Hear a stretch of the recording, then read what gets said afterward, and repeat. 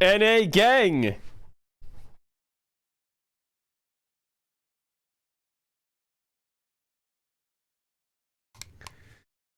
NA gang! What time is it in NA? What time is it?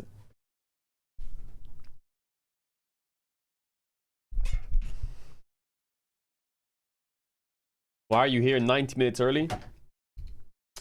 Why doesn't the camera work? Why does it do this? Okay, there we go. Why are you here 90 minutes early? Why not? Why not be here 90 minutes early? Bro, it's the first international.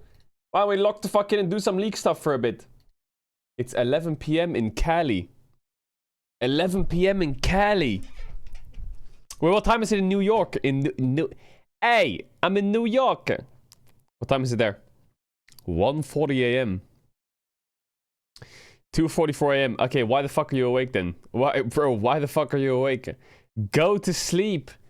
Are you gonna pull an all-nighter? Just to watch TL get 2-0'd by KC? Come on, NA. Seriously? You're gonna stay up all night to watch them lose? You're gonna ruin your sleep schedule and be disappointed? Nah. Come on, guys. Hey, let's get you to bed. I'll tell you a bedtime story. Once upon a time, there was this fraudulent region. No, I'm kidding. Oh my god. EU equals Eastern United States? Bro, shut up. Shut up. KC lost to TL. Yo! Okay, unironically, your voice is kind of cooked. Yeah, I just woke up. It's currently 6:45 a.m. Caedrel's funny when he wakes up early. Chat. Unironically, who's gonna win? Be honest, who's gonna win?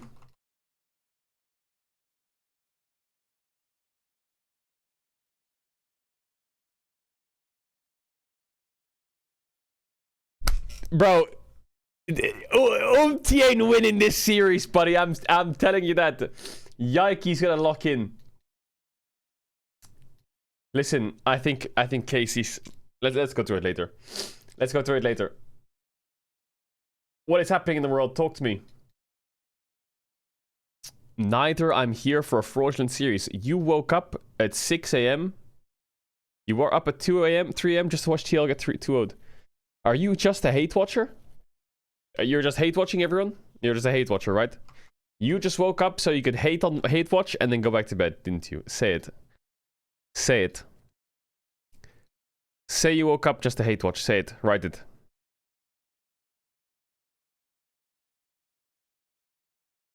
Say it. Don't be shy. Hey, it's okay.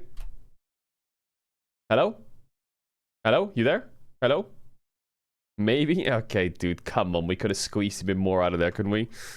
What is this? Average loss for Atone's game 5?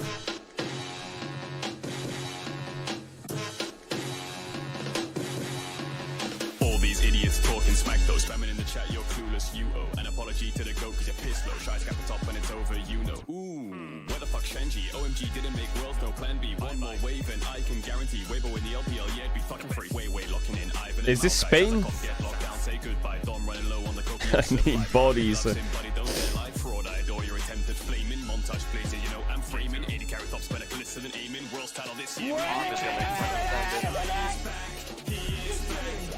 Bro, Lost Atone's game 5s and game 3s, there's just a problem there. But that does mean that if we have problems in game 3 and 5, we should win 3-1, so we shouldn't get there in time. The myth of consensual. I consent, I don't. Is there somebody you forgot to ask? The fuck is this? What is this? Crowny tilted? I wish I could do this, by the way, in game. I wish I could. For my G-Note, I wish my G-Note could hit allies. I wish so. Please, just do it like CSGO. Please, give me gold the bounty when I... Make me lose gold when I do it. But please let me do it. Please let me do it, right? Please let me do it. Give me a game restriction for 10 games. But please let me do it to my teammates. Please. Please let me do it to my teammates when they grief me. Please. He's G-ulting him like it's gonna hit. Crowny, look at his face. Just, oh my god, he's gonna get a warning for medium toxicity. I wish I could do this, by the way, in game. Oh my god, it's another... What is this? Lots of Donuts have been amazing as a spectator. You guys seem to be having so much fun. It truly is, yeah. Honestly, like, I'm gonna be honest, like, yesterday I ended the stream. I made some food, whatever, I'm at my PC. And I'm like, I always, like, you know, I got nothing to do now. So I started browsing YouTube videos or whatever. And then I don't know, I go on Caedrel Clips channel and I'm like watching Nice. this clip, Hold the Door, where we like screamed and we're like trying to base the fence, right? And we kill them, and then they come back and they still have Baron buff, and it's just like, it's just so funny. Like Aww. I don't know. I'm just watching these clips and I'm having so much fun. Subscribed! He subscribed! Hey, chat! Even though I just played this game a couple of hours before that. That could be you. It's crazy. Can I basic? Oh, look at him smile. Like... What is that? Someone in chat. Do you remember your down bad arc? What the fuck is that guy writing? Like... What? I feel like there's just so much content that happens. It's such a nice mix of Will never catch me subscribing. serious gameplay, Vedi, are you in Korea or are you at home? and fun. Are you in Korea or are you at home, Vedi? Every day is just cinema. You don't know what's gonna happen. Every day is cinema. What is this? Right, blocking it. I'm in Korea, not on today. You're in Korea? Oh, man, I'm jealous. That must be nice. That must be cool. I hope we have a good time. I hope we have a good time. Okay, without me, I hope you have a good time.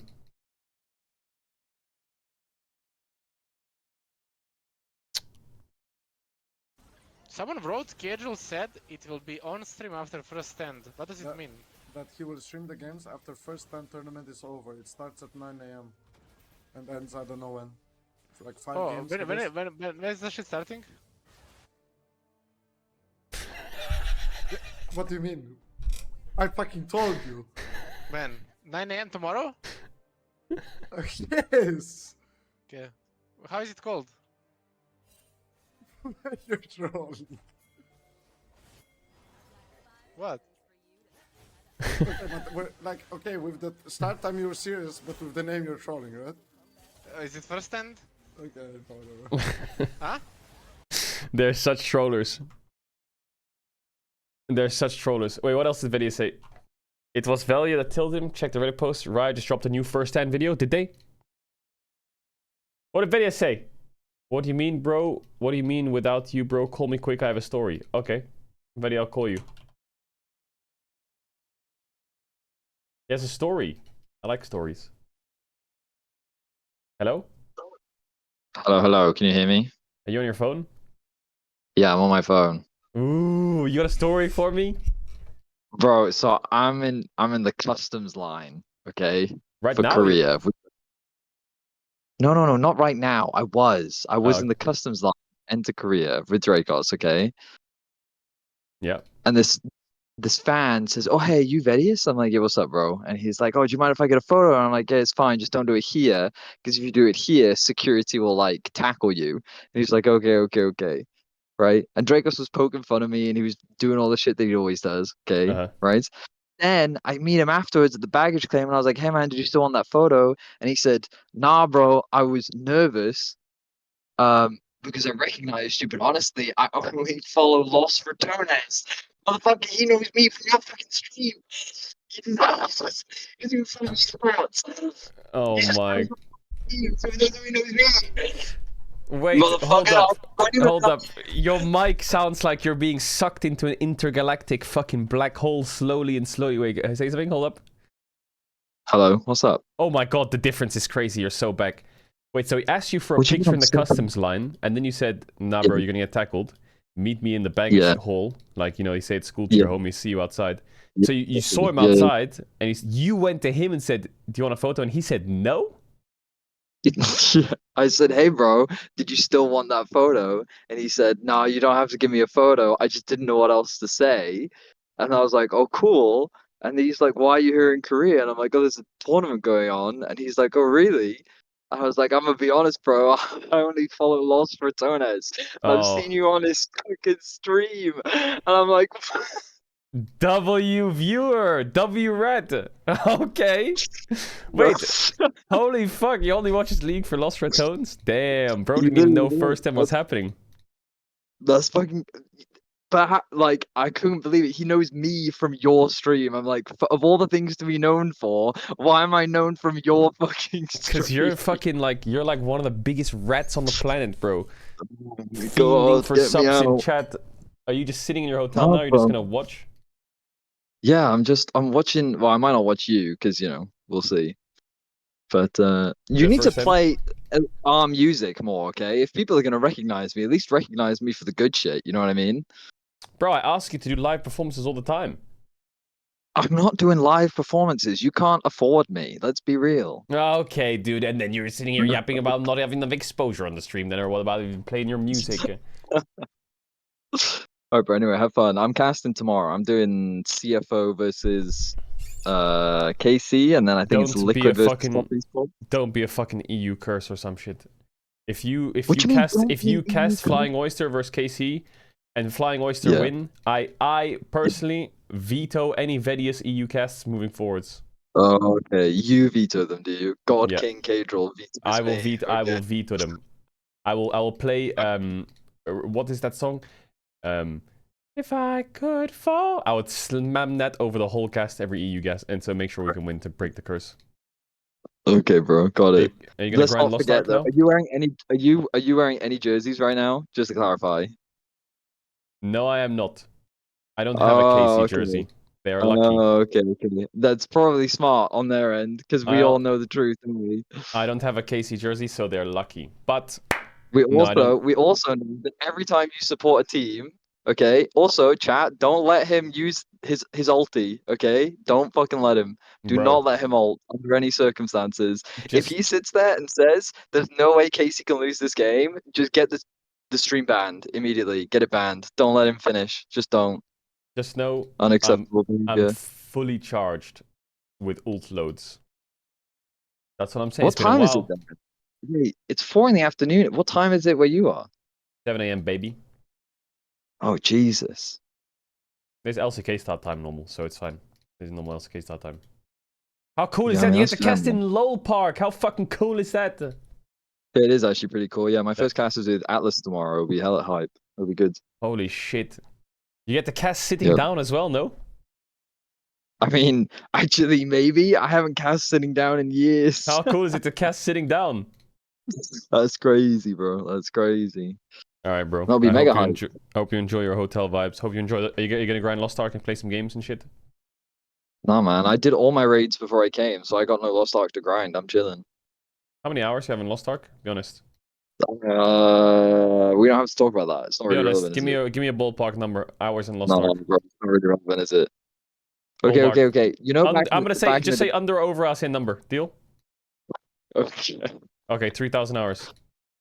Over. Okay, well, yeah. What was it? We agreed to under over, and I told you it's over 3,000 hours. Okay, 5K. It's over. Okay, we're done here. We're fucking done here. It's over 5,000. Why is that weird, bro? If I think about League, I've been playing League since 2012, and every single, back in the day. Yeah, but you've been season playing 2, Lost season Ark 3, since season 4. 2022. Yeah, but I think League, I have something like 50,000 hours at this point, maybe. Jesus Christ, bro. Bro, back in the day, I used to play. I think it was 2,000 ranked games a split. Back Holy in the fuck. day. You're Tyler 1, Yeah. literally. I used to be like, but you remember those days, right? Diamond 1, where it was +4, -4. That's where I used to Yeah. live, bro. Yeah. Yeah. The good old days. And then The if you good old got days. there's people in your chat that don't know that if you got to Diamond 1 99 LP, you could get +0, and it may never and these stop. fucking bitches yap about getting +14 these days. Like, what the fuck? I know, right? What the They fuck don't know. are you They on don't- about? I only got They 14 don't know, LP, man. my MMR is so bad. Meanwhile, 10 years ago, +0. Nice, maybe next game I'll get the 1 LP I need. Yeah. Crazy. The game's literally saying your MMR is not high enough for Challenger. Try again. Crazy, motherfuckers, crazy. And the crazy days where you knew your MMR was good because if you got a +5, bro, oh my goodness. Just The days where bust. you got +5, that was it. Absolute bust. Wait, did I wake up to... Wait, when does first stand start? It starts in an hour, right? Yeah. 5 p.m. Korean time, so an hour. Okay, Yeah, I'm an not hour. trolling. I'm not trolling. Okay. There should be like a ready check thing in 30 minutes, I think. Oh, hell Should yeah. be. Oh, hell yeah, baby. Yeah, you can see Orcs. Good for him. He's on first Someone in stand. chat said, I remember watching Bjergsen. He got demoted by winning a game. Bro, I don't even want to get into that fucking conversation. What the fuck kind of League of Legends were we playing back then? And it was a wild thing back then. I don't know, bro. Anyway, have a good stream, buddy. Alright, catch you later, bro. Bye. Bye. It was horrible. That was actually a thing back then, was it? Yo, shout out to Vedi. Shout out to Vedius. That was Vedius, if you don't know him. He's a caster on NEC. I'm not getting the much, Actually goated. much out of this as could be. How many hours a day have you? What is this? Okay, last clip before we do first-hand stuff. I'm not getting the much out of this as could be. How many hours a day have you thought about how to make my coaching better? How many tips have you I mean, sent a me? lot, probably like 5. Okay. 5 hours a day. How much Yeah, of that we has could do this better. productively reached me? Apparently none. What good is it to me if you don't give me coaching instructions? True. Nothing. I'll help. I'll give you coaching pointers. I can coach differently if you say how. I get one-liner from you every 6 days. Meanwhile, I spend hours thinking how I can get through to you or how I can coach on your level. Okay, we're acting like I'm hard stuck. Okay, I'm not. I am improving every single day. No, I'm not We're acting like you're hard stuck. stuck. I'm just saying truth. I'm saying the fact. I am spending many hours per week I don't know what to join. or by the per way. day. Game name Tyler123. Don't start talking about time commit when I've spent more on you than you on me. In terms of making you better. Oh, wait, I don't get it. Is Tyler 1 in some fucking wild-ass Warcraft 3 arc, or he's trying to become the best Warcraft 3 player ever or some shit? Like, what is he going for here? He's just decided he's going to be the best Warcraft 3 player ever. Oh, he's got a tournament coming up. What is it? Is it just a streamer tournament? The first stand trophy. Damn, that looks fucking cool. Bro, I feel like trophies around the league scene have been fucking mid at best, but this looks fucking great. Is this like a 3D render or is it a photo? It's Hanu. It actually looks like a... It actually looks like a summoner. Do you see it? Do you see it? Do you see what I see? This is his head. This is like his shoulders. And then this is like his body. It's like a big cape that he's wearing. Do you see it? Do you see it? That's cool. How can you not see it? Yeah, Lysandra. It looks like Lysandra. What do you know about?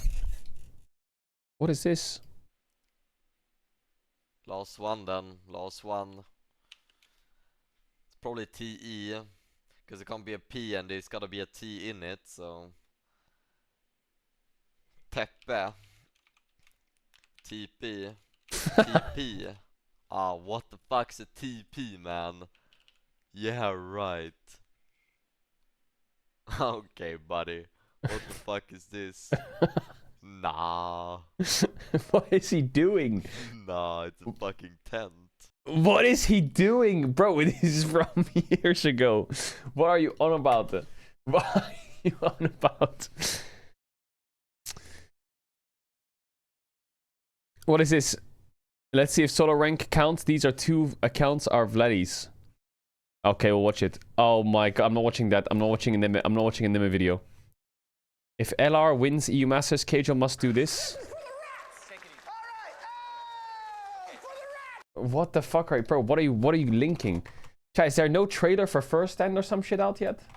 I want to watch a First Stand trailer. There is a First Stand trailer out. You're saying watch it. No, I'm not watching the Nime Down Bad arc. I'm not watching it. I can't do it. I need to... No, I'm not watching the Nime Down...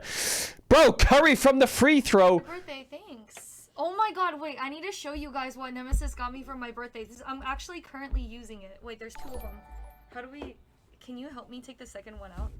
Here, let's take the second one out. Wait, what did you get him? So what did you get her? terrifying, by the way. Wait, Look what he got bought me for my her birthday. a mouse mat of his face. Wait, why does it say pause champ? What's a pause champ? Look at an emote. It's an emote. It's like they're waiting for us to show it. There's no way. More. Wait, and another different size mouse pad What is this? of him. Guys, now she's gonna. These are mouse pads, you guys. This is Guys, ridiculous. With this mouse pad, I'm sure she's gonna climb Pilo. Do you know why this is so scary? Is this W When I look Riz? down at the keyboard, he's staring at me. Like he's literally Is that- staring. Is that Game 5 Zeka or is that I'm so sorry. Let's put this thing back. Game 1 G2? What are we looking at here? Jesus. No, I've watched this. Now look at my recommended now. Look at this. Oh my god, man.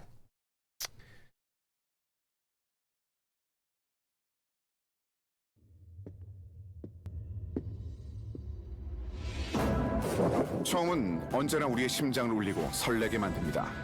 자신만의 길을 택하고 나아가는 과정들 속에서 변화무쌍한 일들이 펼쳐지지만 결국 스스로 해답을 찾아내야겠죠. Okay. 여러분은 그 설레는 시작을 함께할 준비가 되셨습니까? 新的国际赛事，我们一定会走得更远。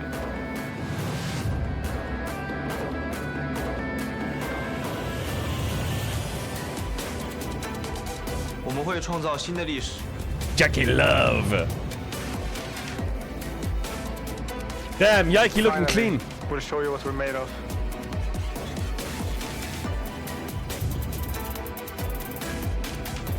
It's the perfect time for a team like ours to shake things up. Oh no, it's a scripted line. Ooh. Damn, who's in the car? Is that Hammerlifer? No. Oh, it is Hammerlifer.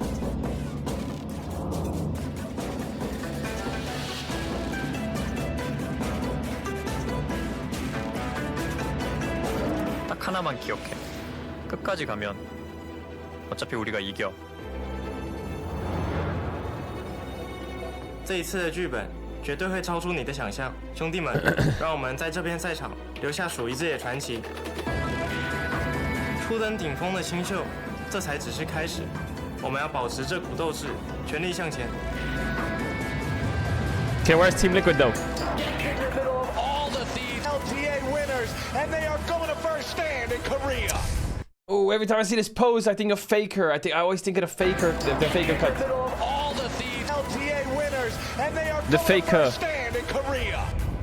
No need to drag this out. Let's finish them in one go. Where we're headed is clear. How we get there, that's on us. Oh, what the hell? We are the strongest team representing 3 regions and here to win together. It's time. What the fuck? Who was that? Who was that? First, don't just remember the rush. 不要忘记那些惊心动魄的瞬间。 There's no set test. The one we VOD is the only one that matters. 当我们的心跳越发激昂，脉搏加速， 그 순간이 바로 우리가 일어날 때야.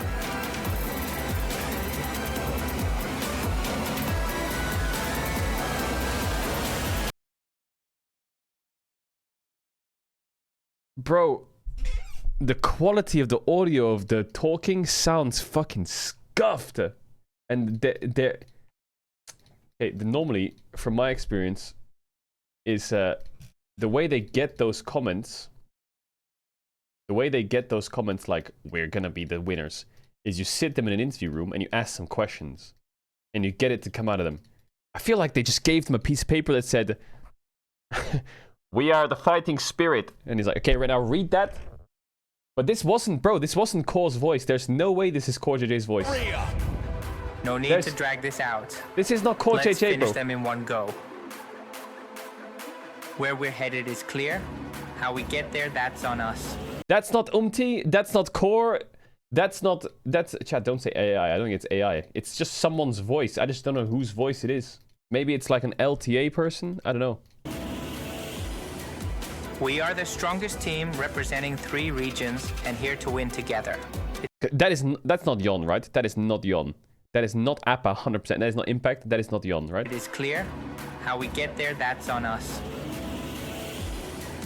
We are the strongest team representing 3 regions and here The intonation sounds fucking weird. What the hell is that? need to drag this out. Let's finish them in one go. Where we're headed is clear. How we get there, that's on us. We are the strongest team representing 3 regions and here to win together. It's time. What the fuck is bro? What is that? What is that? Like the other ones were fine. The other ones I didn't mind. Like this is 100% peanut. That was 100% peanut. I know it's scripted, but like you could tell who it was. This is Yike. It's the perfect time for a team like ours to shake. That's yes, Yike 100%. This was Jackie Love.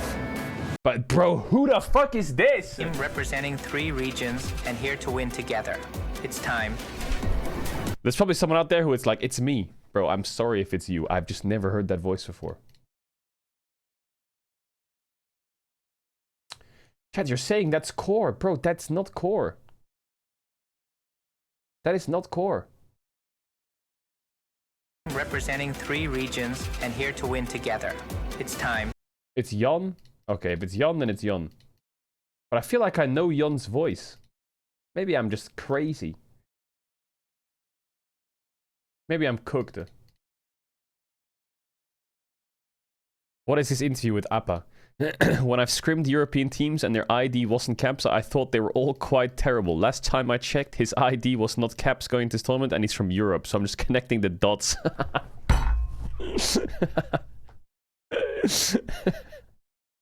Okay, that's a good one. Okay, that's one of Appa's finest. I'll give him that. You weren't impressed by his LEC finals performance? I actually think Vladdy is not bad. Him and Yike are probably the 2 best players in that team. Of course, I was joking about it, but I can't overlook them myself to play really well. I think he's a weird rookie, because you'll see a lot of rookies come in and they'll finish super flashy, but he's the opposite. He's actually extremely stable. Maybe it's also just the way KC plays. They're a very slow team. Hit that dragon, hit that Rift Herald. What? I watched the Grand Finals at LEC and I've been watching a lot of KC games recently. I watch all the LCK games in general. And then when there's no LCK, I'll watch LPL, or if it's like a really good LPL game. And then if there's really nothing going on during like the Lunar New Year, then I was forced to watch LEC because there was nothing good on. But generally I don't watch LEC. This is the first time I'm watching KC all year. What do you mean when you're forced? When I'm forced to watch LEC, I'll watch it. Oh yeah, chat, the... Let me add a window capture, hold up.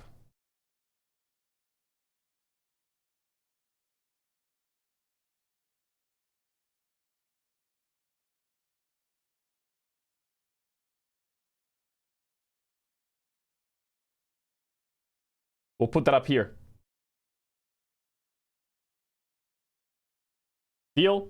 Hey, that's Caedrel Productions right there. Is there an extension? I don't actually know. Let me ask.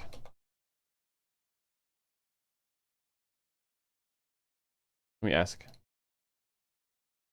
Any jet lag? I think me and Jan's condition's pretty good because we stayed up all night on the plane. Okay, nice. Okay, Yappa is yapping. Someone says check Twitter. What is it on Twitter? Chat, what is it? Link it. Is there... Okay, chat, I'm gonna warn you preemptively, okay? I'm gonna warn you preemptively. Listen to me right now. When we start the game, when the games start, there is a new overlay that is gonna look very weird to you. I know exactly what you're gonna say. You're gonna go, I feel like, my opinion is, you're gonna go, ew! That's what you're gonna say. I'll show it to you, wait. First, they've basically made it... Has anyone got a link to it? I don't know what the fuck it is. They've basically made a new viewing, watching experience overlay for this tournament. It's probably a test for them. But essentially, it looks very... it's very good if you want very easy information that's digestible. But it's very bad if you don't like mobile games. Or like watching mobile games. This is what it's going to look like. The champions will be on the left and right like this. The players will be down here. And this is what the overlay will look like. It's going to be very square. This is Riot China's Wild Rift Super League version. Everything's gonna look a bit like I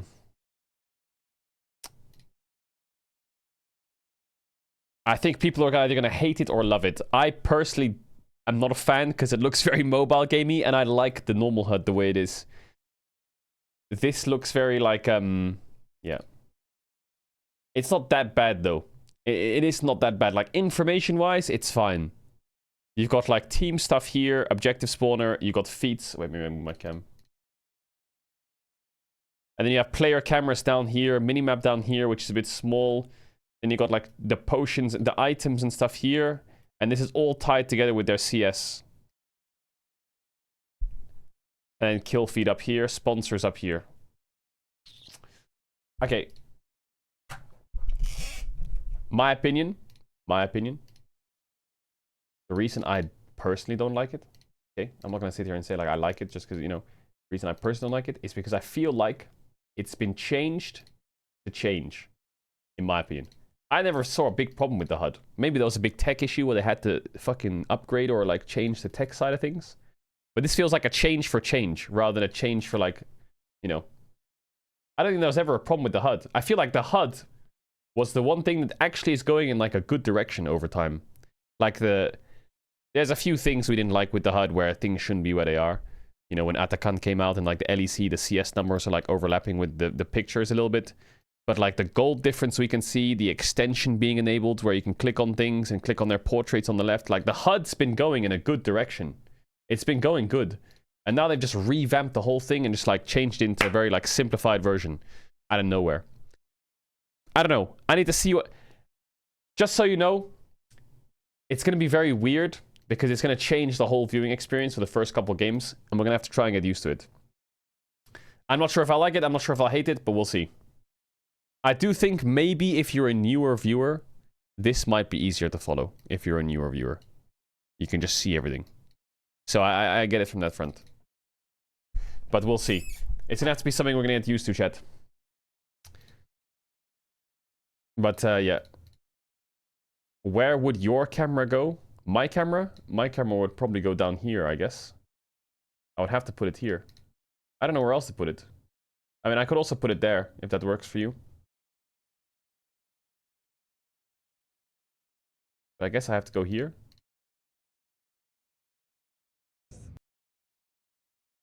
Top right. Yeah, it could go here. Just so you know, like, the viewing experience is going to be different. A lot different. But this is all going to be empty at the bottom, right? So I guess I could just go here. Yeah. Could just go here, to be honest. Not sure. We'll see. What is this? Mid lane staring contest between Appa and Vladdy. A staring contest. Stay focused. My eyes, by the way. You have nice brown eyes. Thank you.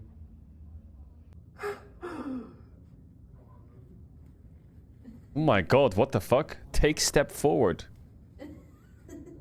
Okay, okay, now kiss. Wait, did he say you want to kiss? What the fuck did he say? Do you want to kiss? And then Appa said, do it, you won't.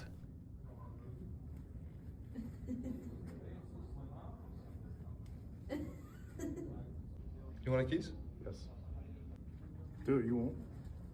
So. Oh my god. Vladdy. Vladdy looks completely Cassie-ulted. Come on, Vladdy, win this. Ours are going great. We are stomping everything. So what about you? Of course we are. We're stomping top esports. Oh, I guess I'll blink. Staring. Oh my god. Oh my god, Vladdy. I mean, I respect the fucking, the commitment. I respect the commitment. Alright, chat, is there anything else we're missing before we lock in? Is there any bugs, anything going on? The patch? Oh god, what is it? What is it? What's happening on the patch?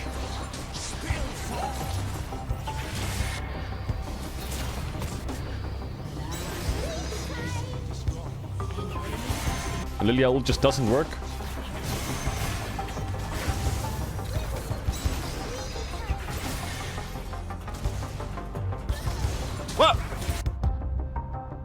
Lilia R casted quickly.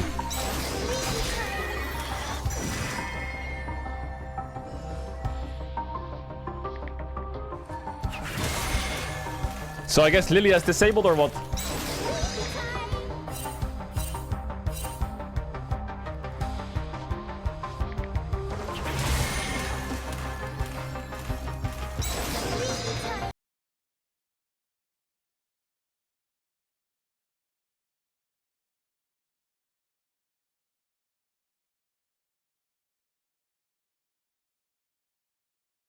Bro, are you fucking...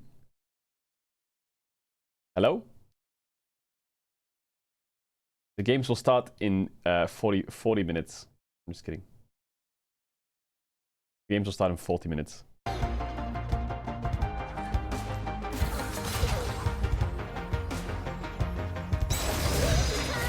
How the fuck does that bug even happen?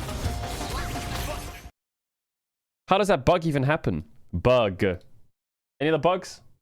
Or are we good? Or are we good? Last clips. Tam Kench bug, 30 seconds. This bug is really simple. All you need to do is get Cloud Soul on your team and press R one time anywhere on the screen, and Cloud Soul procs. And you just start gliding. 600 move speed. I had no idea why this works, and you know, as you can see, Cloud Soul's got a really short cooldown. So there you go, it's back up, and you can kind of just sell boots, and whenever you want move speed, you just press R on thin air. And there you go. Okay. Free Cloud Soul. Fantastic. That's good. Okay, chat, let's lock in now. Let's do some pre-game talk, some yapping.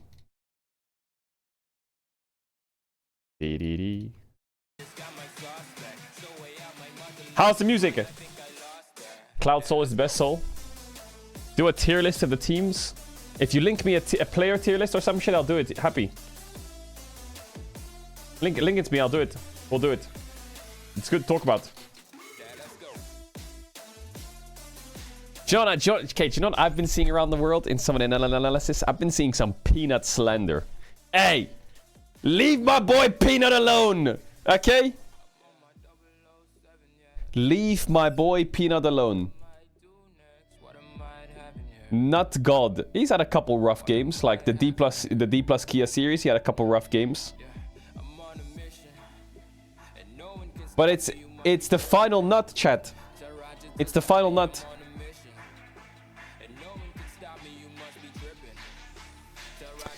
First 10 2025 players tier list. Okay, well. The problem is I haven't watched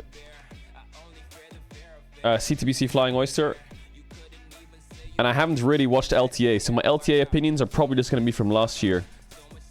But I think the S tier players this tournament 100% are Zeus, Zeka, Kanavi, Jackie, Viper, Delight, and maybe Krispy Kreme. I would say they're like the S tier players in the tournament.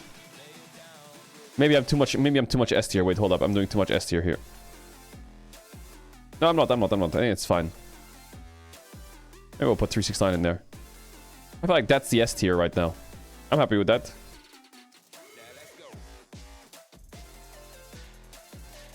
Am I slandering Crisp too hard? I think I put 369 with him. Who else is A tier? I mean, I think I'll put Peanut at the top of A tier, but bottom of S tier. I don't know. Final nut.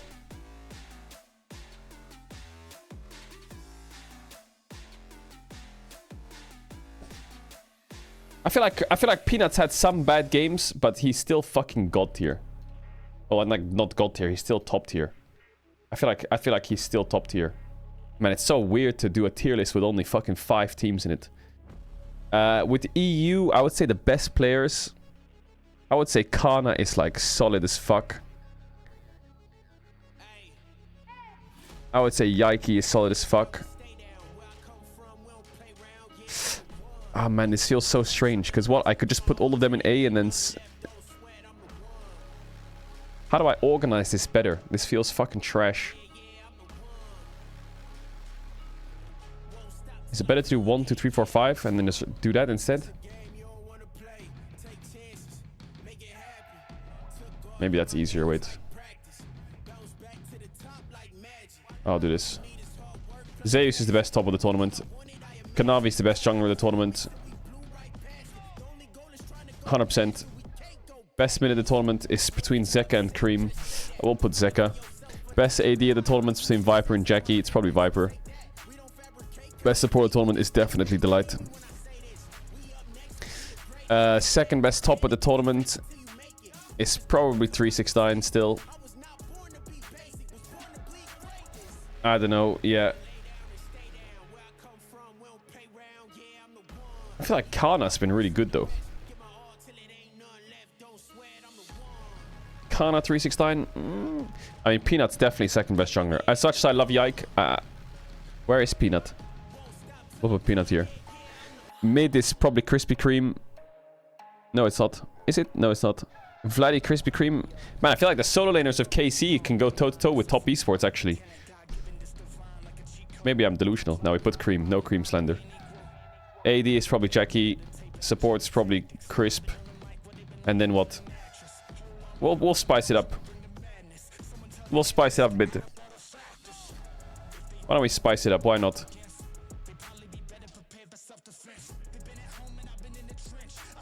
Targa is really gotten good, but I wonder if Core is a better player. I haven't watched LTA though.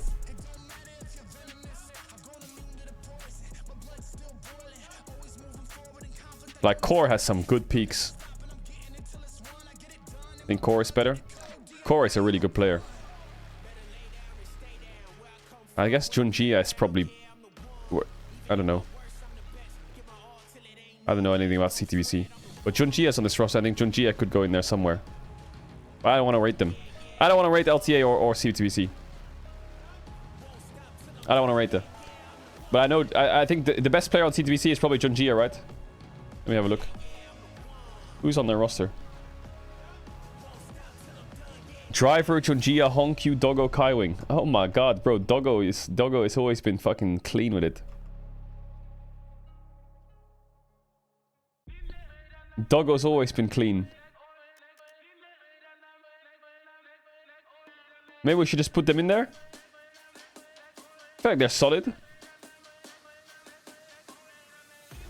Who would you say is better, actually? Hold up. Who would you say is better? Who would you say is better? Yon or Doggo? To the LTA and CTBC watchers. Okay. Now, who would you say is better? Yon or Kalist?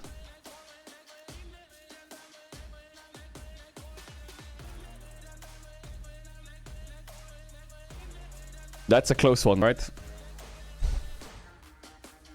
Yeah, I don't think there's much to tell you in terms of storylines, but like, I think Kanavi is fucking crazy. All of Hamalife are insane. Peanut's still really good. Cream, Jackie Love, and Crisp are really solid. I put Khan over 369 just because I thought that we'd add a bit of spice to it. But overall, the KC roster, I think these players could go toe-to-toe. I think their top side could go toe-to-toe. I definitely think KC top side could fight against top esports top side. KC top side against Hamalife, ooh, it's gonna be a bit tricky. Bot lane though, I think Jackie Love Crisp is just gonna be a bit of a level above Targamas Kalis for now. I think Viper, Delight, these two, and then these two are probably just gonna be levels above. But my expectations this tournament are obviously that HLE is the favorite, Tess is the second, KC is the third. I'm guessing LTA and CTBC are around here, or Team Liquid rather, fighting it off. That's my expectation though. My opinion is it's a 6-day tournament, and I think Hamalife is just gonna fist everyone. If anything else happens, that's fucking fantastic. But I think Hamalife is gonna blast everyone at this tournament. If Hamalife loses this tournament, I would be super surprised. And I would be also very disappointed as well. Like, if there's a world where TL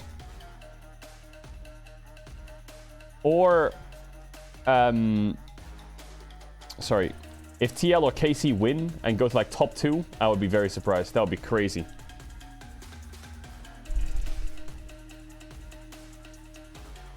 Go bold. KC went 4-1 against DK in scrims. When? When did that happen? Eh? How did you know? How do you know that? You're fucking lying. You're just saying that because I'm a DK fan. Wait, is that real? Did they actually? Or you have a source? Or you sources trust me, bro? I feel like I've seen Showmaker clips. Showmaker's playing fucking driving simulator games. There's no way he's laning versus Vladdy.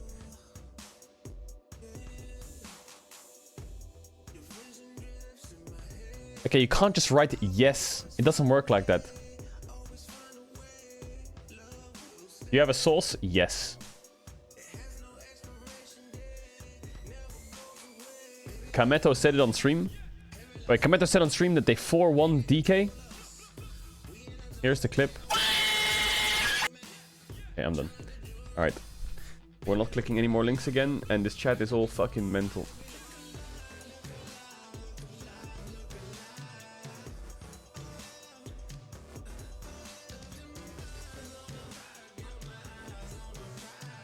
Who do you think's gonna win today? I think KC 2-0 and Humlife 2-0. Hey, chat. Am I am I just a TL hater or some shit, man? Like, no, hey, NA, listen! Listen, you beat us in the last 2 internationals! It's about time you get fucking fisted. Hey, it is about time you get fucking fisted.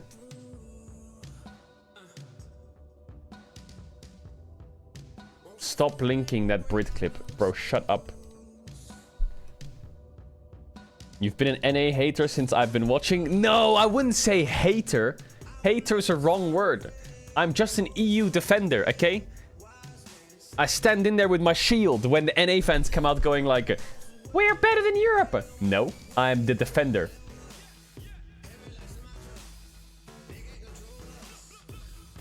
Bruh. You're an NA despiser. What are we saying? Watch this clip. Okay. Bro, I can't even close it. It's lagging. Can we just link normal clips for once?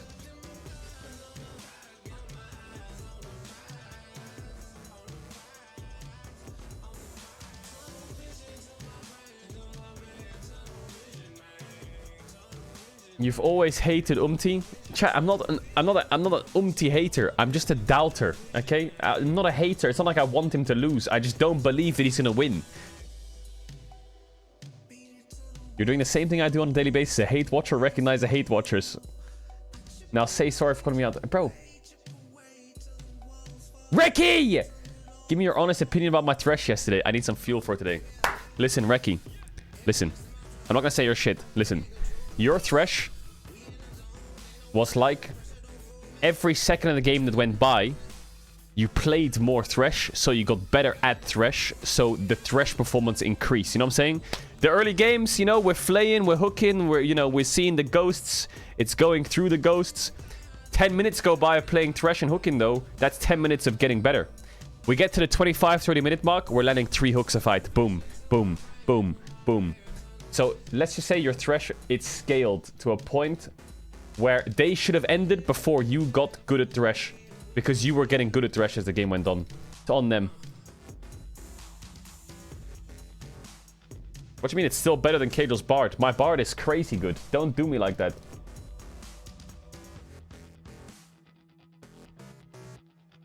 There was one bot gank where you fucking smurfed it on the thresh with the flash and lantern. Thanks, I'm ready to take over the server now. That's fucking right, Reki. Get him! Yeah. Chat, I can spit some bars on this if you want. Yeah.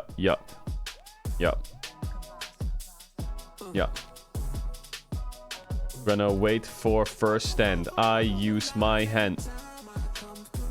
Why is he singing? This is my beat! This is my beat!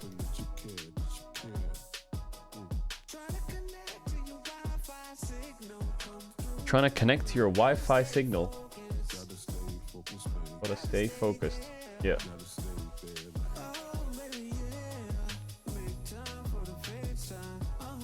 Okay.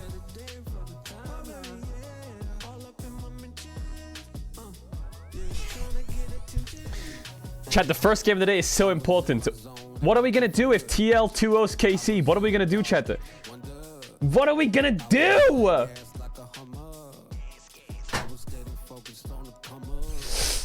Nah. My region, right? Nah.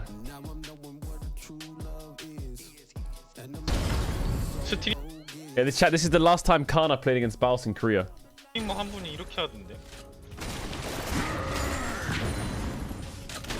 알고 보니 그 사람 아니야? 아, 그 사람이라고요? Look at his smile.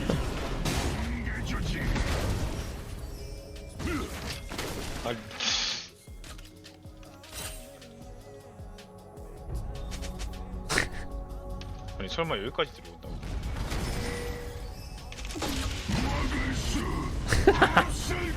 이 사람 신인데?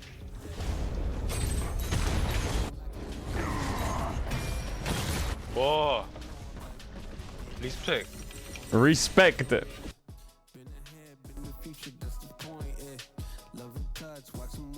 Yo, Balsy, baby. As a Manchester United and Fnatic fan, nothing affects me more. Chat, Manchester United and Fnatic fan? Ooh. Ooh.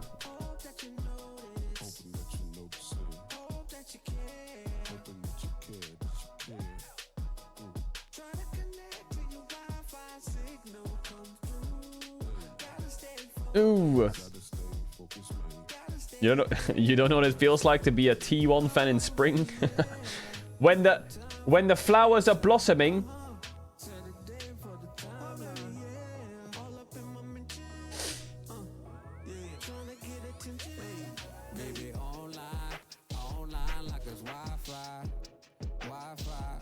Wi-Fi. Alright, anything else, chat? Anything else we need to check? There's only 9 minutes left. I think we're good. What is this?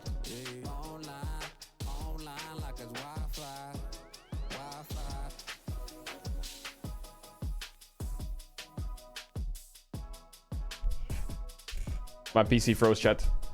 Hello? Okay, we're good. Whatever that site is, it's cooking my PC. It's a virus. Good at Lodel.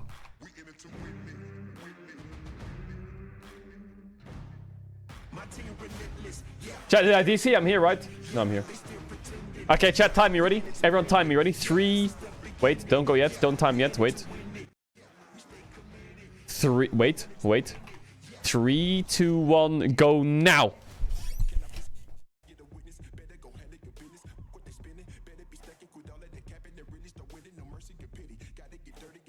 Melee mana. Melee mana. Who's melee mana? Chat, who's melee mana? Quick. Melee mana.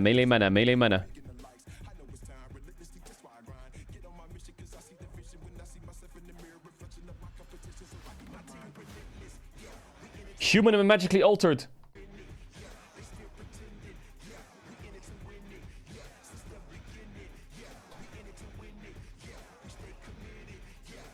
Oh no, it's not melee, it's it's ranged!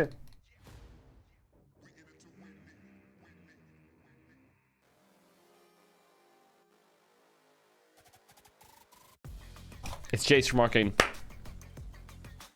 Candy really ties to world... Fucking shit game.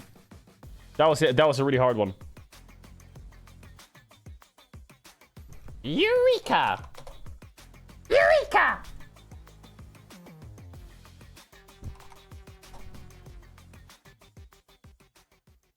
Alright guys, I just landed in China. Let's go. What the fuck is that? A Ferris wheel? Play the local way. Boomerang? What? Have you ever seen the Great Wall at night? Ferris wheel, boomerang, dead. Hey, yo, wait. I give up. Action? Oh yeah, okay. True. You're right, Chad, you're right. Poppy, why don't you take my keys and go for a ride? What is this? Welcome, Stella. So you talk. Stella? Almost.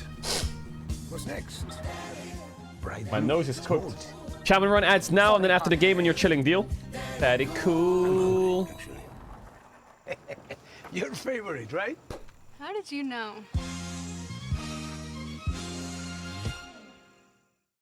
Daddy. Oh, oh, oh.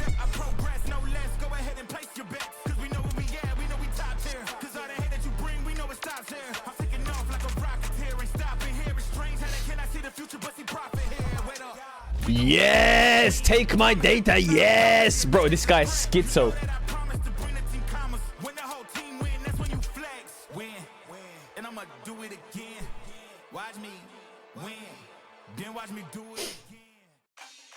Already got your data, buddy. Dominate the Rift with Opera GX, the ultimate hub for all things LoL esports. Get a browser built for League fans. With You missed the splash hearts? No, I didn't. Exclusive themes and seamless LoL esports tournament integration. Yeah. Follow every play.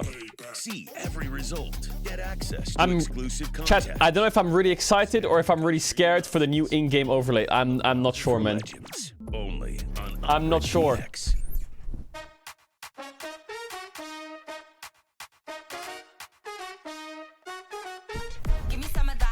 Ah. I'm not sure.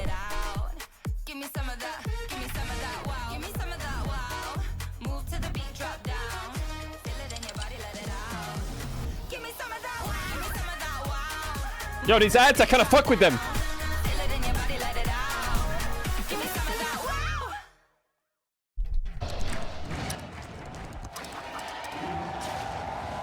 Red Bull gives you wings. Wings. Lock in. There's so many ads. Oh my god, what the fuck? Now I know what it's like to watch a Caedrel stream.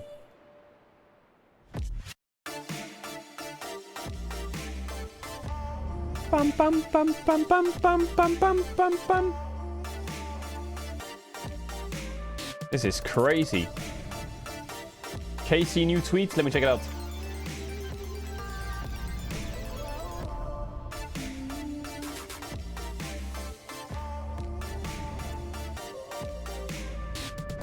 Oh, we can't watch that now. You should have told me before we would have watched that.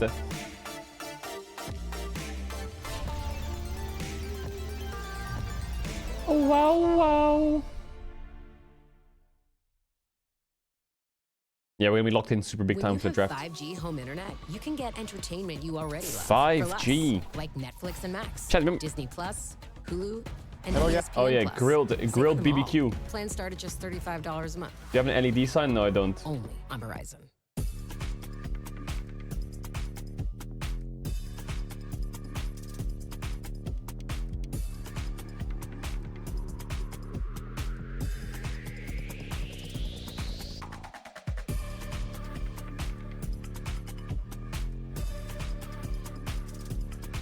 Bum bum bum bum ba dum bum bum. Welcome to the Esports World Cup.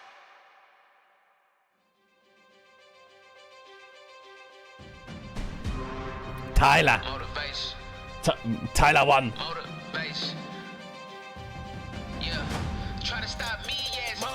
How long are the jerseys gonna be till they arrive? Well, they were pre-orders, so they should arrive in like hopefully like 3 or 4 weeks. Then we're all sorted. I think it said it when you're ordering. Yeah, this is being chat. This is being hosted in LOL Park. This is being hosted in LOL Park. I think the finals are also going to be in LOL Park. I think this matchup, Humble Life Test, will be amazing. I want to watch Peanut versus Kanavi. This is going to be absolute cinema watching Peanut versus Kanavi. Sadly, it's only best of 3 at this stage right now. It's not best of 5 yet, but best of 3 is already great. If this was 2 best of 1, it would suck, right? So double best of 3 is great. It's Fearless draft as well, full Fearless. It's very early into the year still, it's only March, so these teams aren't anywhere near their peaks. And sometimes individual skill shines through a lot.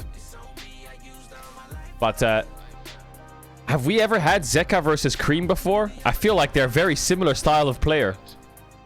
That mid matchup is going to be mental. I don't know if we've ever had that matchup.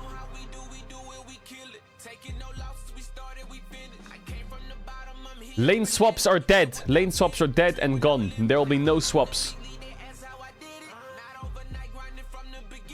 There will be no lane swaps. I'm pretty sure. Unless these teams have cooked something in like the last fucking... God knows how long. You can check it on the esports head-to-head on DPM lol. True. Cream, Zeka. Oh, they have played against each other twice. Oh, LPL when Zeka was on BLG in 2021. Oh, they have played against each other.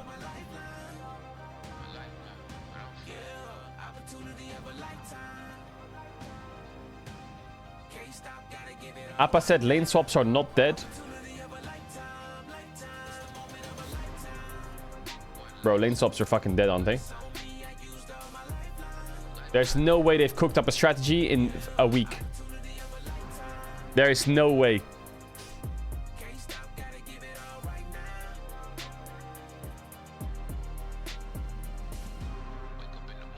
He deleted the tweet, but he said that there was some iterations left. That's fucking rat. What has the TL coaching staff been cooking, those motherfuckers? What have they been cooking? I mean, if their idea is, well, we'll base on the third wave and run top as bot lane, then that doesn't really count. I'm thinking level 1 swaps. Bam, bam. Alright, boot it up, boot it up, boot it up. Bum.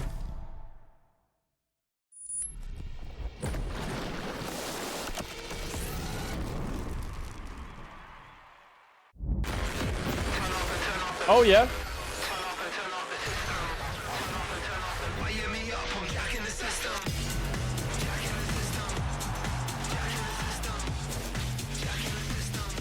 Lens. Oh, yeah. Brand new rivalries. Inspired on the new.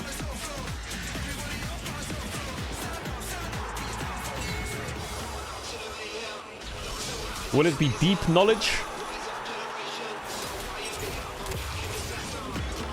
Or endless creativity?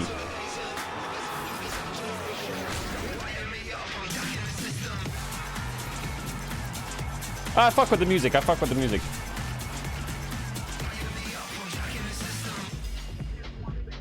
First stand. Yours for the taking. Welcome to the First Stand Tournament 2020. Oh, Lord! Live from Lol Park in Seoul, South Korea. Across the next week, we're putting 5 regional representatives to the ultimate fearless test where glory is theirs for the taking.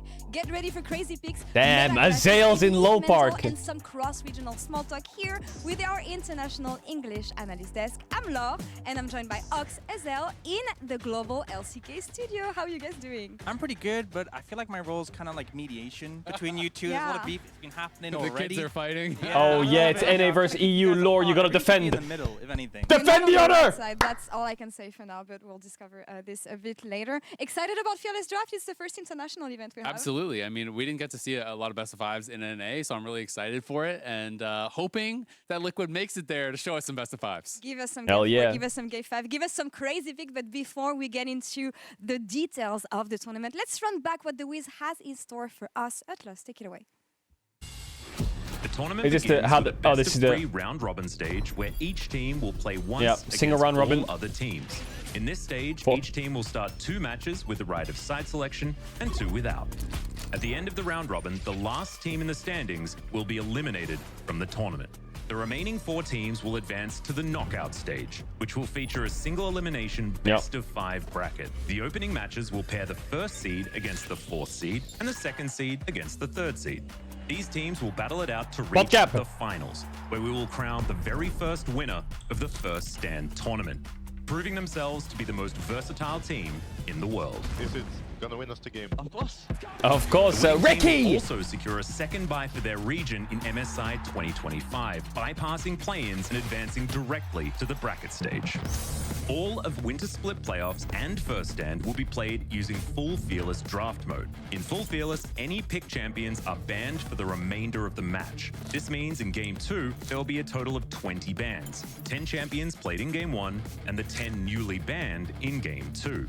This trend continues throughout the series, and by Game 5, the total of 50 champions will be unavailable for play. Damn. Teams will be pushed to delve deeper into their champion pools, making the draft increasingly challenging as the series progresses. This unlocks exciting opportunities for creativity and showcases versatile gameplay. I didn't even know that was possible! No one wants to be picked last in Dodgeball, and no one wants to be the first team and the only team eliminated after the first round robin. I mean, this format is going to be brutal. Man, it's actually sketchy as fuck because people have been telling me that CTBC is a good team. So what is it? What is it going to be? Teams really have to hit the ground running. You know, who's getting knocked out in that 5th seed? But compared to previous internationals where teams have done this many times before, this is who's getting knocked out before the bracket stage? Team Liquid is! That's right! Casey's going to win the first game today. We can have as later today we'll have Put it up! Facing off against TS, but the first NA fans, against the LTA, NA fans, our featured matchup presented by Mercedes, but I cannot wait to see who comes on top. Carmine Corps enters the international stage for the first time against the household name of Team Liquid in our featured matchup presented by Mercedes-Benz. Team Liquid. After a disappointing first year for KC, they upgraded their roster, taking G2's discarded jungler Yike and finally welcoming Kalist to the league. With expectations sky high, this roster did nothing but deliver. Chat, who's casting the first game? I hope it's Flowers or some shit. 3-0. Team Liquid are representing the LTA for the first time on the international stage. And while Liquid were doubted Dracos Kobe, oh my god, that also goes crazy. Turned in heroic performances, culminating in a 3-0 sweep of 100 Thieves in the finals. Yo, want spoilers? Yeah, very hit me with spoilers. Turned LEC versus LTA. Who will claim the glory at first stand? It's anyone's for the taking. I gotta say, it's a pretty emotional It's Dracos Chronicler Kobe, oh my god. Debut, finally. Yo, very not, that might want to be one of the best TriCasts ever. Oh, hell yeah. I feel like their LEC debut has definitely been complicated, and Carmine is one of the most anticipated organizations Dracos Kobe Chronicler. Joining the league completely flopped last year.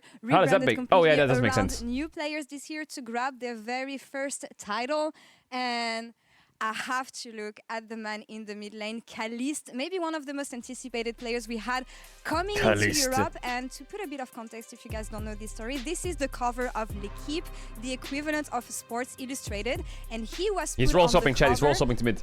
With the potential that he had, not even before he played any game, Ox. Yeah, and I feel like we've had really hyped rookies before Kalist, but what's been so insane is that he's lived up to the expectation. He came in the LEC, and not only did he put on fantastic performances, but it's the way he played, continuing to skill check opponents, rely on his mechanics to get advantages, and really bring that confidence that. Okay, but Vladdy though. Yeah, okay, but Vladdy though. Is such a key, and I think he had a great split. Vladdy though. All the talk coming into the split was about Kalist. To me, coming out of finals, it really should be about Vladdy because this guy stepped up so huge. LEC has been run by Caps for years and years and years and years, and it always feels like their major rivals, Fnatic, can't get over the hump and actually take him down. Vladdy's where the pace is at. Comes in here and is able to actually make it happen. You know, he's able to get the best of Caps. He's able to play so consistently at such a high level that he really is bringing Vladdy's coming for you. Era potentially. Holy Victor from Arcane. That can battle it out. Riot! Not often you see rookies playing Fearless, lol, but Fearless in game and staying creative and also being able to challenge the best, 3, 2, 2. Holy shit. That's crazy, honestly. I'm just waiting to see how well it's going to transform on the international stage because we know that things can be different usually, especially on the big stage. Oh, Vladdy, baby. I'm super excited about KC and please mute Appa in all chat, bro. Fucking mute that guy. Team region meme. but I want them to challenge the LEC Please mute that guy. inferior to LTA. This time, we'll see how this one goes. That's okay. We can keep that the same. Yeah, the EUNA record is not good over the last 2 years. Really, oh my god. As kind of underdogs in a weird It's way. not good. So good Fnatic lost to TL. A lot of people were thinking, okay, well, Fearless isn't going to be great at EWC and somewhere else, didn't they? They lost somewhere else. Fnatic lost to TL twice. And also, lane swaps for this huge was it advantage MSI? for them last year. And then NRG, BG2. Kind of gone. So there was a lot of concerns about that. So the last 3 best-of series for EUNA, and it is 3-0. To me, he's the clear MVP from the first split of the LTA. And I would also say, as they went further into playoffs, guys like Impact really kind of started to find their feet. I think. Wait, did Mad Lions play against NA at Worlds? No, they didn't, right? And the Shen really found a way to make Fearless work in a TL style. G2 beat FlyQuest at EWC? Okay, 3-1. Especially in a situation where I think AD carry is going to be lent on so heavily in this tournament with lane swaps we expect being completely removed as a result of the changes. NRG beats Mad? Okay, 4-2. Okay, let's stop now. Let's stop. 4-1, sorry. Let's stop now, chat. Let's stop now. In the LTA, it's such a strong duo to have. BDS 3-0 Golden Guardians, true, that's 4-2. What the fuck is Yon doing? Actually, the thing that they point to the most is that these guys are the best Wait, we're replaying in the aggressive 2v2 matchups. And that was Yon's pop-off at the LTA playoffs. It was actually so funny, too, because then the coaches were all doing it, and it just became this huge thing. They were doing it at the post-game celebrations. So I'm hoping we're going to get some more Yon faces. Shout out to Swiffer also from the coaching staff. Of course. He's going to shit on your region. No, he's not. Reactions. No, he's not. We want to hear from the players, though, because Captain America is back here at LoL Park. And Jason no one's shitting on my region. Game day interview. Talk to me, Yappy. Thank you so much, APA. This is the first ever first-stand match. And you are facing up against KC, a European team that he's in a fucking local spirit, pub. Passion, Talk to me in the pub. Pride. So how do you feel about kicking off the brand new internationals with the classic rivalry? Well, KC fans are booing him. I'm not too worried about Carmine. Yeah, get him! The top dogs in this tournament. I think we showed them our respect for prep, but I'm not too worried about them this tournament. I mean, as we can just hear, the KC fans are known to what be is the that loudest Vladdy in sign? the world. So what do you think are the key factors for Team Liquid to silence them today? I think we just have to play our game. I don't think we have to do anything too special. They're not like too much that formidable of a team. I think we just have to play our game. Well, also, we have TL fans out in full force today as well, as you can see. So could you lead them into the Let's Go Liquid chant to show the KC fans what they're up to today? It's just, on 3, just Let's Go Liquid. 1, 2, 3. Let's go Liquid. Let's go Liquid. Amazing. Huge thanks to the massive TL fans and also APA for joining us in this pre-match interview, and good luck in the match. Yo, WAPA today. though, WAPA. Back to you guys.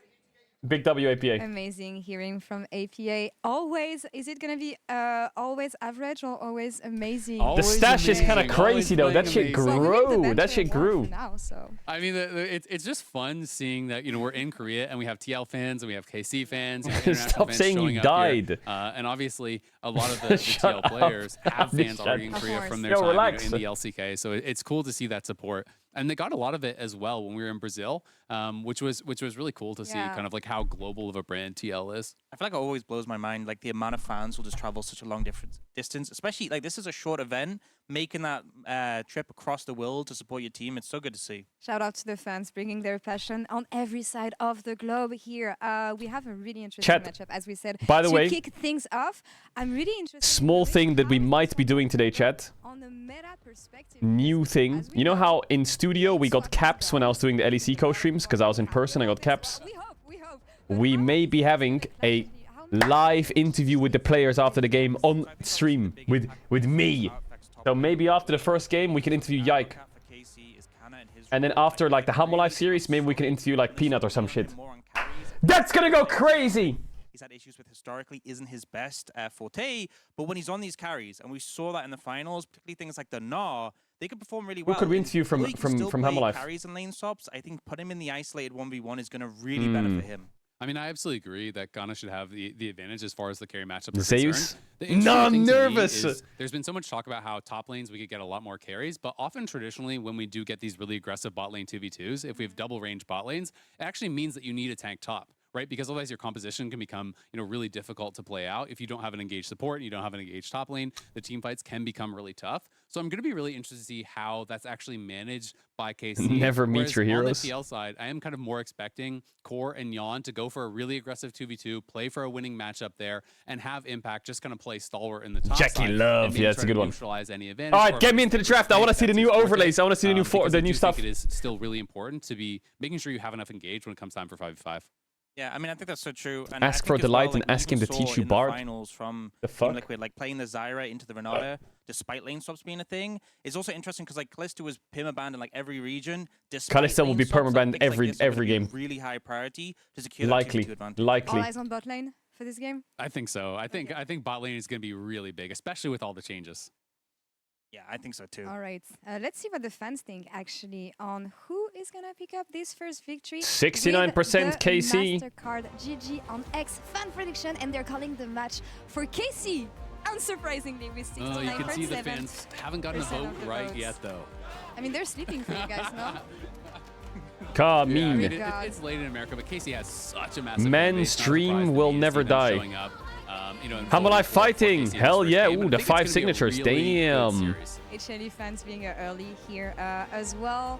We'll see about this. Let's Again, go a lot of Liquid. expectations on KC Briar and side. Riven. They delivered so far, but on the other side we have Liquid, who are used to the international stage, who are used to this kind of pressure, and I really want to see how this one is going to go on the Rift. What do you guys think for this one? I think I'm going to go first because my prediction should be fairly easy, I think. What a shock. There's 2 blue jerseys on each side of the Rift, and only one Bro. of them will end up being the right one. Is it blue wall with Team Liquid? KC 2-0. All right. Well, I mean, you kind of already know where I've got to go as well. I've got to back my boys. I do think that I think it's going to be a really close series, actually. I think either way, I don't think we're going to get a 2-0, but I do think that Liquid has the edge in experience, and I think that really could come through, especially it being the first game of the whole tournament for KC. Nah, KC clears. Wait. Before you make your prediction here, I've got some compelling evidence. Now, read the graphic here. We'll take. What is this? This is just a reminder on how things have gone lately for EU internationally. Have you made it out of group stage at Worlds? Yes, obviously. LPL, LCK, LTA. No, LEC. So keep that in mind when you're making your prediction here. What is that? Come on, man. Really? Really? LEC, LTA, it is yours for the taking. It is time to kick things off in our inaugural match of First 10 2025. Let's take it away. 언제나 우리의 심장을 Oh no, 울리고 the intro, 설레게 만듭니다. the hype teaser. 자신만의 길을 택하고 Ooh, the hype teaser. 나아가는 Ooh. 과정들 속에서 변화무쌍한 일들이 펼쳐지지만 Get me in. 결국 스스로 해답을 찾아내야 The music, the hype teaser is not bad, not bad. Fuck. 여러분은 그 설레는 시작을 함께할 준비가 되셨습니까? The scripted lines are fucking rough though. 新的国际赛事，我们一定会走得更远。 Kanavi.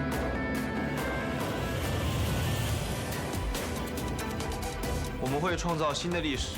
Let's make history together. Hell yeah. Finally, we'll show you what we're made of. Finally. Kinda looking clean. The KC jersey looks nice. It's the perfect time for a team like ours to shake things up. It's a perfect time for a team like ours to shake things up.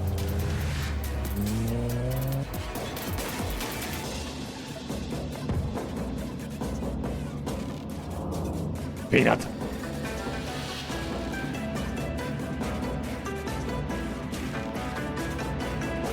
딱 하나만 기억해.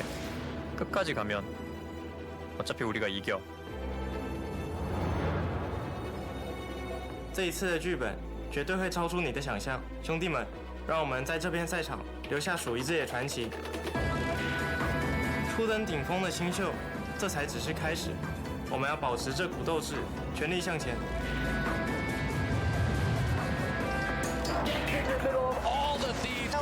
Yo, what up, Lore? What up, Lore? No need to drag this out. Who is this Let's voice? finish them in one go. Where we're headed is clear. How we get there, that's on us. We are the strongest team representing 3 regions and here to win together. Bro, like, It's who time. the fuck is that?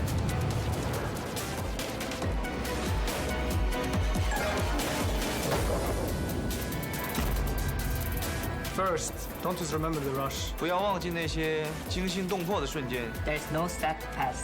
The 1v40 is the only one that matters. 当我们的心跳越发激昂，脉搏加速。 그 순간이 바로 우리가 일어날 때야.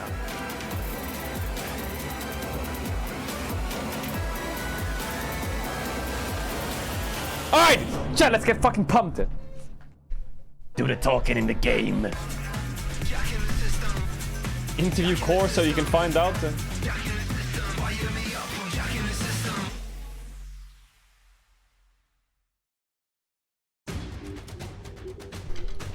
Ooh. Welcome everyone to our first match. Daniel of the first game here Dracos. at Caedrel. I'm Dracos, joined by Kobe and Chronicler as we see our teams take to the stage. KC and Team Liquid, NA, LTA, excuse me. Yeah, excuse me. NA. Right NA, LTA. I mean, it's still the It's, NA yeah, team, it's not but NA, it's you're LTA, isn't it? representing It's more not than NA. just You heard it, 3 regions pride on the line. Welcome. I prefer to keep the. No, I just want to see the NA haha when they lose. I just need that. Introducing these teams. Look, we are so. Yo, excited, come on. You know, to get some NA EU at the very beginning. We of don't the lose tournament, these. though, so that's why we're popping off. We're actually cooked if we lose this, by the way. Whoever loses this first game is cooked because it's single round robin. So you get 4 best of 3s. And this is your first. And 2 of your best of 3s are against top esports and Life. Bro, gotta win these. Like it could go either way. Gotta win these, Cannot KC. afford to lose to the opposite member, at least in the Western teams overall. And for KC fans, eager to Where's see your what KC this team jersey? can do I on don't international have one. stage. Back when they were playing in EMEA Masters, they said we should qualify directly to Worlds. That was 2 years ago. Well, they're finally here on an international stage, and we'll have to see if they can put their money where their mouth is as they go against TL, which is a team with a ton of experience at international events. Yeah, actually so cool as well to see both Umti and Kana, one player on Iris, return to local. Vladdy. These guys have been here for so long, built a lot of their careers. We're here, so and having cooked. them back We're not in cooked. Korea Hey, on we're not local ground, cooked. I think is really cool. Appa's chewing the chewing gum. Looking good. Both teams really looking I energetic. like that you said that right when APA's mustache came out. Yeah. Well, I mean, Focus on the draft. The draft is everything. Kana, you're fucking gonna carry today. I can feel it, Kana. You're fucking locked in, baby. Bro, this is Kana's turf. The LOL Park is Kana's turf. But he has really had a resurgence this year. Definitely. I think at the start of the season, we saw him the carry play that we were kind of promised last year that we didn't get to see. It's Umti's turf? No, it's not. It's Kana's turf, in that first series versus G2, but came back with a vengeance in that final series. Back onto the carry picks. The coaching staff talked about it. Hey, we're just not going to put him on tanks anymore. That was the wrong choice. He got to finish strong with that Gnar ult. Spawn. The giant Not today. Not today. What a way to end it. And TL 3-0ing finals there. Not Spawn, today. the man on your screen right Maybe there. tomorrow. They emergency flew him out so that they were able to come back and take the LTA. Very excited to see what they can do here once again. Hey, join the lobby, international Kana. Come on, stage. guys. Get in the lobby. Get in the lobby. What are we doing? They actually did scrim the previous iteration of KC Get in the Worlds lobby. last year. Obviously, a lot Why of is no one in the changes lobby? since then. You know, but a little bit of familiarity with some of the players. And what I love is that I think this is probably the biggest change in Match meta we've found. seen from What the a fuck? qualification patch to a Wait, did you tournament see since that? the That was Rumble freaky. Morgana days. I didn't know Remember Q that? pops on TR. Morgana, Rumble, Jungle came out of nowhere and the entire well, at least you didn't say the Juggernaut patch. You saw that? What we said for like 4 years. Yeah, that's Were you in the draft? We had 3. It was the Rumble Morgana, it was the Juggernaut patch, and now it's this one. No more lane swaps. That's the thing. Well, no more lane swaps to He's the queuing top solo lane queue? because, or to the mid lane. Ooh, But that's the there's no LCK draft rule around intro. the bottom lane, so like, you know, people have been theory crafting. Just this is the tri lane. Okay, here we go. KC. Lock in for the draft. What are we banning? We're banning Ziggs. Oh yeah, target Yappa. Victor banning against Vladdy, nice. Okay, we look for Kalista first pick, KC, 100%. But as we get into picks and bans, look, already some targeted bans coming at APA. Look for Kalista. A lot of teams in the LTA aren't as willing to Draven do, ban, yeah, that but forces a seeing the Kalista Ziggs, ban. seeing the Draven taken off Skarner's the board, useless now, Victor chat. Skarner will not be banned, I obviously think. a strong pick, but something that Vladdy is also especially confident on. Yeah, I think the first 2 bans, they're very It's fearless, yeah, it is fearless. Blue side abusers. Why did KC get side selection, chat? I guess it was coin flip or what? Was probably coin flip. Why did they ban Draven? I don't know, does Yon play Draven? Normally you ban Draven for first pick Kalista. Are they gonna ban Kalista? Rumble ban. Ooh. He is also so good at the Talia, so some options. Talia ban. Oh my god, so they targeted Appa and they're securing a first pick Kalista. champ. Man, Casey do some good prep. Yeah, lane swap's gone. I don't think this prep was Are you banning Kalista or not, TL? I think you should. I think you're fucking mental if you don't ban Kalista. They will take Vi if you... Okay, they're gonna take Vi. Alright, so Casey get Vi. Because he did receive another round of nerfs. I feel like this pick Which is has been pretty solid. so extremely heavily Yeah, close Skarner's to. gone. Kalista still being in the ban list makes 100% sense. I don't know the way TL drafts, but I'm guessing answers to Vi here are like Pantheon, Maokai, Xin Zhao, Jace Flex, Or so many different mid lane picks in particular. Azir early rotation. I think KC will look at champs like maybe Ahri. Ezreal could be an early rotation. They could go Xayah. So like these are like early rotations, but I don't know what LTA drafts. But we'll have to see if TL are willing to give that champion up and lock something else in for themselves. One of the big things to Maokai. Okay, yeah, Maokai is definitely one of the top picks. Volume is low. This champion is hard constructed. Is that better? To Is that better? make comps go around dive. You know, Maokai. Okay. already being banned out, I think they shouldn't. They should pick something like Jace if they want. I think the easy thing is picking like Ezreal, Xayah, Varus here, but I feel like they're fine to pick AD on 3 if there's something OP. Okay, they're gonna pick Varus. Counter dive, and so they immediately lock the Maokai. I do like that. It's one of now it's too high. TL. Oh yeah, TL Jace is not good. Okay, yeah. So happy to see the Maokai pick up there for him. Western hate watchers lock in. What is this chat writing? Now it's too loud. So yeah, Casey will take Ezreal and probably something like Ahri. How hard KC want to go with their dive comp? But I don't know if Vladdy plays Ahri actually. This will really Does Vladdy play Ahri? That's also one of the big advantages of Varus. Maybe he doesn't pick mid tier. Maybe they just pick full bot lane. Either go for Onid or Lethality. Lethality has such a big effective range, so if they do end up going more heavily into dive, you go for that as the Ezreal gets picked up here for Kalist. And this I like it because Caedrel, where is G2? But you can add your Ezreal ultimate. Yeah, they could go Ambessa, yeah. I don't like it though. Aurora. Wait, didn't Aurora get nerfed? Goes with the dive. This was a small nerf where people were wondering, is Aurora still going to have you know, kill threshold basically? Surprised Aurora's being played. I thought it got nerfed. Previous patch there was a little bit of damage out of the R. You know, like if you're taking little bits of damage out of the kit, you know, from various places, is Aurora still going to have? Yeah, I wonder what he's gonna match mid. His Talia and Ziggs are out. What is Yappa gonna pick? It into. Looks like KC and have determined that it's Tristana. Tristana mid. Tristana mid. Generally pretty strong, comfortable mid laner. You want some AP in the jungle when you're going to go, or excuse me, AD in the mid lane. I don't think it's worth to ban champs like Ornn and shit. I feel like they need some kind of good AP top champ. Like Bard is bad for them, and they need AP top champs. What's a good AP top champ? Kai'Sa without lane swaps, infinitely worse as a champion. And what you mentioned earlier, the lethality VAR. Kennen, Cho'Gath, Ornn. The mid lane prio that Ezreal normally gets. What did they ban? And you get that Ambessa. ability to buffer a Vi ultimate here. You know, since yeah, Gragas. They banned Poppy. Put under a lot of pressure. I think they're looking for Rel maybe. Safe there, so the Tristana, you know, in the face of Vi and what do you count pick here? Support or top? Him wanted that extra mobility. We kind of go back is Impact a good carry player? I don't know what he can count pick on top. I feel like maybe support last pick's better, but I feel like they're just gonna pick Rel. They're gonna pick Rel or Leona. Actually take him out. The Ambessa already, as you mentioned, taken away still as we get to the second rotation. I do love the Poppy ban in particular. He can play everything. Playing just in the Maokai, that's still manageable. Flex Aurora top, yeah. Could, yeah.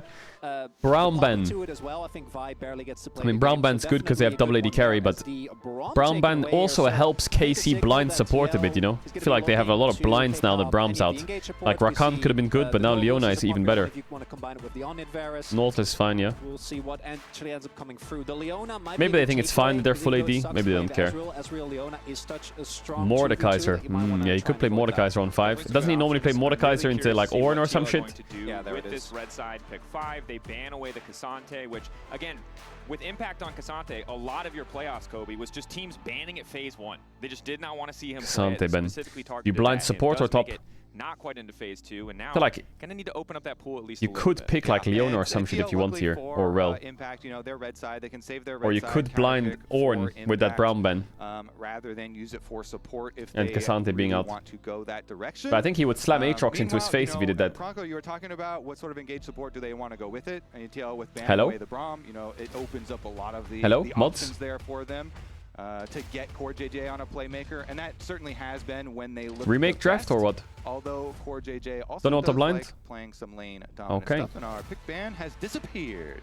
We're going to trust that it'll be back momentarily. We can turn around and look behind us. No, the team logo's up. Okay. We'll keep you up to date. We got more information, and if anything else does get lost. Hey! But I see a Pikachu. Where's my draft at? or is it just a Pikachu? I can see from here that they're in lobby, so the draft's being remade. You're allowed to pick that. No, but it is. Well, what happened? Did it bug? I guess it bugged, right? The first time me and you are casting from Wall Park, we probably just bugged. talking about Pokemon. I feel like we're doing well. Pokemon. It's also, no, it's in the Lore Park tradition, so I think that's actually really considerate of you. I'm not the guy to talk about when it comes to Pokemon, though. So unfortunately, I'm gonna have to kind of leave you. Are we back? I think we all, Pikachu though. We don't need well, to no, I know that. This is the draft intro. To actually talk about it. Look, focusing up, we have first 3 picks locked in on both sides, right? We have this Vi Ezreal combination. No, we got completely baited. Matchup overall, I know on the NA side, based on listening to the dive, we are so not back. Episodes, the question has been like, we are so not back. Perform? I think Maokai is like one of the best options you can get if you're nervous about consistency. That was my first reaction. Yeah. Honestly, 100% agree there. It is a champion that provides so much to the team later on and for team fights and brings so much structure. Giant They're ultimate, talking about Nuzlocke runs? No, they're not. And assuming that he's going to go fairly tanky. I guess they're just going to run through the same draft, right? The extra Surely. ability to face check. Let's see how quickly we just get right back to it. Assume they'll just be able to fill in everything that was already selected. And it's nice that they let us watch them just repicking everything.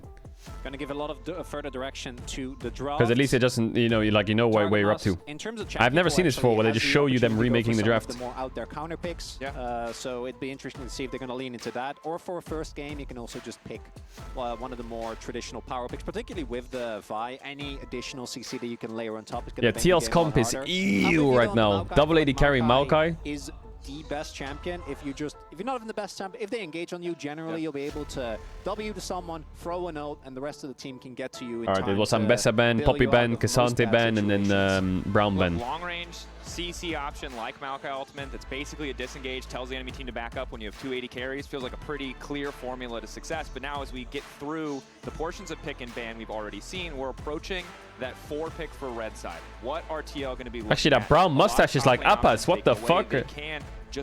Okay, what are they picking on 4 here? Support or top? But might just lock I think they could easily pick something like Leona here on 4 if they want, or any support, or Nautilus, yeah. There you go, Nautilus, point and click. Very, very standard here for Core JJ. And counter pick top. KC. Let's reveal top lane. Let's reveal support matchup. One of the biggest benefits of this is that you have an actual guarantee way to lock down the Ezreal. They can easily just slam Rel here, and they can slam a top laner that's like Gnar, and they're probably fine. When you play the Leona, is that actually getting on top of the Ezreal is going to be a lot harder. Nautilus does have an easier way to do so. Or Jax, yeah. Rel, great pick. That Yon is going to be playing the on-hit Varus, as we more often see that. I think Jax blind is sketchy, because there's a world where they start flexing Maokai support and shit. Yeah, so let's see. We could go like Jace or Gnar here. Both feel Jace or Gnar are good, yeah. Like good possibilities. You know, your Jace you go. I prefer Gnar. I think Jace is fine, but I feel like Kana Gnar, maybe just it's game 1. Okay, he went Jace. There, I just don't want to run into these tank tops with Jace, man. Kind of like it, honestly. And for Kana, I think it's been his most strong pick in terms of his 1v1 lane performance. Again, we saw bits of it early on the split, kind of died out weeks 2 to 3, but by the time we were getting into playoffs and that I'm just scared of them just picking an Ornn or a Malphite here, and then the Jace value just goes down a bit. I think Gnar is like safer. Chat, I'm gonna run ads. If you want to avoid ads, you can use a tier 1 on Twitch Prime to subscribe to the channel and support the channel. You don't have to sub if you don't want to, but if you sub now, you get 1 month of no ads. Ad-free viewing experience. I'll see you in a sec. I'll be back for the game starts. Because I appreciate all the subbers. Language there too. He's like, get up. He's like, all right, here we go. I'll play the Ornn.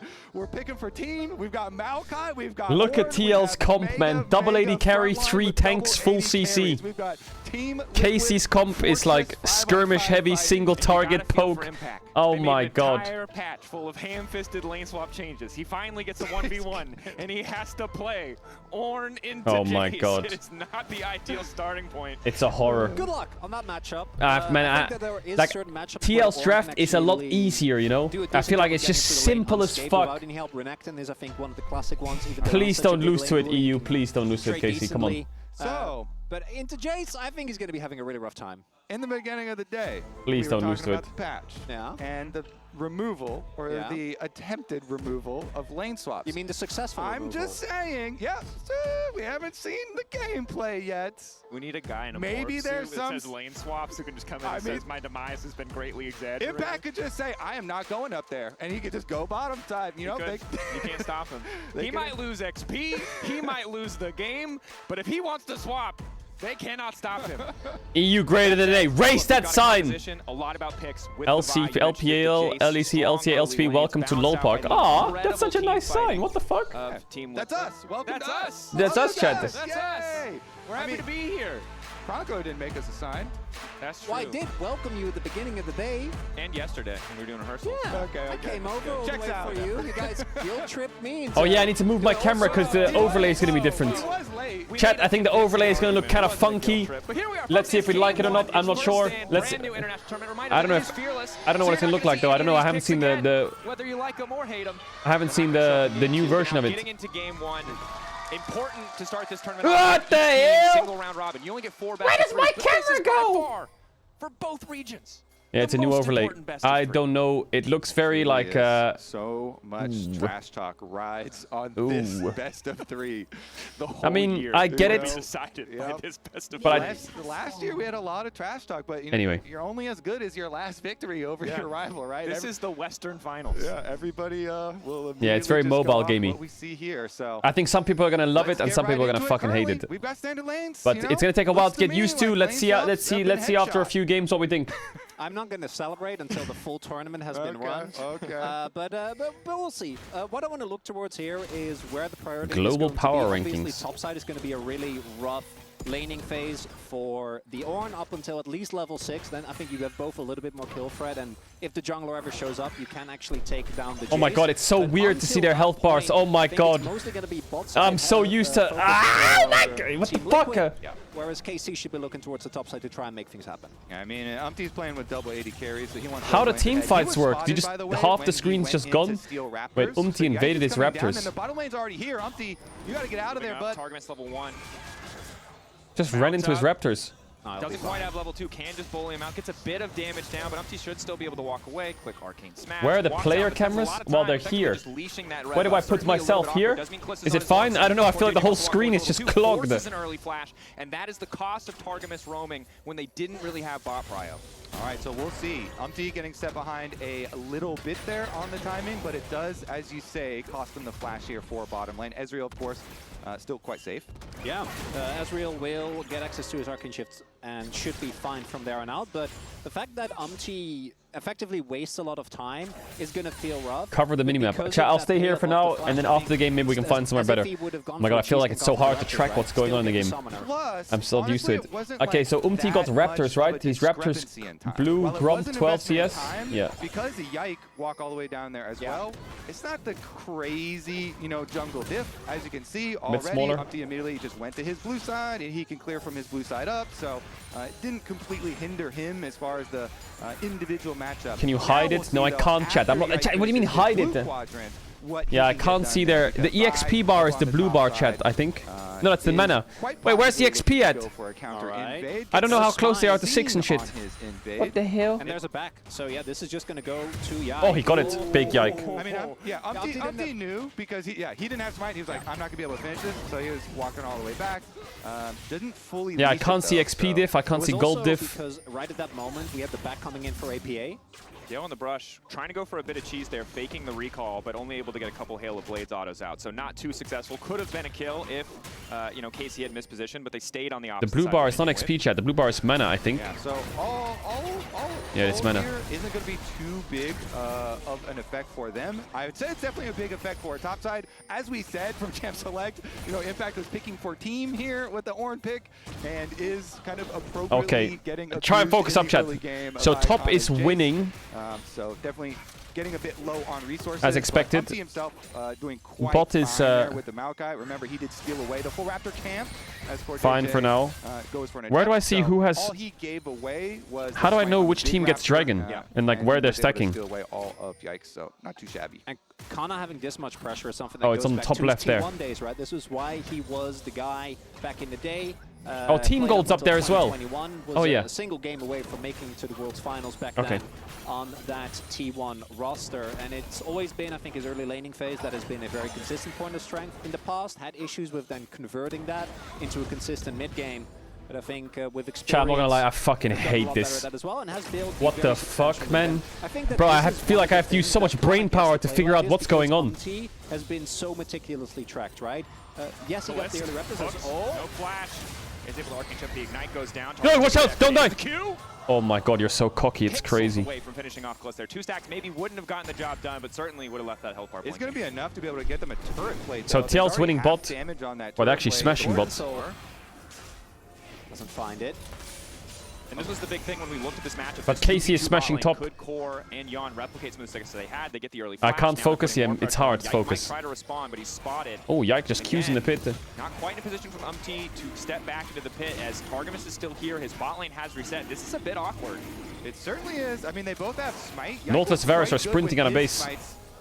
Ooh, this early game is trash for KC. Support there to allow him to finish. And since the bottom lane for TL made the better call not to sacrifice their tempo for that turret plate greed that I thought they were going to go for, that is the Oh wait, these are ultimates. Summoner spells ultimate. Okay. Instead of it, so good job not sacrificing their tempo, greeding for plate and going for that one. Meanwhile, Yike just will trade up to the top side. Does Jace have grasp? I have no idea, buddy. I have no idea how to figure out what rune he has. I'm not sure. Okay, wait, there's a kill feed up here. Skirmish as Core JJ, he is continuously fishing. And I think what's impressive here is it's just that early flash advantage and the 2v2 that they have selected in Champs League that they're using. Okay, Kana is smashing this lane. What the fuck? 20 CS lead, two plates. Just Core and Yon pushing every advantage they can get. And again, because Yike is spending so much time chasing Umti around in these circumstances, he has slowed down his own jungle clear. He's gotten the grubs, he's getting closer to 6, but that is the big break point that Vi is always chasing. The big thing though is that Kana has just gone unmatched, right? As I guess Varus Nautilus is kind of OP in lane, right? Able to get the aftershock off or he might have fallen down, but this bot lane is really suffering in the 2v2. Bot lane is struggling, but again, I think that the reason, if we look at the gold differential, is still in favor of KC. 2 plates have been found by Kana just in this pure 1v1 matchup. Gets to yeah, Umti's been taking away his Raptors second time now. Ooh, nice damage, Vladdy. Good shit. With the pressure that's been found by both APA oh, they added something. What the fuck is this? This is like a stocks graph or some shit. What's going on? It's going up and down. What the hell? Outside of Trek and Umti getting those what the early on, fuck? It's going to feel really good for Kana in particular, as we can see by far the largest individual. What the fuck?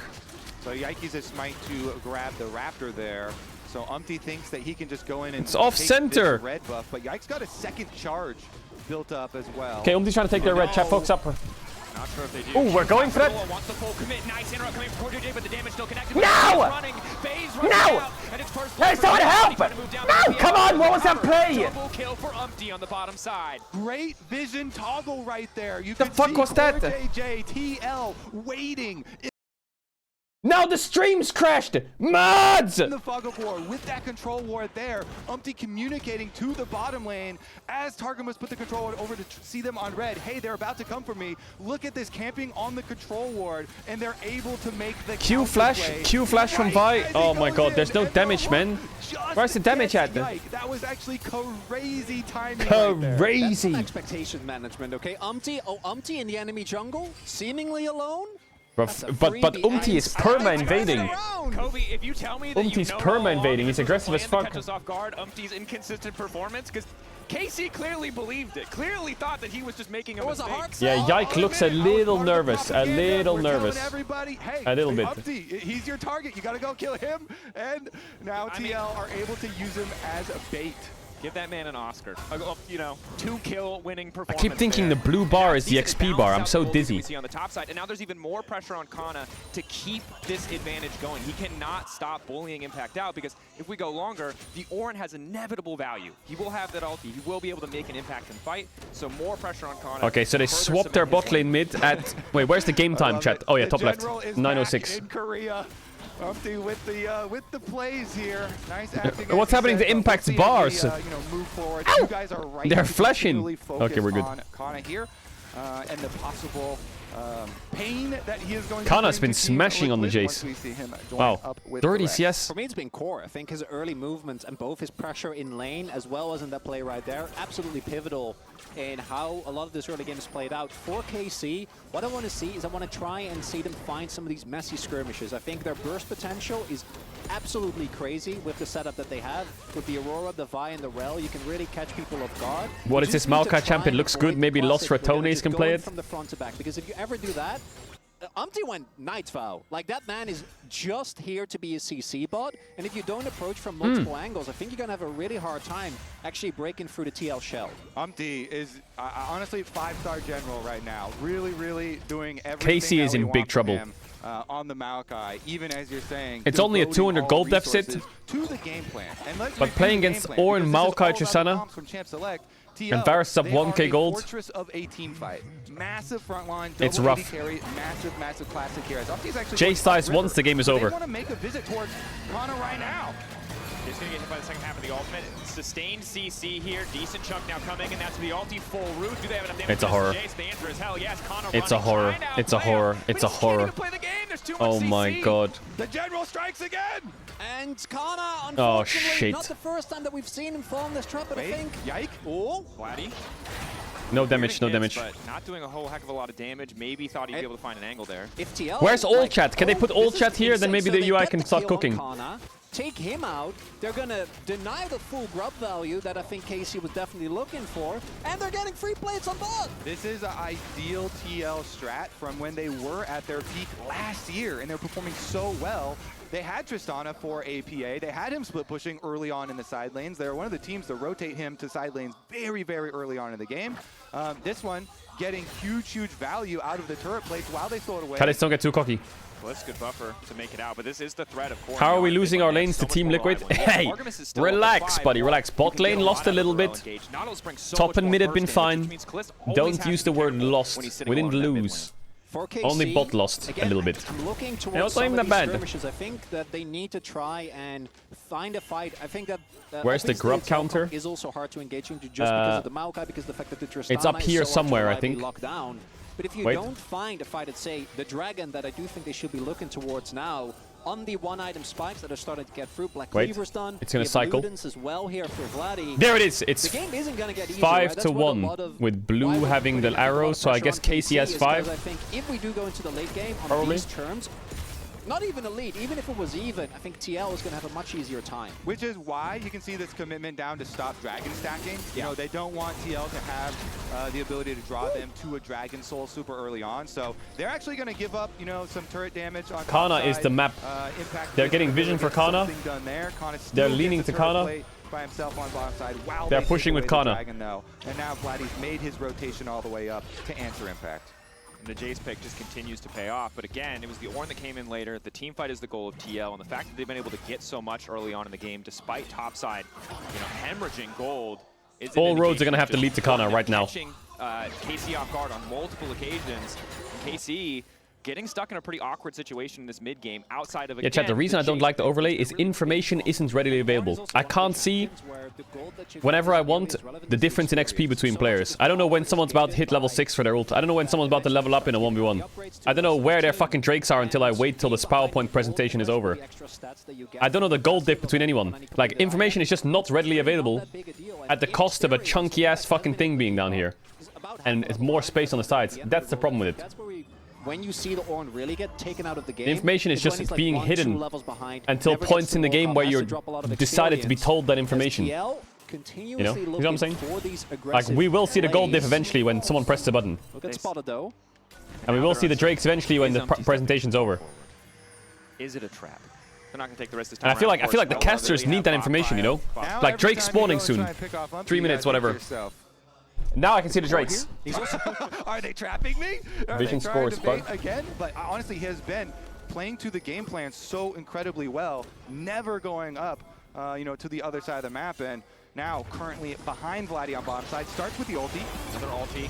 Can use the ult to try and get out, but looks like he wants to try to use the alternate escape path. Excellent knockback coming in from AP, but it doesn't look like I feel like you could have died if they played that better. But again, it's the Night Vow. It's not the Leandries. There's no damage there. Now Kalista in trouble. Good chunk coming out. Yike desperate to ult, but an early flash comes out from APA to deny the chance. And Yike, again, this is why you pick the champion. He hasn't got to ult a single Crying time. a Mumu face. And Kana is just ignoring impact, bro. Kana is smashing this game. Committed to the Wait, they moved to the sides now. What the hell? Now where do I go? I go down here. A little bit more, especially because they couldn't get a counter kill. Do I go down here now? To stay alive, but I still think you're pretty happy with that trade as TL. The fact that Yike then was able to get the flash out of APA, that's a big deal, though. Yeah, that definitely will be. This is already a bit better, I think. No joke. Later, his rocket jumps are going to have to be. This is actually better, chat. And they're probably going to have to be more defensive than offensive once we get to it. But they also do have a lot of good peel. We are live testing. Has kind of been posted up quite safely. No! You saw him trying to push. Chat, should I just go up here? Lane, constantly landing the poke here. The fuck? Keeping that pressure on. And the lane economy snapshot presented by MatchCard is really the game snapshot, which is Khan is the only person with money. Everybody else on KC's side is broke. They're going to need a little bit more time. Items at least coming through first items, but Yon already rapidly approaching that second. Does stack the Muramana pretty slowly before that completion, so won't be the scariest spike initially. But TL packing a lot of firepower on top of the fact that... Okay, chat, we'll go here from now on, okay? Deal? Is that better? Fantastically. You good now? It's about a 1k gold lead for TL now. I think KC will get like 2 more big opportunities in a fight to try. Okay, focus up. How many Drakes did? Is it 1 on Drake? 140 on Drake? Where's the items? Oh, for fuck's sakes! Now I have to move again! Jesus Christ, man! One item doesn't spike nearly as hard. And then, oh, Yike. Should be fine here. And then secondly, they do only have 2 carries, both of which are AD. So if you take out one of those, they lose a lot of damage. And I think for KC, basically... It takes a while for my brain to realize where the ult stops and where the items start. Okay, we're good. Stun in the sky. Turning back on APA. Kana, don't die, please. Over the wall. The knock will still hit, but a nice chunk out to start things off. Targamas now chasing down APA again. APA earlier. QE, show me QE. Flash, but we'll walk away. Good buffer on the hook coming out from core to make sure he could get out as well. So it's like, no, can't kill him. That's on with an ending this. What is Kana's gold diff in top? This guy is frying. Get the Herald for this would be big, but they do spot him. Yeah, they haven't quite committed down to overloading through bot, get bot tier 1, nice. But they're getting Herald as well. Vas. Had to use a smite earlier on the Raptors though, so Yike might be feeling confident that he's up the spell. Kana breaking yet another tower. And while I thought Kana was important, I did not expect Game 1 to just be the Kana show. This is the guy single-handedly keeping KC within touching distance in terms of gold. And ultimately, because he's committed so much on bot side, they cannot get the Herald. Actually, even now, again, thanks to the turrets that have been taken, and I think TL made the right call in denying, but they did rotate over a lot of people, which means they didn't really have the opportunity to keep Kana away from that turret. And Kana's 2-item spike is approaching. Sorry about that. That is going to be a lot of my damage. plant just ganked randomly. I do think TL have enough engaged so they don't have to just sit there and take the poke, though. And the objectives are going to determine our very late. All right, get the second Drake in this game. Since TL got the 3 kills, but the tower, of course, go to KC. We're gonna lose top tier 1. Sucks, but it's okay. The objective focus here as KC are setting up pre-dragon spawn, and TL have APA. TL are not going to Herald. They are right-clicking this Drake. Outer tower gold. If they will grab that money, nice injection of gold. 2 items going to feel really good if he can race there quickly. Teleport is available. Awkward objective start. Yike. Yike. Out here. Umti can now follow up. Should be pretty easy to take this. Is that it? We just get right-clicked and die? Ow, come on! Why are you flashing? Oh, that's a heartbreaker. TL. It's mid-Arnold. Oh my god, man. I casted his ult already, so it was there when Yike goes for his flash to get away after getting bumped back. Regardless, it all started with Impact finding the pick there, but that is massive because they didn't have to commit APA's teleport to make that dragon play. They got it. Okay. Yoink. I'm ready for a moment's notice for that kill, but it's a great call out because how many times this game? Kana, I'm gonna need you to carry this game. Just to be listen, Kana. The non-shim days. Later, it's clear the whole team isn't ready. The T1 days. Listen, I'm gonna need you to carry the DK days. I'm gonna need you to carry this one. Just the goat there.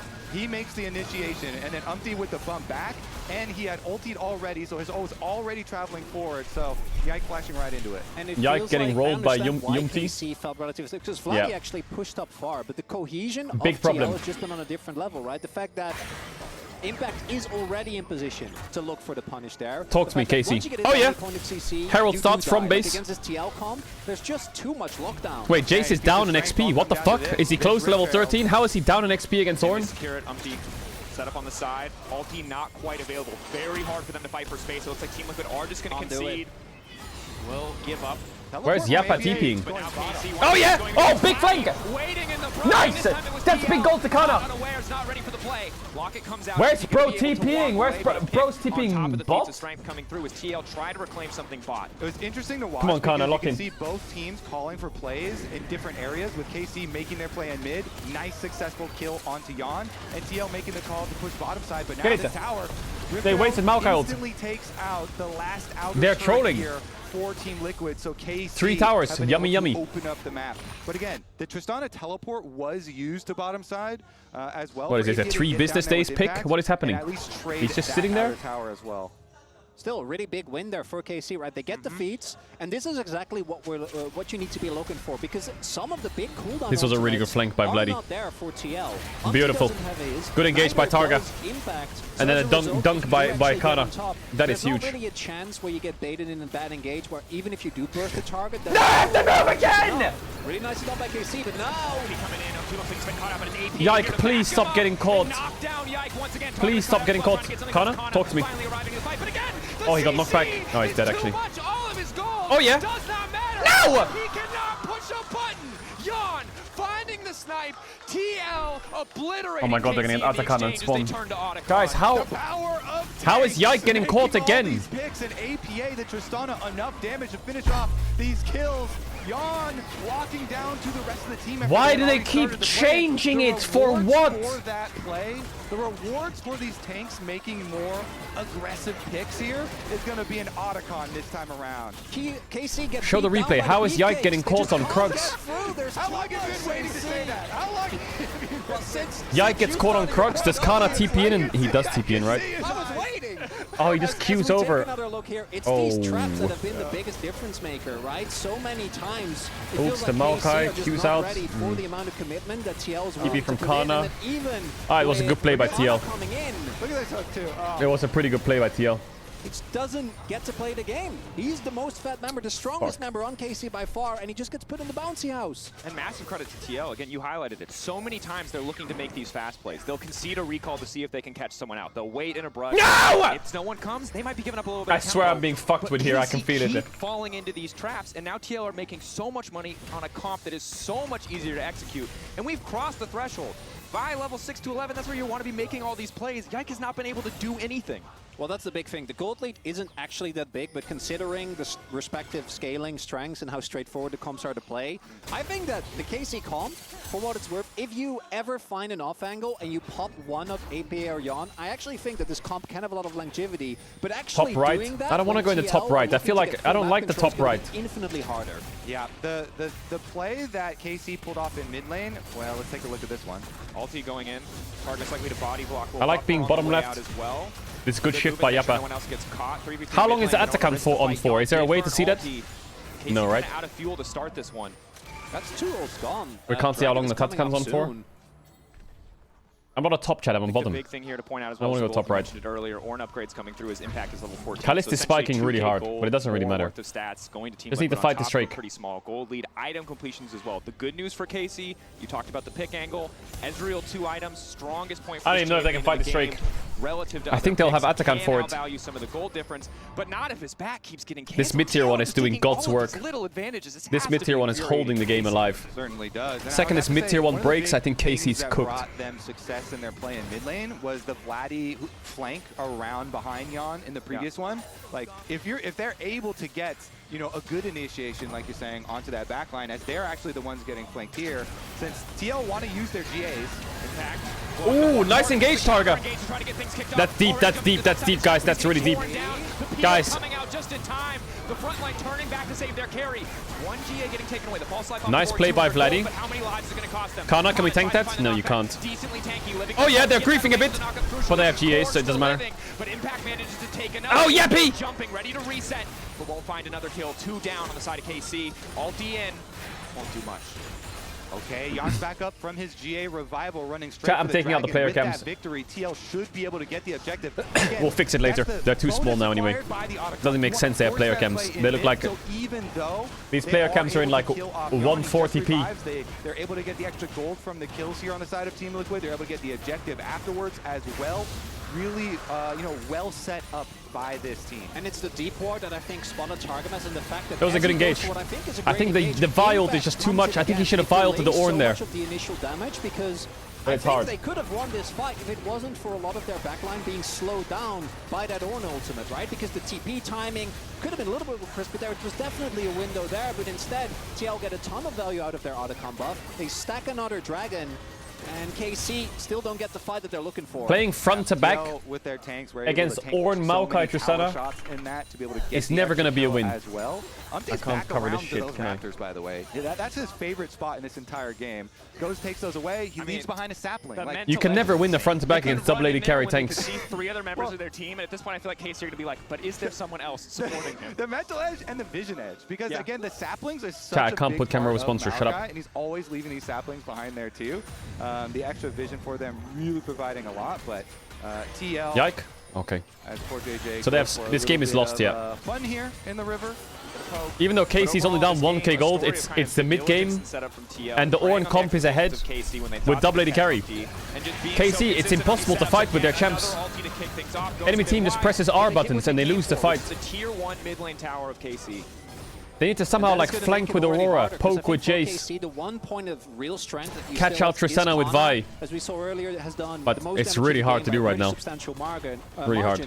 Morgan. Jace in the side lane is kind of awkward because even if he is strong, there is so much CC available. So it is so hard to down a level. Put that into any meaningful pressure. And with the mid lane turret missing as well, it's going to be he probably so loses against Tristana. Engage on TL to rotate it over and oppress KC and not allow them to find. Where are the bounties? That at this point they desperately need. And if we go back to the reason, bro, why fuck we're do here, I know? It all does. I feel like there's less information on this than the one there was before. Go with this strategy because you reveal so much with a first big buy, and that's why a lot of people are not super big fans of showing it that early. Jake definitely has had a rough time, but now he's trying to do the shadow push where he trails behind Kana. It doesn't look like APA is anywhere close though, so they aren't going to find anything this time around with their attempt. Sticking around just in case. And this is the angle. This is the pick we talked about, right? Kana maybe doesn't have enough damage, 100-0 finish the kill. That's why they spend a bit of time fishing. Really risky though. Rather than focusing their attention elsewhere. As you said, it does not pay off. They have no vision. It does not really work out. Even though they stick around for an extra, 15, 20 seconds. And TL happy to take that time, use that time to get mid-prio, and then start shifting down to the bottom side. All right, let's see how dicey it gets. APA, again, spent all of last year for Team Liquid, split pushing in side lanes. A lot of it, when they were running double AD carry comps, a lot of it with Tristana. Oh yeah, good idea. A few other champs as well, but that was one of the things that we complimented him so much for last year, was improving in that aspect. And there you saw it again. He waits until the timing window to go back down and push it. Now he can rotate back up with the team to Baron. And they're doing that prep work for Baron, getting your vision through the blue quadrant of the jungle first, even kind of contesting blue here a little bit. And for KC, the one way that I think you still have a foot on zip, you need to kill APA. I'm just trying to help. Because if you kill Jan, even if we do it, at this point, the consistent damage is just not going to be there, right? Even with how strong he is and the fact that he's very far ahead, Lavelle Varus alone just doesn't really have the damage. The damage of the rest of the champions is going to fall off, right? Let's all keep yapping about the HUD and we'll forget the fact that EU is losing game 1. Deal? Doing anything but tickle. So if they can somehow find APA, who by the way does have the Knight's Vow on him, that is going to be the one way where KC can still find a foot. But otherwise, I think TL 2k gold up, 1 dragon away from Soul Point. And the bait of Baron has been set up. They're just baiting. Oi, the hook hit, no shot. He's one shot. Already deleted now. It's connected on Kana as well. He's one shot. It's a front-to-back team fight comp. We can't win against it. It's front-to-back team fight. Amounts to nothing as TL pick off 2. The Beefcake Bounce House Chronicler. I'm liking it. I don't understand why the HUD changes it in fights or what. TL. What is going on? Starting the objective. Guys, we can't fight this. We can't fight this, guys. Maybe we can fight this, actually. Hold up. Let Kalist cook a bit here. Can we cook? Okay, no Tristana E. Just watch out for Maokai Flash W, please. Watch out for Maokai Flash W, Kalist. You have no cleanse. He's gonna Flash W your ass. Okay, it's over. This play's over. It's over. Play's over. Guys, the play's over, I said. No, what the hell? A bit more poke coming through, but Vladdy just has to walk out. Baron going to fall for TL, a massive advantage. Desperation days for KC. The They fuck? desperately have to try to do something. As here, this is very classic by TL. So they're scared that they're on Nash, but the enemy team has no Baron damage. Vi gets hit by a hook, dead. In this case, it's Yike, but realistically, anyone is going to get. They can't play front to back. There's no vision on Nash. If you give up Nash, the game is also as good as lost. So TL just present. KC needs to go game 2 and first pick is here and play scaling team fight. That's how the series is going to go. For KC is that This series is scaling team fight. This entire game, that setup, APA stepping forward. They knew their only out was the pick, so they lay once again a trap, the same trap they've laid so many times. But there's just no other option for KC, and things are only getting worse. Yeah, I mean the only thing that they can take home from that is like, oh, they got Jan's flash in that attempt. There's Cloud Soul as well. That is very little. When you're staring down now a Baron buff. Chat my region. What happened to my region? Soul, and also, like your Kalist, you're safe. The Soul, the Cloud Soul, you're getting run down. The fight's now bringing out. They might have caught Core, but it's Umpty. The speedy Maokai on the backside is Jan. Nice one. Another kill. Kalist It's unwinnable, but one. KC so incredibly split again. Oh my god. Desperation, the story for this team in the mid game as Yike is sent packing. They get Core, but it might just cost them everything to do it. 3 stacks there as Yike tries to get tricky. Running. Where's that little Vi? But he does get spotted. I don't remember this from Arcane. What scene was this? 4 levels down. Guys, this is not going to end well. He might be able to escape. Tristan's still chasing. He might lose his base, but he might keep his life. It's Cloud Soul Tristana, and he's Guys, still getting away. What is happening? This guy's jungle item. You're not going to catch him, Appa. What are you doing? Is this for mental? Are you all chatting while doing this? This is the biggest dub that Yike has gotten the whole game. And that is that is not Flame. He's actually right. But it's no, the other way, Yike! The other way, no! Oh my god. He's kind of clean with it, though. Oh no, he's not going to get the jungle item now, is he? Oh yes. Yike, what is happening? What are we doing? Where are we going? What is happening? Oh my god. None of this. Take it back. He's still Why is he clearing up? Over to Core. Can he escape? Get him, Yike. What is this, bro? Is this just some calm music needs to be played? Like, what is going on? Observers going here, there, Yike's over here, there, clearing a ward, ulting this. Everyone's walking in. God, bro, just fucking wrap it up. 10, 1 and 2 on this lethality, Varus. This has been a slaughter. Can I just highlight that arm guard buy? I love that. The man doesn't have flash, and we could see how aggressive he was playing at the beginning of this whole sequence of events. Just wrap it up. Because of that item. He just gets to walk up, know that by the time that wears off, the rest of the team will be there. And I think TL, this is basically how you want this exact game plan to pan out. I want the game to win, so I don't have to see this overlay anymore. Get me into a fucking post game. Alright, GG. APA resetting. Bounce housing all over the LEC in this game 1. Yike able to do nothing. Put on a good show in the escape, but could not find it anywhere else. Game 2 on the horizon, but it's TL drawing first blood. This was a wacky ass game, but we got through it. TL's draft is safer and easier, and KC just inted. Yike is permanently caught. What is he doing? Well delivered. The fans here out in force for him as well.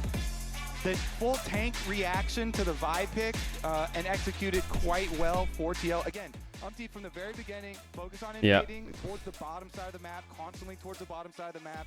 When he finally made his visit up top side, it was only for the very efficient kill. Well, on Takana. Let's just pretend that didn't happen. Chat, I don't remember seeing the game. I just remember seeing the HUD. And takeaways here. Lane swap's gone in game 1. Yeah, I saw the images of the HUD. I saw some images of the HUD. And I messaged Riot and I said, guys, is there a way I can get a normal HUD? Because I know this HUD is gonna be fucking horrible for people to look at. And I didn't get a response. And now I'm sitting here like, please, man! I said this is gonna be fucking trash. What is this? No way we're gonna get 2-0 by an A, guys. Lock the fuck in. Tweet about it.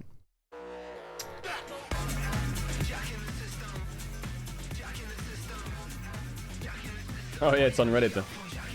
I think they will change it. I think they'll change it. Honestly, I would. Hello, Caedrel is right. We created you. Please speak positive about our new HUD experience. Yo, Papa Smithy, shut the fuck up. What the fuck? What is that?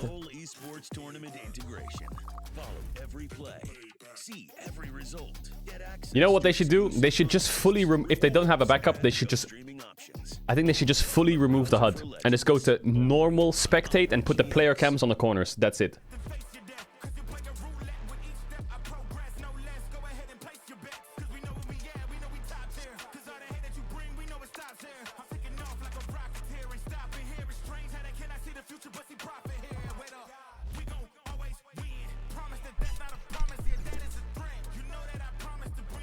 Chat, if I could use another HUD, I would, but I can't.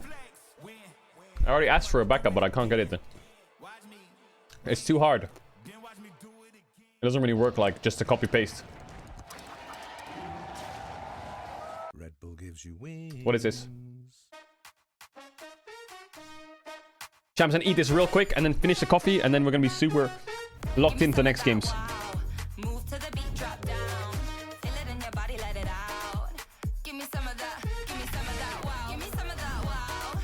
What is this? Right when it comes to making changes no one asked about making.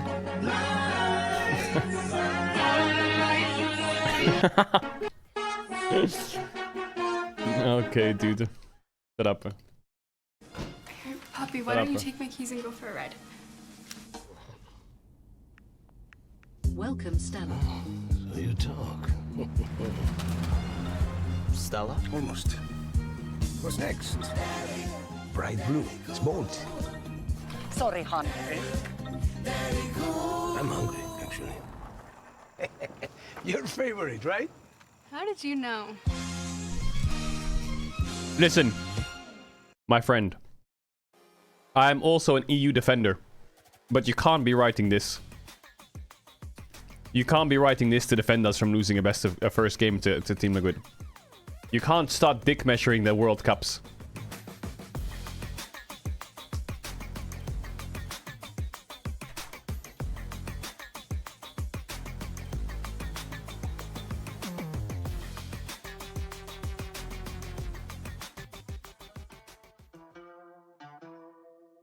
They don't wanna see you win. Don't play pretend. You don't wanna see me win. Boy, don't play pretend. They don't wanna see me win.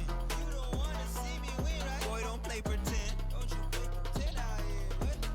You don't wanna see me win. Boy, don't play pretend. Let me show my lens up. How many Super Bowls has EU won? Lul. Bro, shut up. Where the music at? What happened to the music? Hello? Oh.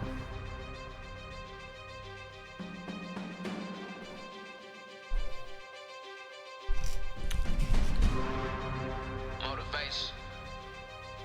Motivation. Yeah. Try to stop me. Yeah. Shut up. Motivation. Motivation. Can't tell what's worse, the new UI or Carmine Corp. What the fuck? Yo! Motivation. Motivation. Motivation. I can't lose, no, I won't quit. I won't quit. At the juice, yeah, I'm so sick. I'm so sick. All night, no days off.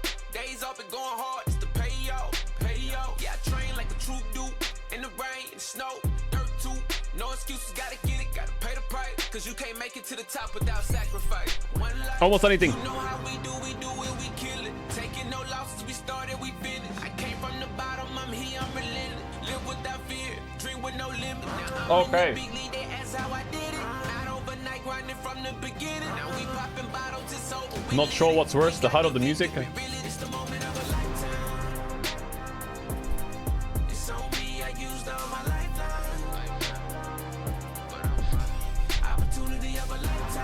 Chat, I can just imagine with this HUD, there's one guy in bed at night somewhere in like NA, and his room is pitch black, and he's watching the game, and then it goes to the break screen, and he gets like a fucking flashbang from this break screen.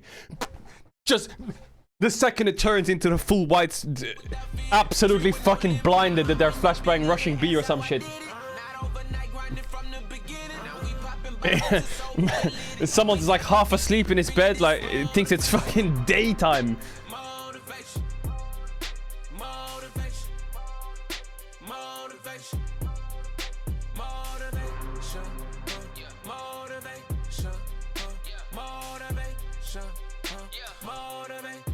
No, I'm not gonna tweet about the HUD. I feel like everyone knows it's shit.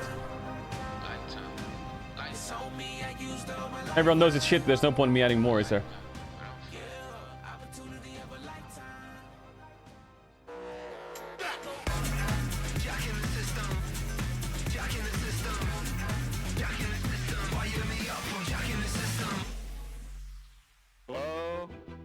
I was winning the staring contest, guys. Welcome everyone to our first match of First Stand as we see our teams take to the stage. KC and Team Liquid. They come in. Yeah, they should have just taken the LCK HUD. You're so right. They should just take the LCK HUD. Oh my god, that will go crazy hard. Ending. What's up, guys? Well played. Good first game. Yeah, good first game. Play, guys. Such a clean game. Yeah. Let's focus on next one. We're better. The staring no, you're not! was just the beginning for Team Liquid as they lead the series 1-0 against Carmine Corp. Welcome back to First Stand, everyone. LCK HUD is goated, yeah. That game. I'm gonna let you go first. I mean, it feels good, you know. Skies are blue. Take the mic away from Azale. Step. Something in the air. It just feels nice. And I Someone take the mic away from Azale. TL was sounding really confident in the comms there at the end. That's the first time we're actually hearing that. But you know, just hearing Core say like stay focused, guys. We're better. Take the mic out of his hands. Having Right, that confidence, and that is one of the things where I think getting a good start is so important in a series like this, where TL is the team that has the edge as far as experience is concerned, because we know how hard it is to go as a young player, first time at international. You're the first game of the whole tournament, and you're going up against your biggest rival, right? In the NAEU rivalry, you want to win that so bad. So getting TL off on the right start, I think is huge. Yeah, I mean, I think it's so good for momentum. Eastern USA, We EU. talked before how it's a short tournament, but also This fight was just mega int. are so high impact, so big. But Casey's comp is a lot harder to play. You see a trap set here by TL, and you know maybe and Yike was having a rough game. Unfortunate happenstances domestically, they think they found an opportunity, but the turnaround is so good from TL, able to take out the rail, able to counteract it, and there were so many traps I feel like they set like this in the jungle. Yeah, absolutely. And to me, it all comes from the bot lane, right? I think even without support counterpick, I was actually expecting them to maybe just blindly tank on 4 and then support counterpick on 5. Good game on 5. On the red side to really kind of hammer home that advantage. They were crushing in bot. They always had prio down there. And I do think that if KC stopped and took a minute to actually think about it, they could have easily realized both the bot laners are missing. They're not showing. Wait, is he rocking like the owner chain? Is that a wolf or some shit? But I think maybe a little bit of nerves, or maybe just need to slow down and calm down a bit on the KC side, because they saw Umpty and it's like see red, kill red. I agree. And for is me, that Swiffer? It was the first step, but Ox, it felt like it was the is that theme, Swiffer? kind of like the way KC was playing here. They were Swiffer spawned coaching staff. That's crazy, OP. Really unlike them.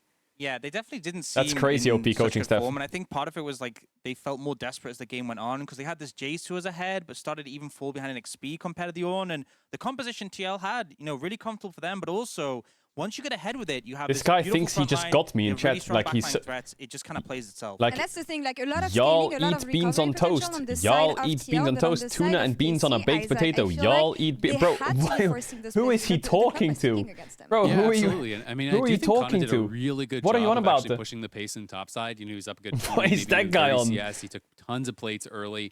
But when you're in that position, and the rest of the map is losing, it is such an easy point to attack. And, you know, we go back to this fight pre-Otacon. It's, again, about TL being the first to actually start up this fight, and they're catching someone out in the jungle. You see they have these old wards that are close to death in the jungle, tracking where Yike is. And, you know, this isn't the only example where they really found an opportunity. Shepherd's pie for breakfast. And targeted him. And the fact you have these multiple sources of CC layered, you have the Ornn, the Nautilus, the Maokai. Once one hits, they all hit.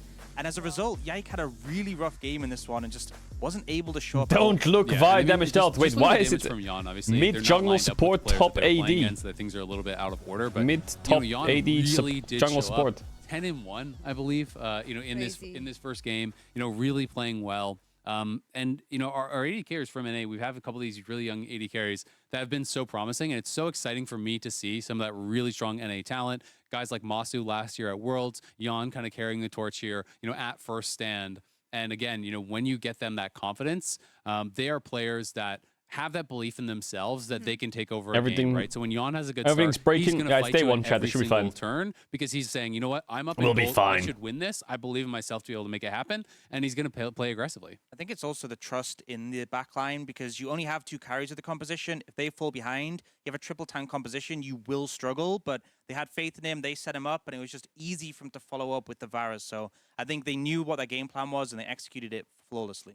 And on the side of KC, I feel like they're going to need a new game plan here because a really risky draft, I want to say, to open the tournament with. A big W by Riot Games right now would be when the game starts, that the HUD is just back to normal. Here in game 2, that would be a big KC W. were to refine the approach they have. Like, not back to normal, but like, you know, the base one, the base spectator. Blinding Nautilus into you, and then you end up in a losing 2v2. This your region really best lol. Like, clearly, bro, it's one game. Shut the fuck up. Liquid there was to give a bit of help towards, how can you conclude from one game? By giving him a softer matchup with counterpick, but by opting into that Nautilus, and then you still end up getting bullied out of lane despite the fact they blind picked into you. I think that's a mistake, and I wonder if maybe if you'd gone someone like Ezreal Karma. All right, focus up now, chat. Everyone's focus up. 2v2. I think to me, you know, maybe sounds like a little bit when of a EU wins the next game, the NA fans are going to say, oh my god, oh my god, you are used to, so you can play your best games. I just want to see the voice in blue fight, so let's see if they can come on, Casey, do something. In game 2, casters, take it away. Let's see what they can do. Do something. It's a good question, Glor. See what the adaptations are. Oh yeah, in the LCK, I don't know if they do this in other regions, but they get like a screen pop-up of all the champs that are out on their screen. You saw that? It is a Q pop. Did you see that? I told you there's a Q pop. What the fuck? Did you see that? Something new, and a lot of what they showed domestically. And that's how they get in draft. What is that? More of that KC performance because I've never seen that before. Not messing around, falling back on something that you mentioned, Kobe, that they used previously. Yeah. Okay, here we go in draft. If I was KC, what would I do? Well, now that Varus Maokai is out, I would first pick Azir, because these games are full scaling.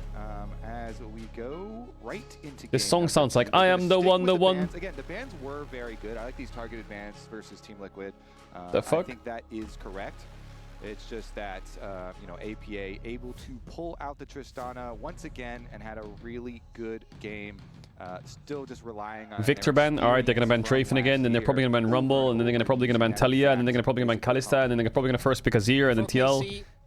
I wonder what they play into TL, into Azir. Well, I would love to see just something that feels a lot easier to play out. I think for a lot of these players, right, Vladdy and Kalist both have had an incredible split. Kalista ban now. Putting them in a type of So Rumble might be up. easy to execute, just Is TL gonna play? Ooh, if they first pick Azir, TL's gonna play some Rumble Yone. I think KC should take the Rumble. I think they should take the Rumble. Pivot. But a game like that, they're gonna play Rumble Yone if they take Azir. It really felt like starting minute 1, TL was running the show. Yeah, the things that carry over to game 2 are all mental, right? It's 100%. It's like confidence on TL side, and then if you're picking out moments that would leave an impact on KC players. Ooh, Yone ban. That is smart.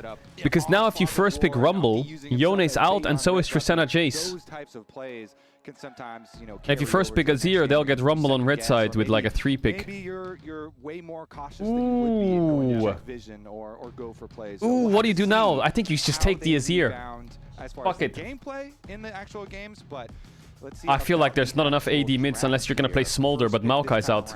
Rumble up and available. Yo, this timer is so weird. From the previous bans on the side of TL, leaving it open, potentially trying to I think take the Azir. Another aggressive pick they're prepared for. Does Yappa play Smolder?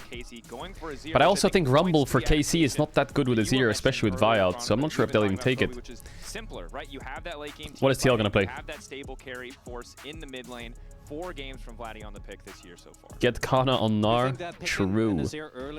But like I said, first pick Azir makes a lot of sense. These games are just long, team fighty, scaly, and Bessa. Okay, this is a KC win, I think. As the Ambessa comes through again, no surprise. Ambessa and Cassante are still going to be very Yeah, Skarner's completely nerfed. You saw them both getting banned in game number 1. And Counters to Azir, I mean, I think they'll pick AD here. They'll probably pick like Corki Flex or Ashe. But what they'll pick on 3 into Azir is probably a Kali or Orianna, I guess. But I don't know if Appa plays either of those champs. Value also goes up massively whenever I see an Azir. I think that is a strong combo. And Poppy, yeah, Ashe makes sense. With just the Ambessa alone locked in, but instead it's going to be the prioritization for Jan. After He plays Nico and he plays Orianna. And Asol. Okay, perfect. So that's why he's going to pick on 4 then, or what? And they're going to pick jungle on 3. And that reliable kind of way to kick off a fight in the form of the Crystal Arrow, if you can get the follow-up as well coming in from the Ambassador. 2-3 here is hard for Casey, not sure. They have a flex. What AD do you pick? For this one. So overall, a stronger pick than she was if you had seen her in your domestic playoffs. They have a flex. And there's also now still the opportunity to pick Sejuani. Camille flex. Right?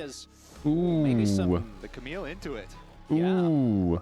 Yeah, they should definitely take Sejuani here. They want to lock Sejuani. Camille flex, yeah. Casey should take Sejuani 100%. And then TL should go Ivern maybe. You put Umti on a tank again, and yeah, Camille flex is psycho. Sejuani, I think, is really hard to play into. But it's not really a flex because they see Ambessa. The only worst case scenario for Casey now, which could be annoying, is if they put like Ambessa into Jax and they pick Ambessa into Azir and they pick Jax here. Things a good steal away for them though. It is going to mean that TL will get to throw a bunch of extra 80 carry bands, so they're going to push the list even further down. The NLSS was talking about hoping to get a better... What? He picked Skarner? Skarner got another round of nerfs. What? And a lot of pros were talking about that finally being what was going to push them off, but Humpty has been one of our strongest... Chat, you want to see Skarner's win rate? All the junglers in Emerald Plus, where do you think he is? Free rework Skarner, so he's been a... Yeah, he did. You know quite well. He's been after the nerfs. In multiple iterations, so he is never going to let go of this champion, no matter how many nerfs. That champ is gutted. Absolutely gutted. Yep. Again, it's 2 seconds longer on the E cooldown, so a little bit more time needed before you can regank or re-die. Let's see if they can pull it off. A bit less damage and slow coming through on Solo queue is a good metric for win rates. The win rate went down by like 4%. You mentioned previously. And, you know, credit to TL for just responding with a tank of their own, even if it's nerfed. I think the other Sedge rate's on high either. An aggressive yeah, but Sedge definitely fits the exception of solo queue in pro play. Keeping it simple has paid off so far. Skarner was OP because his kit is good, but he had insane damage as well. Like his damage was nuts. Because if you don't pick it up for TL on 4, I think it's going to be feeling really good for KC. But then the problem is that if you do blind Braum, you're going to be in a position. Can of course save it to last, but I think counter pick for support is going to be maybe tough to get value out of, because I know that they really like Core JJ on specifically engaged sports. Corki Jin. What is Kellis gonna play here? MF? By KC, AD carry pool getting pinged by TL. Brown ban. They didn't ban Nico. Does he go Nico into Azir? Pick to support the options. The Braum ban that you mentioned already there. Kalist has pulled out the Jin twice. Has found 2 wins on it, but not going to be an option this time around. So is going to have to dig deeper. Aurelion Soul. Yo, you saw the link to the 5 gifted. Comes to the surface. This time the Aurelion Soul. All right, like it this time around. Wait, someone had tons of subs earlier. Yo, Rainbed John, thanks for all the gifted subs. You're mental and speedy as well. Much love. I appreciate that. I mean, people classified him as a lot of one tricks, which is really weird to have. Yeah.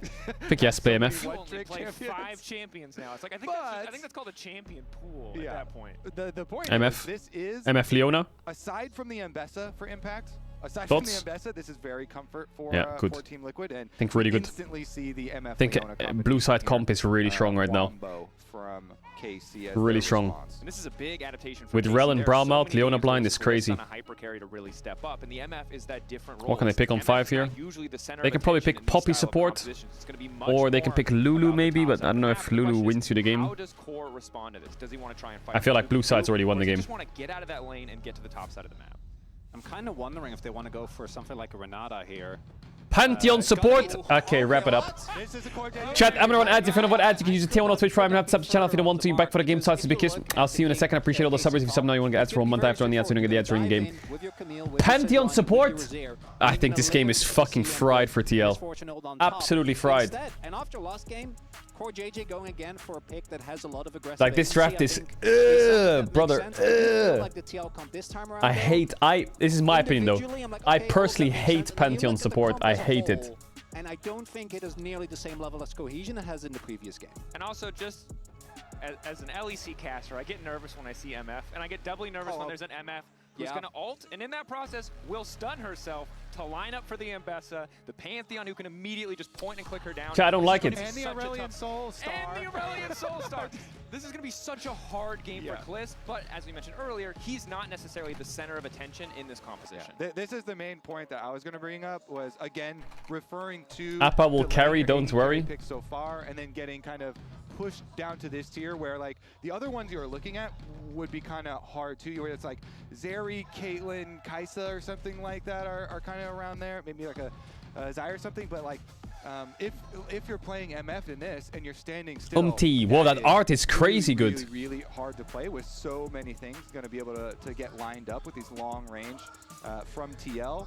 The asteroid comes down on your head. It's definitely going to be difficult to pull that off. But as you said, you know, if they can get a Camille to crazy good art power spike, like the side lane prowess there could be massive. And with the Sejuani synergy that we're kind of highlighting really early on, maybe they can get some skirmishing going.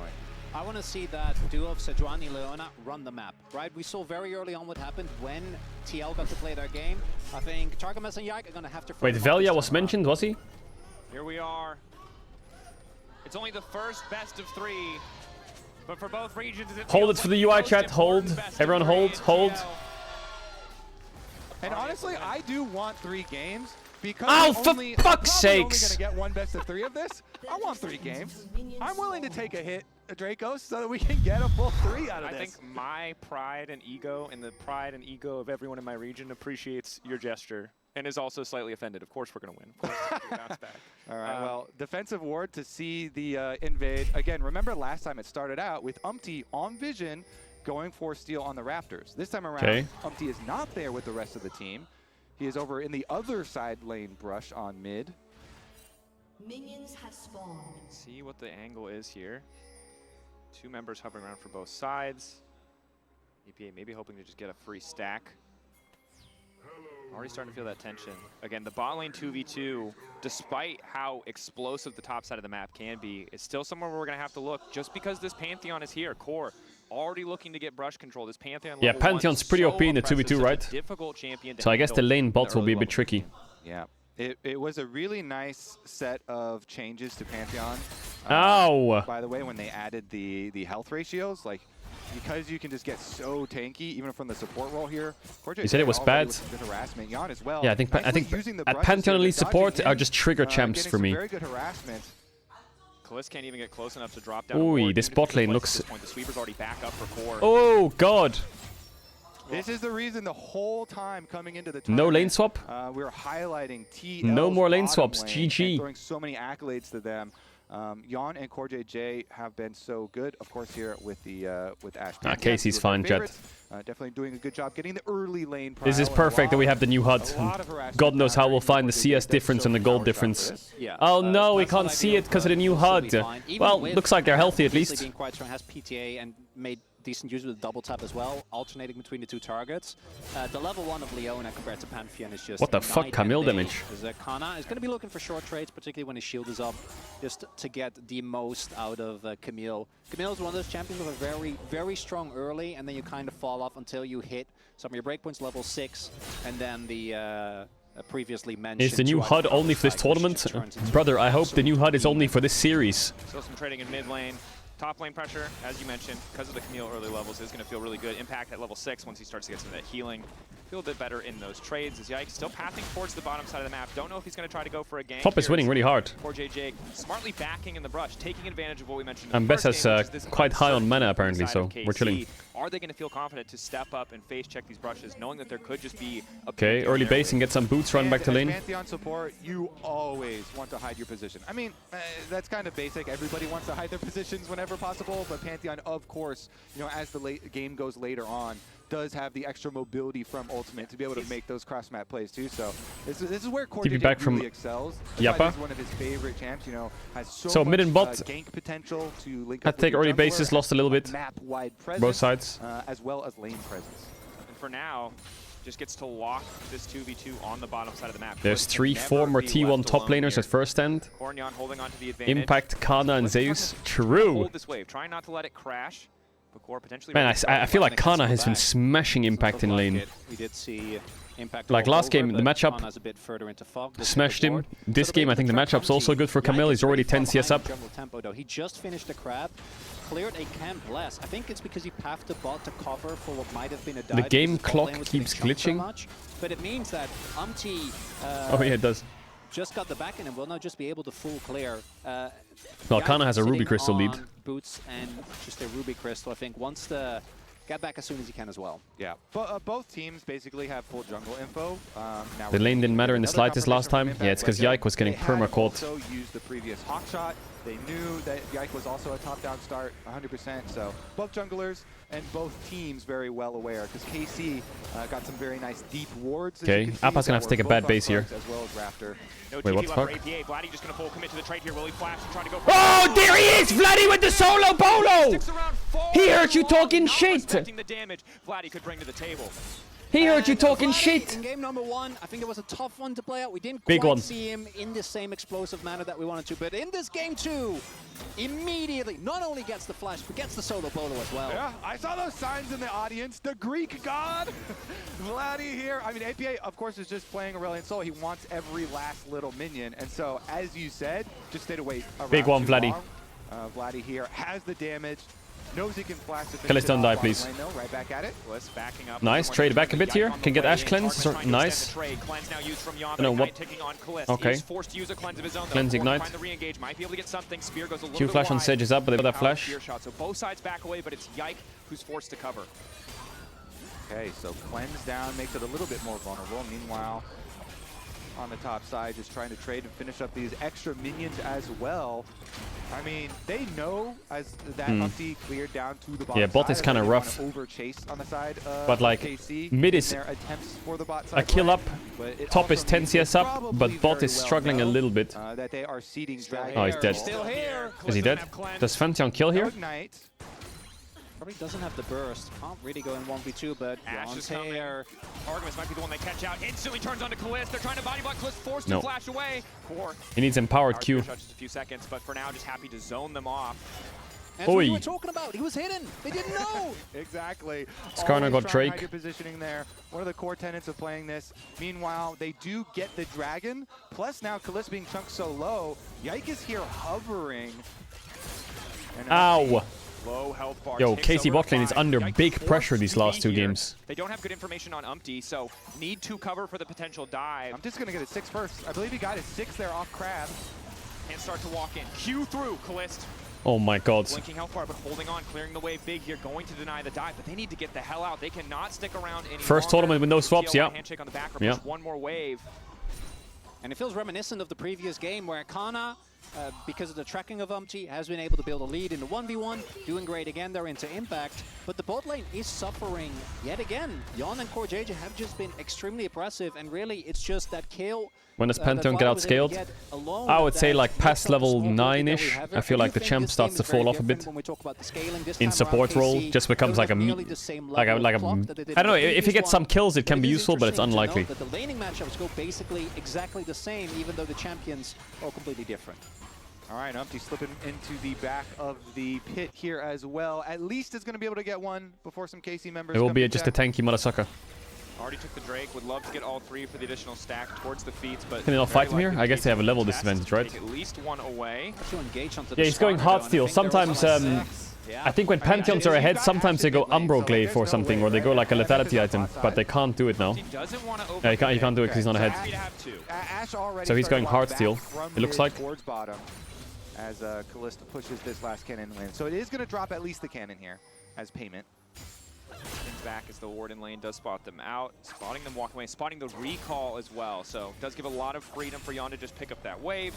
Kana and Impact continuing to trade on the top side, but for the first time this game it feels like with the wave bouncing back, Kana not quite as confident to step forward, but now Umpty is shadowing. Shot. They don't know. Wall dive, the ulti. Oh, nice flash by Umpty. That was but he flashed the ulti. Can they kill Impact? Kana can E the wall, maybe if it's up. Slowly. No flash on Umpty. TP. Oh, nice by Kana, the auto Q. Appa TPs. Yike can maybe kill. Nice! He flashed over the Aurelion Sol as well. Kana, talk to me, do something. Oh! Oh, help! Wait, Kana's just... He's smurfing! Are you kidding? Oh my god, Kana and Yike were crazy in that 2v3. Kana was actually disgusting in that fight. Oh my god, the Camille is absolutely off the rails now. What is going on up there, guys?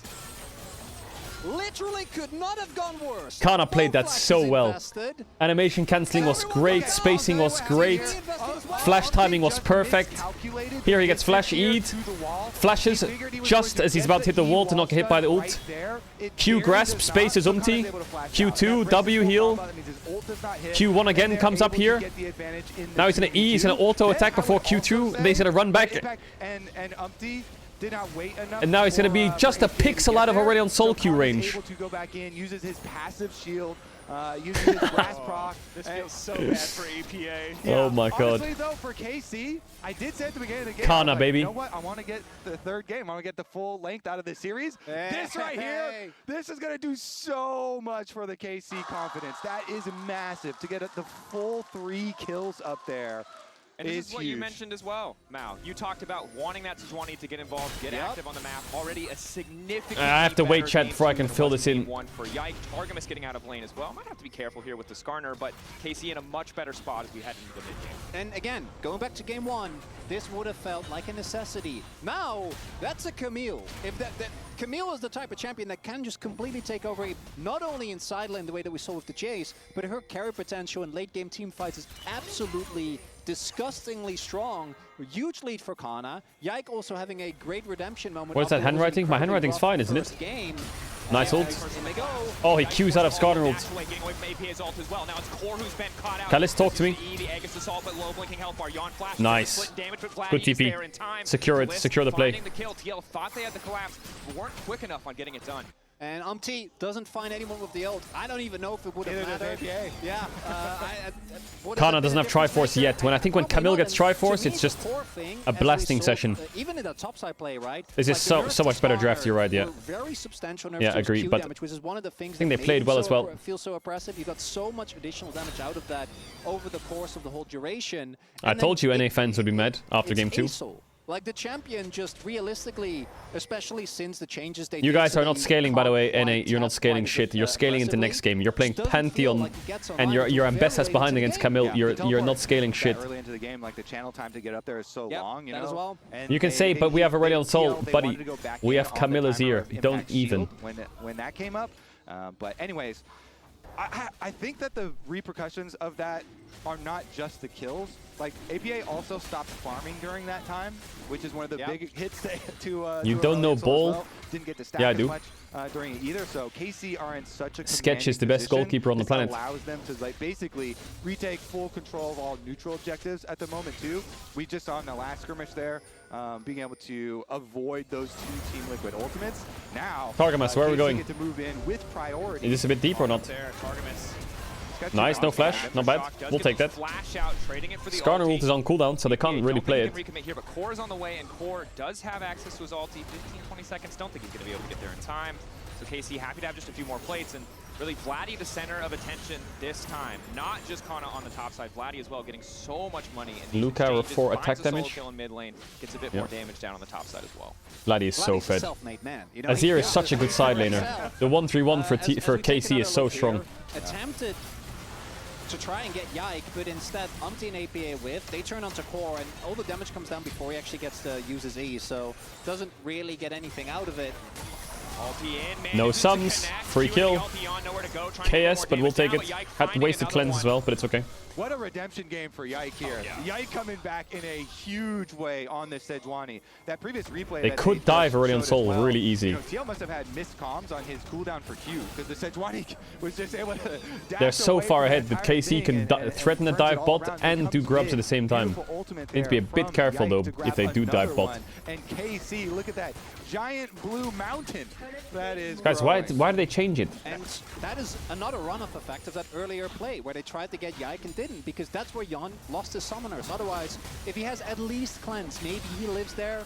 It just barely would have still been rough, but instead KC TL needed a good amount of time with which I think with the comp made sense, but KC is on the verge of just completely running them over because they can just keep forcing engages, right? Their engage potential is crazy. The prio that they have allows them to just take objective after objective, and TL, I have a tough time seeing, unless they can somehow play around Jan, who feels like he's the only strong really nice ult by Yike team right now, and even he's getting punished.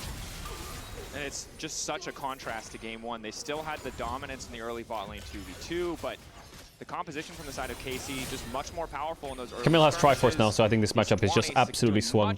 But even though Impact has Eclipse, which is nice. Every time I see Eclipse versus Triforce and stuff and Sheen items, I always get worried for the Eclipse user. They have the scaling of APA, but it's just going to be a much harder game to play out. Yeah, I mean, KC are just able to snowball so much with the victory if they're on even. top side to the first play. Because the TL were not able to get there. Skarner stunned into the wall to chain into ultimate and everything. Now it's going to be a point where we have constant watch on those sides. Okay. Umpty does go for a pick. Okay, it's fine. It's a pick. It's okay. No Drake for 2 minutes. It's okay. If this top play works out for KC, though, that's a dead tower. And the Talk to me. Talk to me, Yike. Sejuani's up on top side, making the lane gank attempt onto Impact here. He was trying to play to Kana. Obviously, the very powerful. He's playing really safe Impact. And they're swapping between the lane economy snapshot. Full bot side control, but you can yeah, see top side is smashing. Card lane economy snapshot, full gold leads for the top side. Bot is Vladdy getting dove? Targamas and Kalista, I think, benefiting from some of the Can lift this maybe? Nope. Oh! Oh! Oh! NT. Oh! Oh! Yo, respect! Triforce Camille, baby. No W. And here come the boys. Umpty's dead. Kana solo kills Impact, dives him on the tower. Nice E-flash Targamas. They basically just aced him. They literally just aced him. Well played by Vladdy, well played by Kana. Nice collapse by KC. Jungle bot. Bot tier 1 dies. Top tier 1 might die. They have TP on Ambessa though. Yike with the no-look Sejuani ultimate over his shoulder to also ensure that they get the extra kill. And Kana says, I didn't even need that gank. I'll just do it myself up here to finish off the kill on the Kana was TPing, so he ulted him to cancel. That makes sense. To ult there to start it off. Yeah, because I think Kana was looking so I guess Impact didn't really have, in his mind, he didn't really have a choice. But the moment that they see Skarner, he also knows, like, I don't have to care. Like, oh my god! He flashed his flash on the E? What? Are you kidding? And that dodge already great. What happened to Kana? Why is he so good? What the fuck? This year he's been insane. Could have been good, and I think that Core JJ and Umpty try to push out the wave as well. As the bad news is not done. He just has to stand there and die. Oh, nice ult as well. Pushed away, already forced to use the Aegis Assault. One more auto might lock him up. Sidestep comes in from Jan, but now he's being pushed back in the mid lane. Fights on multiple fronts. KC, Targa? You're fucking dead. It's okay though, don't worry about it. Oh! Went for the headshot there, Yike. Oh, the W whip flash! I like it. I like it. It's a master class by KC. To make this game go by very quickly. It's a master class. Core comes in, unable to really get anything. As we're not done. We're TPing. Action packed. Vladdy running level 13. How much more time? Impact can he turn this one back? Enough CC, but there's just too much to lock Impact down. Don't think he's gonna be able to get out. APA trying to catch Vladdy on the bot lane, but it's the fight in the mid lane. The lockup is there. Kalista on a killing spree. Vladdy, what are we doing? Oh, we're just smurfing! That's what we're doing! Another one!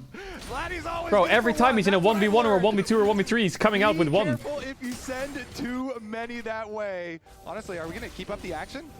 Yike. Continuing. We are. No flash, but I don't know if you're in range there. Nice slow. Oh, body blocks it. Smart by Core GG. And the thing is just TL have not been able to slow down the game for the last 3 minutes, and every single play has been working out for KC. And the composure that was so good for them, the discipline that was so good pace by KC. Good pace. Just hasn't been an option because of the massive early lead that KC got. This A-Soul is quite useless. Game 1, very one-sided for TL side. Game 2, extremely one-sided for KC side. which means if we do go towards our game 3, then we're going to have a... We gave you one game? What is this chat writing? We gave you one game, we. Buddy, you're going to lose the next game as well, okay? To force the play through. Again, the map is kind of in this state because they keep getting these individual plays. And you had to use the bomb ult. They thought that Vladdy was pathing top based on the way that E'd. APA just doesn't really have a lot of damage. That's nice by Vladdy. As well, by the way. Actually, right? Like nice. That's not just any tool. That's going to take a long time to farm back up. And I think that TL also very well know. He got a shutdown, so like that's technically a net positive. Was Talia banned? Yeah, she was. I think KC's going red side obviously next game. But now that A-Soul's out, Azir is out, and gold lead. Nigh insurmountable. Tristana, they're gonna ban Talia Ziggs again. They're gonna send a keep targeting Yappa. Kana already has the 2 items, right, that we were talking about. So Kana is the target, actually. Lockdown there. Can he get the hook shot while diving the chain? CC knocked Kana, perfect as the ulti comes make magic, come on, do something. Tack sweep, a lot of sustain, but Kana still running. Should just fall here. They're gonna try move speed. to kill the APA. Yeah, passive. More stacks. Kana really nowhere to go. Oh, he's gonna give the kill to Pantheon. Will fall to the tower. Or Skarner even. Probably better than giving it to A-Soul, right? Okay, in trade. Where do we see the current win-loss of the team series? Ulti there as well. Kliss coming in. Here. Impact likely to fall. Might try to use Kliss as an escape route. There's like a dot. Not going to happen. Ruinous Atacon spawning, and they might just instantly transition to it on the nice top collapse. side. KC is APA is visible bot lane. Yeah, I mean, honestly, the impact on Bessa has not really been it. Right now, TL, they just need to make cross-map plays or try and make some cross-map plays, get some objective bounty shutdowns, because that Otacon is for sure gone. That is KC Otacon. I think the good news is they can't get the mid one, but they can just rotate down towards APA and try and get that objective bounty on bottom side. Okay, what's the good news, Dracos? I'm very, because I'm looking for angles, finding none. So I'm very curious. This is the lots of flowers Otacon, not the fake GA Otacon, which I think is a silver lining. Oh my god, that's a lot of flowers. Is there a flower counter on this new HUD that they made to increase info? Power is real. Yeah. Where the flowers at? That experience? How do you see the flowers? I'm trying, guys. Because the problem is, one thing that's missing from this overlay, not to stop yapping about the overlay, sorry, is normally you could like click on a champion and you would see their spells and shit and their buffs. But you don't have that anymore. So I can never find out how many flowers they have, ever. Punishing KC left and right. This game outplays left and right from KC. It's really feast or famine for both these squads. Or or am I dumb? Where do I find it? Particularly impressed with Vladdy. Again, I think this early just count. Oh. Something that we generally see, even with him playing the champion a decent amount, just because I feel like Azir generally falls a little bit later into drafts, unless he is where he was a few years ago, you know, where he wins every lane and scales and just does everything very well. But he's been paying off immensely. Every single attempt from TL to like claw their way back in this game with a desperate play, he's answered with a 1-for-1. Had the early solo photo as well. He solo killed APA 3 times. I mean, he's 3 levels up right now. What? Like, this is terrifying. That's a lot of flower power, to your point earlier. He kind of has a luxury Zhonya's because he's so far ahead in terms of overall gold. Now can be even more aggressive on the playmaking. And clearly the call from KC is they want to end this game fast. Aggression on the top side. A little bit of lockup onto Impact, but happy to just grab this tier 2. Also have Grubs. Look at Vladdy's level. Yeah, he's level 15. There, and Kliss taking mid lane. Probably level 16 soon. We're coming up on 10k. I mean, TL need time, but they just do not have it. Ulti's going wide. Maybe an opportunity for TL to try and punish. Ulti connecting on the top side from Yon, but Yon really can't get in range. This is not the lethality Varus. Ash needs time to dish out that damage. Sustained push still here. KC looking to close this one out fast. 22 minutes in, breaking open the base, cracking yet another tower. Baron not even up yet. And TL punish. Engage is gone. Oh my god, Camille Q2. Was. Starting to back up Yon, starting to poke. Oh, Vladdy! All of them flashed it. Good reactions. Nice stopwatch. Can someone help him? Oh, there comes Kana. Pentakill? No. GG, well played. Hey, NA! 23-minute win! Where are you at now? Where are you at now with your fucking shit talk? Hey? Eastern United States. Shut up! And if they Shut up! Behind, that might have been the Hail Mary play that extended the game, but they just didn't have the damage. Oh, I wish we actually killed Ash there.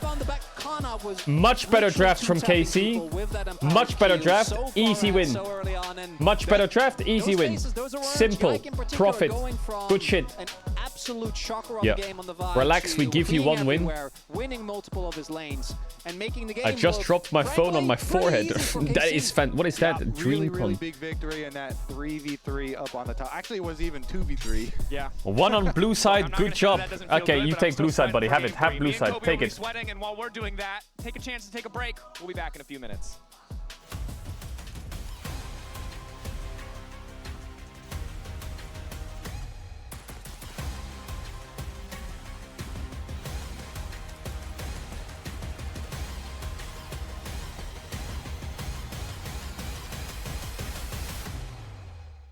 Upper South America.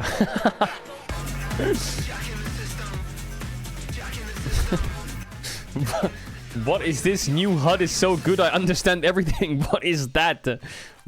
Is that WoW? Is that WoW? Get a browser built for League fans. With a custom UI, exclusive themes, and seamless LoL esports tournament integration. Follow every play, see every result, get access to exclusive contests, rewards, and co-streaming options. Only on the browser for Legends. Only on Opera GX. Why the fuck does everyone spam LOL in this chat? Red Bull gives you wings. When you have 5G home internet, you can get entertainment I don't know. you already love for less, like Netflix and Max. People are spamming LOL more often these days in this chat. ESPN Plus. We've gone from what is the Twitch circle of what did it start with? It started with LUL. Then it went to Omega LUL. Then it went to Kek, and now we're at LOL.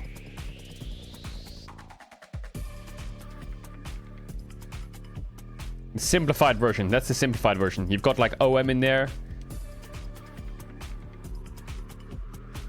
OME.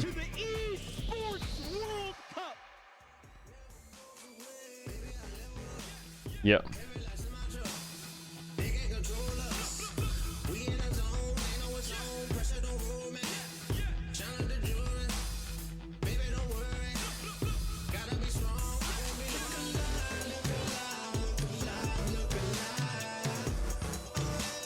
Spit on the beat, I can't. Someone's already yapping over it.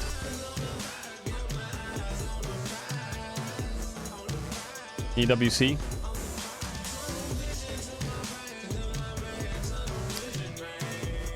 Did you watch the Sidemen football match? Yeah, of course I did, bro. OME guy was popping off.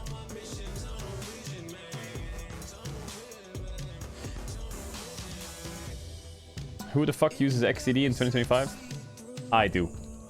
I do. Me.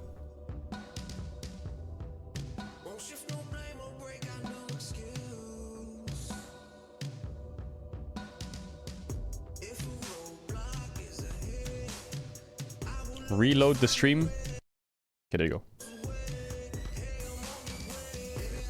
What the fuck have we done to my stream?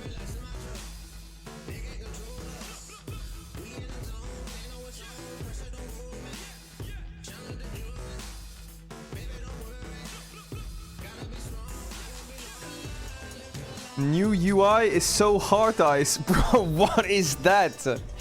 What are they tweeting?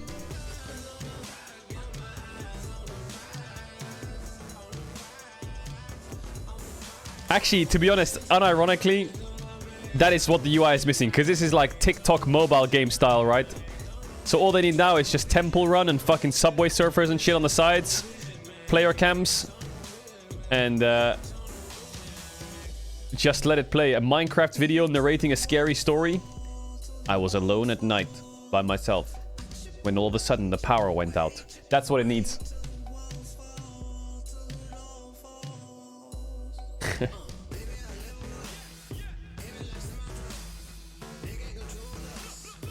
Six consoles. 6 consoles.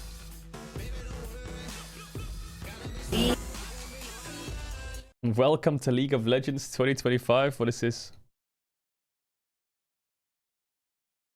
Welcome to the League of Legends. Let's dive into preseason 2023.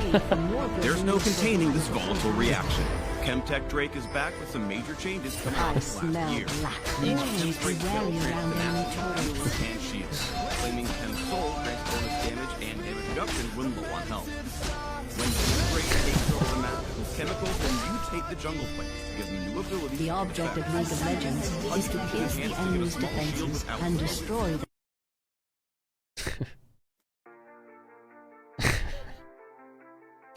Shut up. We send up buttons.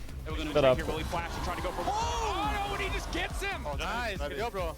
Oh, flash. Yeah, go. You can go. Yep. Maybe fast. Okay. No flash. I blocked the queue. No flash. Nice job, Kana. Stay focused. Good. Kana just every time Kana does a good play or something good happens, he just bursts out laughing. This game is over. Yes. Let's focus. Welcome back to First Stand 2025, where TL and KC are tied 1-1 in our opening series for the tournament. He lost. You guys, I feel a bit better right now. Really? Why is that? I feel worse. I like when teams win. You guys know this, but also a very convincing bounce back on the side of KC.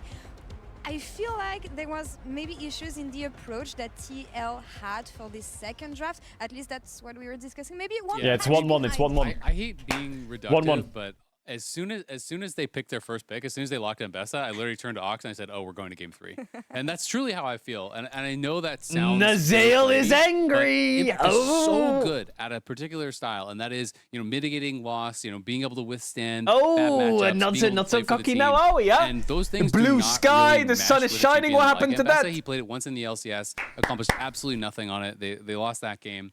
And I felt like this entire game was decided by this top lane skirmish, where they just got thoroughly outplayed. Top lane being True. a deciding Say it again factor for the people in the back. What year Say it is this? again. Yike and Kana got a 3 Say it again for the people in the back. Reflex replay. So let's check it out here and see what happened. Is it TL misplaying here, Ox, or is it KC being opportunistic? Go bold if KC loses? Yeah. No. I think here they you can't just say that. Ults at the same time and whiffing them with a great flash from Kana, but it's just the communication. You could hear it when we came out of the break between these two, saying exactly what they're doing. I'm blocking this, I'm doing that. And the power of like Camille Sejuani playing around that passive. The fact they get that first kill, great. The second kill, even better, but the fact they get 3. Really just capitalizing. You can't call them blue side enemies. I mean, because they lost on blue side.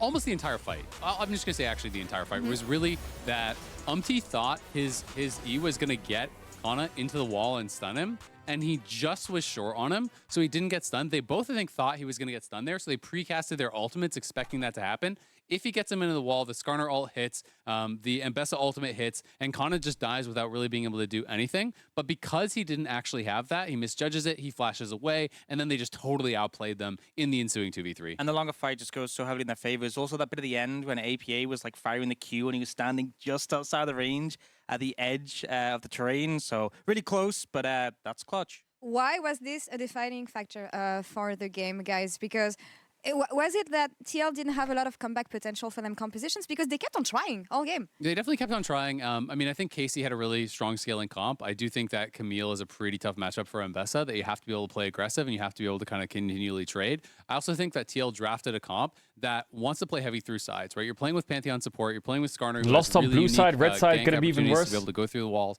and you're playing with Acel who can move from mid, I feel like, attack side lanes. So I mean, it's quite obvious, but draft has become so much more important in Fearless. It's crazy. You can't just copy-paste the same draft anymore and be fine. 3v1s and plays like that, where you have to overcommit on that side of the map. Obviously, it sounds very obvious, but to do things elsewhere, and I think they did a really drafting gets really hard in like game 3 now already. The draft gets really hard. Punishing them time and time again. This guy to me is just such a superstar. We got the solo kill in the early game on APA. And it's like, let's say a champ has, obviously it has like, let's say it has 3 main counters, and 2 of those counters are meta champs, and those champs were played in game 1 or 2, and you ban the 3rd and first pick this one. You have to, as a coach or team, find the pattern for what they're looking for. So you have to remember what's out, what are they banning, and what is that countering to make it make sense for their first pick. So you have to like, you have 30 seconds to figure out what the fuck are they doing. And then you have to find an answer for it, whether you're banning it or not. So it definitely gets really fun, but it can make you, if you slip, you just lose the whole draft. Gone. And I just feel like this composition from TL give them exactly what they wanted. I mean, that gold graph is ruthless, honestly. Yeah. Like, if I'm KC right now, you know, like obviously you already have mid lane. Does Impact play Rumble or not? Going completely fine for TL, but then the top lane skirmish happens. Now you're way behind in both the side lanes. You're a composition that has to play. Okay, there's 4 champions that Impact needs to, that KC need to sort out. So I think, you know, there's Talia, which I think would be a Game 3 winner for Appa. There's Ziggs, which could be a Game 3 winner for Appa. There's Rumble, and there's Kalista. So in that sense, what they could do is they could ban Talia and Ziggs, but because it's Fearless draft, right? And ADs are already out, like Ashe is out, Varus is out. Kalista's strength is quite high, but the only match is Draven. So if, as long as Draven's open, they could probably not ban Kalista. But if Draven gets banned, they have to ban Kalista. And now you're forced to ban something because these are out in Fearless. And one of these is going to go through. Alternatively, you could dig like deep somewhere and if their preparation told them that we should be playing, you know, these kind of like skirmish and cook up some weird thing of giving them Kalista and taking Rumble Ziggs or something away from them and playing Ziggs bot into, like, you can do so many different patterns to break ideas, but you have to be really careful of what's in and out. Like, Rumble is probably super OP right now because of what's out. These 2 champs are probably the only champs that he's got left. You could give them Rumble first pick and take Galio into it, and then go Kalista if they take it. But what if they take Kalista with Draven ban? You get Rumble, they get Galio, right? And now you've got no match for Kalista.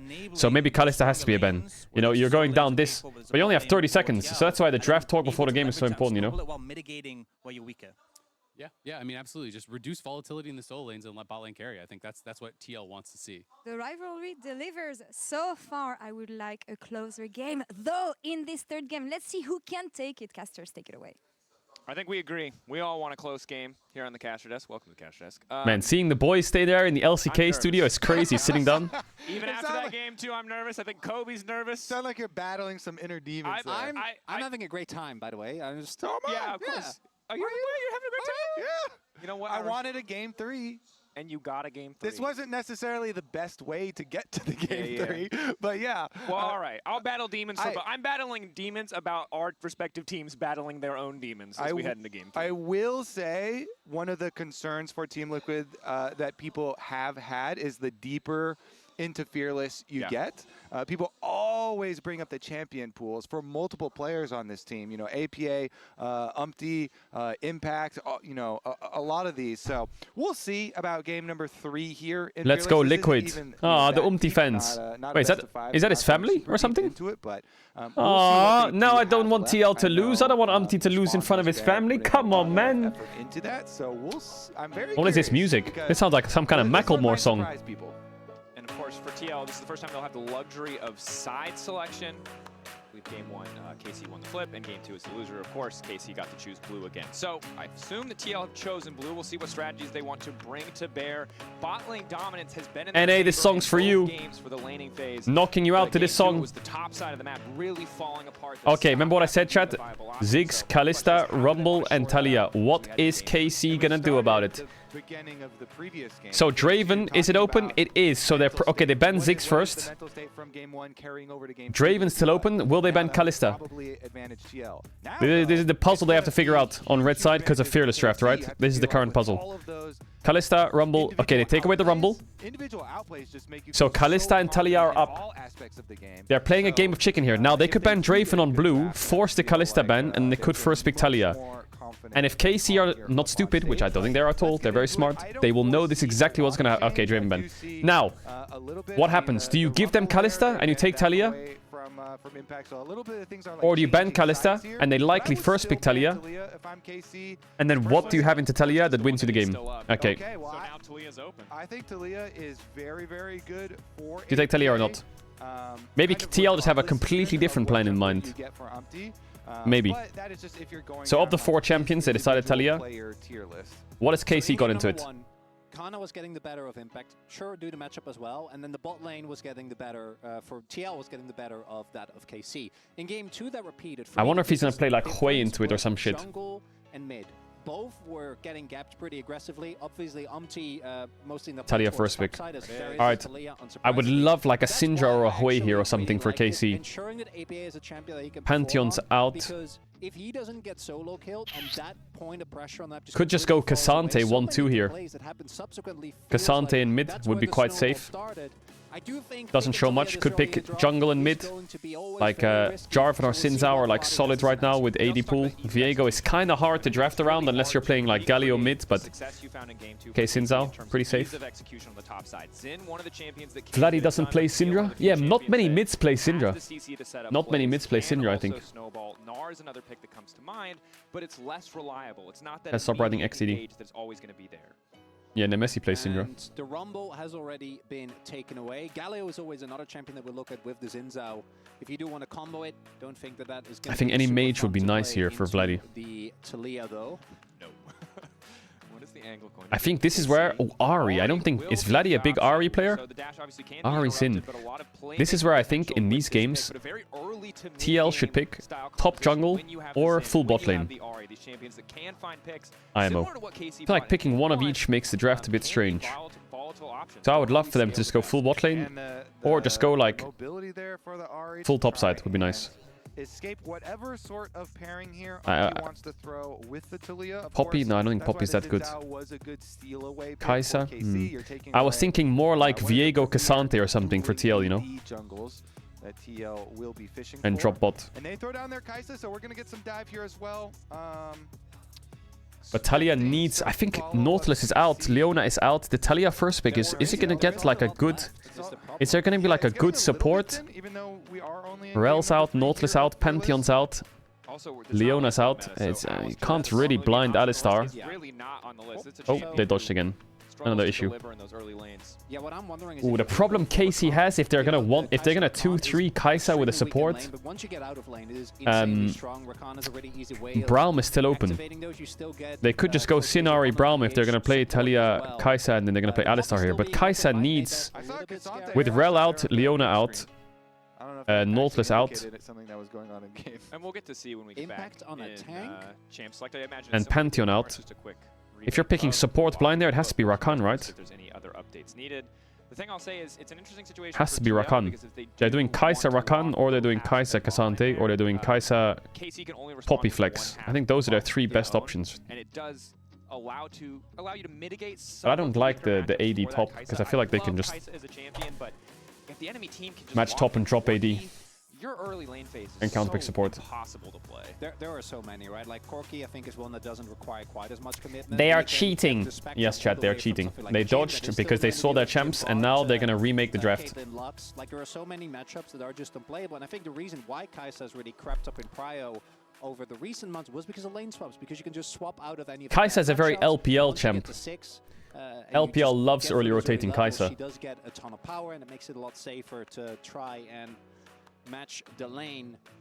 I do like the fact that they ensure that Jan is something that he feels comfortable that he can carry on, because he has been, even in the loss, by far the most consistent player that Jackie Love.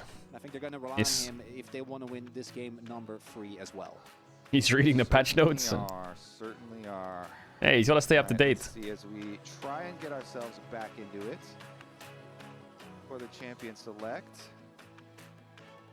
We keep you guys updated when we get a little bit more info. They're talking to the ref. We got some problems.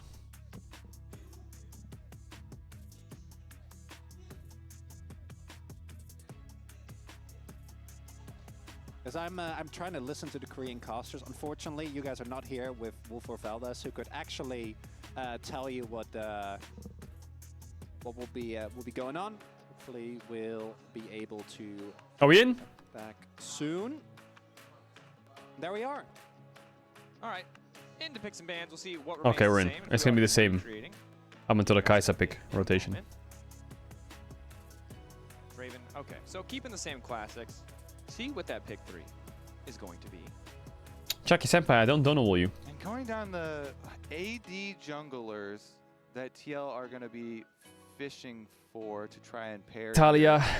Here's Sinzao Ahri. Let's see, Vi was already used. Like Jarvan is still available. Yeah, it's kind of hard, right? Because particularly with Talia, you want something that both provides Last time, CC ooh, they picked Cassante now. They picked Kai'Sa before. Are they doing Cassante Kai'Sa? Yeah. That we saw on the big screen. Really, Xin Zhao is kind of the Was it bugged or what? They didn't want the Kai'Sa? Something that has reliable knock-up. But they're dropping jungle anyways, I believe. Are you picking Kai'Sa? The other pick as well. Or are they going to go full topside? To the earlier issue, there was some sort of problem with the client that stopped TL from locking in their selected champion. So that's why we're seeing the Cassante here. Yeah, they're going to go full topside. Talia Nocturne, it's good. Talia Nocturne. Kai'Sa was an error pick. They were allowed to remake from that point. So, interesting.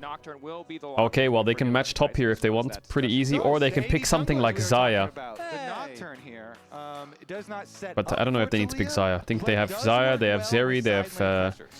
The synergy okay, there is not in lane phase, it is synergy not bad. with Talia in a very different way. It is synergy in playing the mid game and trying to pressure side lanes. And I also do like this, although it does give you a way to go way, way too deep in some plays. So now I think they have to think about blind picks.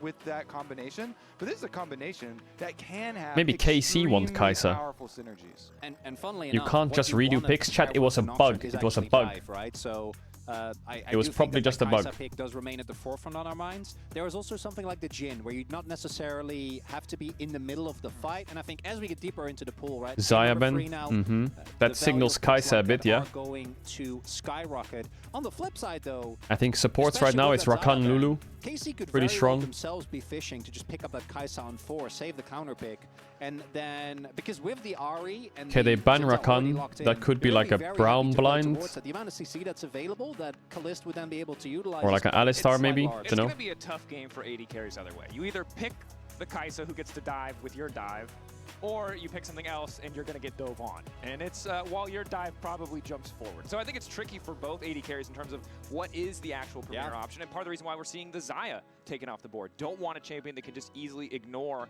a lot of that dive threat.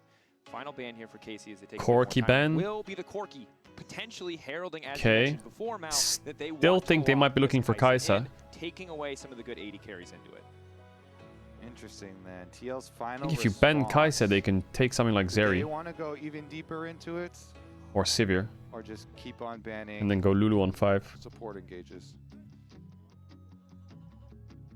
It's so tough as well. I wonder if TL is gonna play Lucian Nami. I have this feeling that TL is gonna play Lucian Nami. That Nocturne, right? I actually really like the Lulu ban because they used to play a lot of Lucian Nami, didn't they? I remember TL was like a Lucian Nami team, weren't they? Yeah. There is actually 0 guaranteed CC on the side of TL, right? So if you have a Zeri, they can just skate over and easily get away with the help of Twitter is down. Oh no, what are we gonna do? Caitlyn pushing lane. Yeah, Caitlyn Lux, I think is valid. Because if you can push early with, you know, Caitlyn. Anyways. And get those side towers down. What is it? Kai'Sa or Zeri? Option every pick going to the Zeri. Here. It's going to be the Zeri. Yeah. So I mean, TL could just take the Kai'Sa now. That's pretty easy. Here from the side of TL. Zeri is all, if you don't I wonder what support they have on 5 here, though. Going to be a problem. It feels like it demands either matching some of for KC. I feel like Lucian Nami is fine. And aggression has worked could do like. So far for TL in this series. Like, what do you pick on 5 into Lucian Nami? I think they're gonna do Lucian Nami, you know. I don't know what you can pick into it on 5. I think TL has set up a Lucian Nami slam here. Yeah, I knew it. They're gonna have to play. I think Poppy support is your best option, maybe. But I don't know. The lane is a horror. If she does end up in good matchups, instead, that's the classic. I think it's gonna be Zeri Yumi. Okay, I'm gonna call that. Maybe what's good here? Yumi? The only AD carry chat, is it Yumi? Is it Lucian Nami versus Zeri Yumi? No! No! No! No! That has almost always failed in the hands oh my god! Chat that everyone ads. If you don't want ads, you can use a tier 1 or a Twitch Prime, subscribe and support the channel. You don't have to sub if you don't want to. We're back for the game starts. If you kiss, I appreciate all the subbers I have to run them so you don't get the ads during the game. Oh my god. Last year at MSI. Yep. Well earned. Did he just slap Umpty's back? Umpty as well, trying to get the team into it. Let's go. All right, so Team Liquid. He just slapped him on the back and wake up, bucko. Talking about with Talia and Nocturne, try and make some picks for themselves on side lanes there. But I mean, KC putting the Zeri Yuumi in the hands of Kalist there. A team fight will be hard to track down. And if I'm looking at these two drafts, I think I'd rather be KC. You have pressure on the top side of the map. I think your mid-jungle duo is miles ahead when it comes to just roll. What's worse, winning with Smolder or winning with Yuumi? I mean, Yuumi is the Smolder is the modern day version of Yuumi, you know. Either the Lucianami just completely takes over because Yon and CoreJJ have been so consistent, have been so powerful, and there's a lot of dive pressure and global side lane pressure from the two ultimates. We are drinking liquid. You get a complete stomping. I would hope so. Zinzao and Ahri combo, because I would be worried otherwise. Those can make such deep plays, and then the Zeri goes unchecked. When is TSM playing? Hey, that's a good sign. Push and how much top lane control can go over that way, but we shall see. I'm worried about a lot of stuff right now, guys. I'm excited. I'm so excited, but the thing is, both of these comps incredibly explosive mid game. The late game insurance for KC is there, but man, that early game with the Yuumi can be rough. Team Liquid fighting.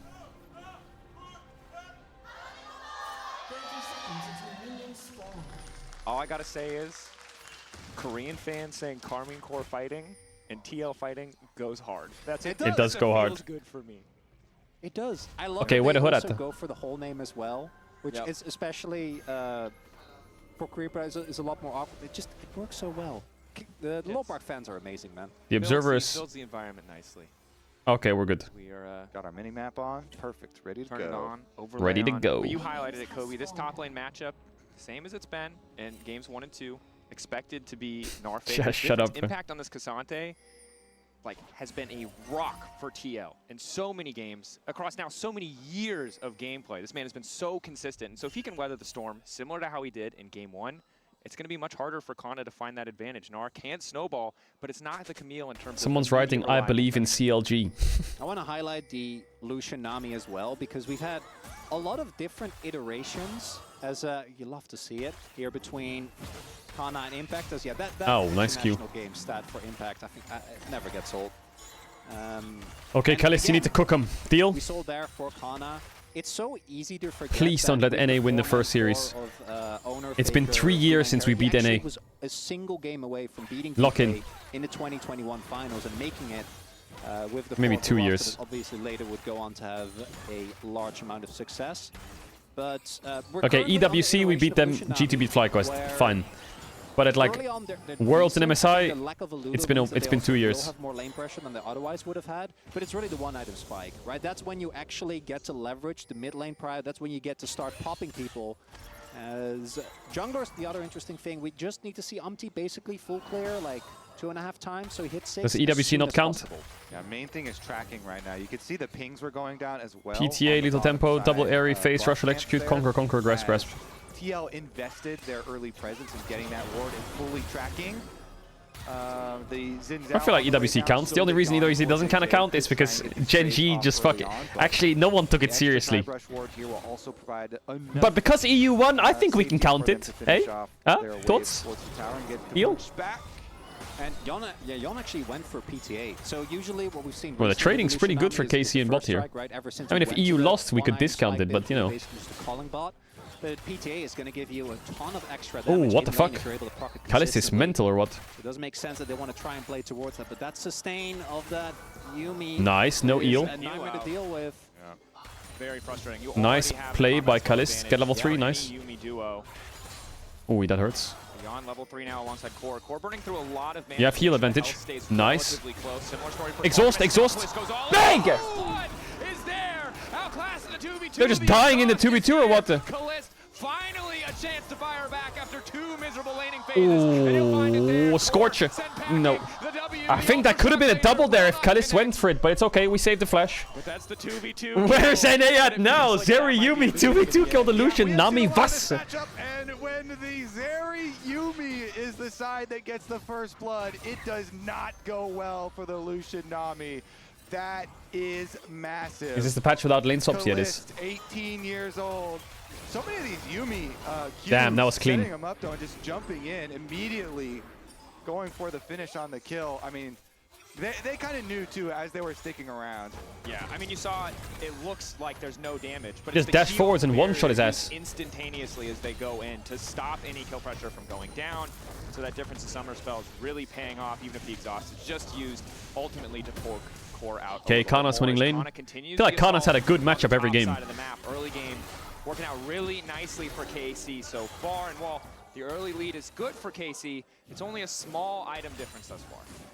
It's just gonna be so hard for TL to lock down Azeri. That's one of the things when so many things are taken off the board. Oh, Yumi Q missed there. He's in dash. Pretty easy for Azeri to get Awa, away awa, awa. from Nice. Nocturne when you have a Yumi on your back. So KC towards the mid stages of the game, if TL are not able to utilize, you know, their global ultimates to make some side lane picks, that's why you're really worried about early money on Azeri. It's just so hard. Is he close to level 5?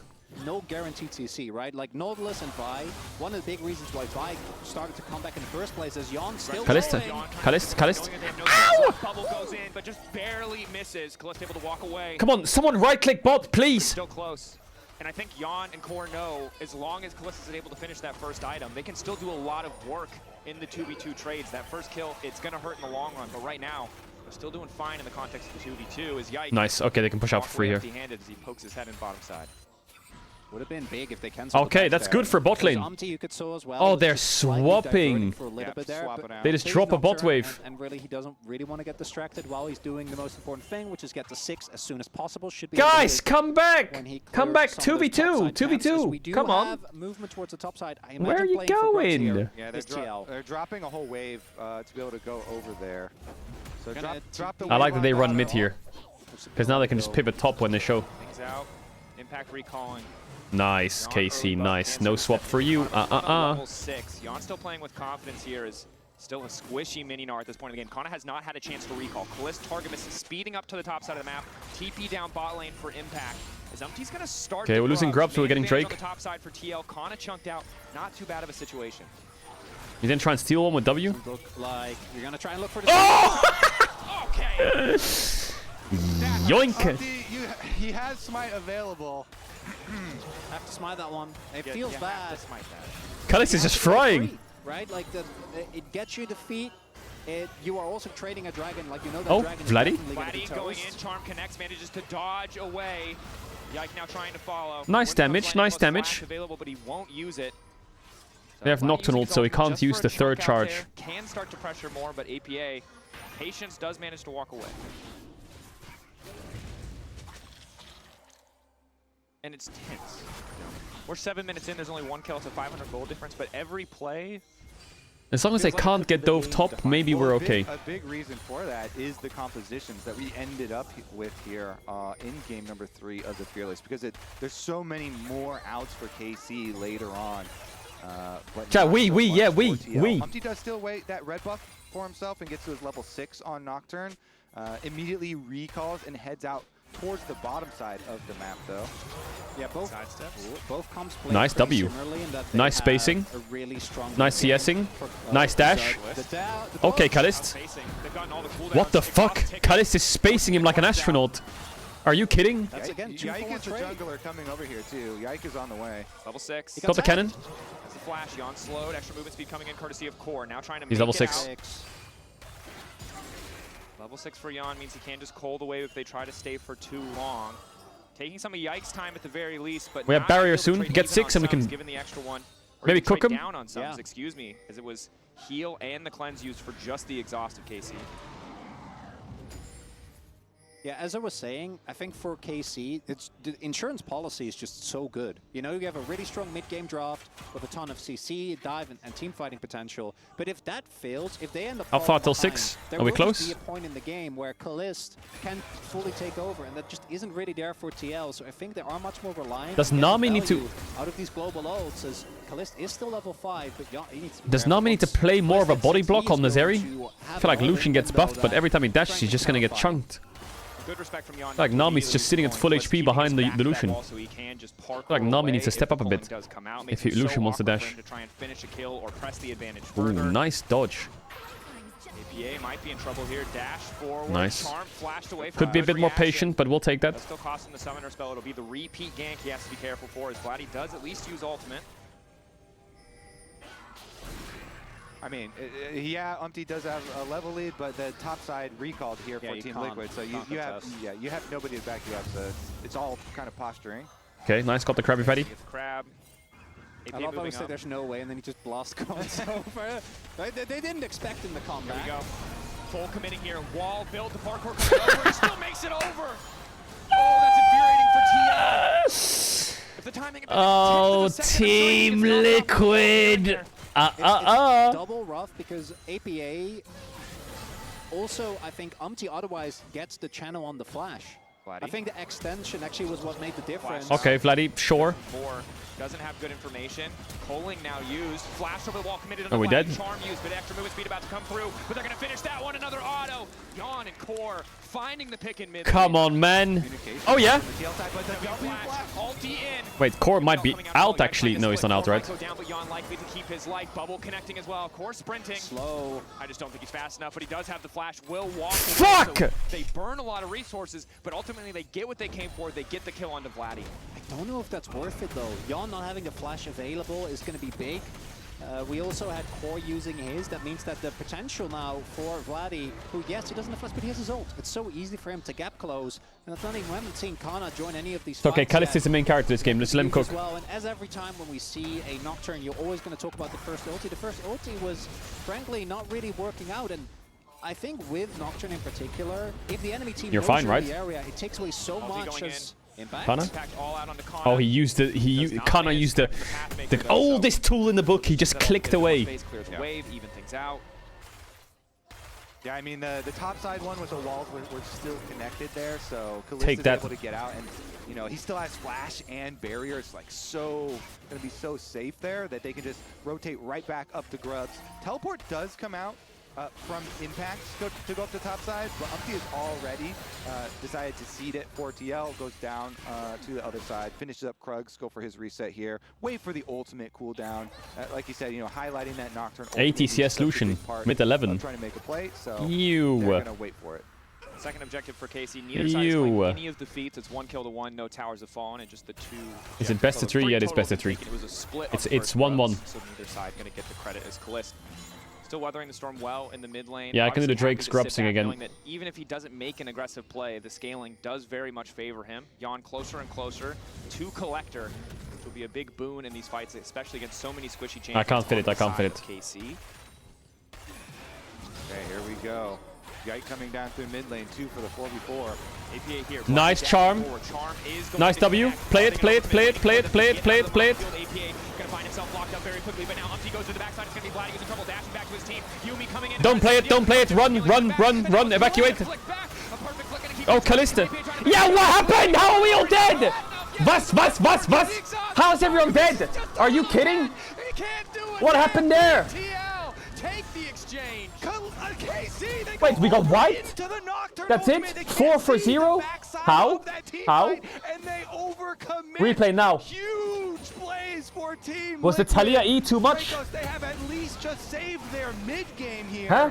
That's going to be the Dragon. They push out on both mid wave and bottom wave. Is Ari just healing them or what? They need it. Team Liquid finds some saving grace. This was a peeling Nocturne ultimate that they set off, and KC dived forward anyway. It's such a risk because both Nami and Talia in these choke points are Why don't they just go on the Nocturne? Right? Everyone's going so deep. Yumi ult early. No, just go on the Nocturne, right? Attempt at engage. Stop it, it's fine, we will win. Auto freely, and if Nocturne can get multiple procs of his passive off, he's obviously going to shred through. Had the Hexblade done as well, and now the gold looking Zeri Flash was different. such 2K lead here for TL and KC. As I said, they still have the insurance policy, but they're gonna kick themselves for that one. They made it interesting here. I mean, the peel from the Nami and the Talia here, as you're kiting back, was just exceptional there for Team Liquid. Let's see what they can do with that injection of money, though. those extra kills going their way. This is big because it puts them back into that comfortable mid-game position they were looking for when they drafted the comp. The what is this HUD? They should have had that Bro. they threw away a little bit on that bot side 2v2, now very much back in their control, and Umpty has to be feeling good because again, that first Nocturne ult didn't work, but the second one hitting, finding those kills, getting the Please don't lose the Team Liquid, please, KC, please, please, please, please, please find the pace somewhere. Very worried about later Yuumi and Zeri problem and trying to actually lock them down, because as we said, like they can get away from a Nocturne if you brute force it, but if you can try and create some sort of situation with the engage and the setup towards it, then maybe a better hope. And the flash is down now. The key here for Team Liquid, a lot of this money onto the Taliyah and the Nocturne, the two most mobile champions here for this team that can try and move that money around the map for themselves. There was also the fact that Kalist flashed to try and salvage the play at the end there. No flash on the Zeri is actually a big deal. Even with all the safety that she has, it means that players like Umpty flashing forward with a fear I actually thought ultra items. Bigger issue. And we have now hit the collector power spike, and as we can see, Yon is just going mid, shoving in waves. And we've now reached the point that Kalist is only sitting on Yuntal, doesn't really get to match. Have to be respectful, and we'll see if TL is able to turn this into how does KC win this? Just scale a bit? The one downside for KC is who actually face checks, right? Because obviously Yike is okay. They're gonna go for this dive. Maybe. They're sending pings on it. Rotation already on the way. They have a lot of burst, but I think he's close to Mega. Cross map. For the side of KC would have been the top side. You're fine, right? You're fine. You don't have flash though. Please don't die. You have E? You have E? Don't press E. Don't press E. Whatever you do, don't press E. Please don't press E. Just chipping out the opposition. Okay. Okay, Kalist, I see you. They keep pinging that bottom side, which makes us think that they're setting up for this play, and they have the deep ward there that they saw. They actually saw it placed in the lane. Yike was up on top side, but Yike is now recalled, so there's not a lot of time for this to go off. Can you play that, Connor? Can you play it? You have jump, you have jump. Oh yeah, Connor! Oh yeah, defensive feet! Oh god, Connor! What? Back again, TL find the kill, but trade that was fucking clean by Kana. Yon and Core need to be there.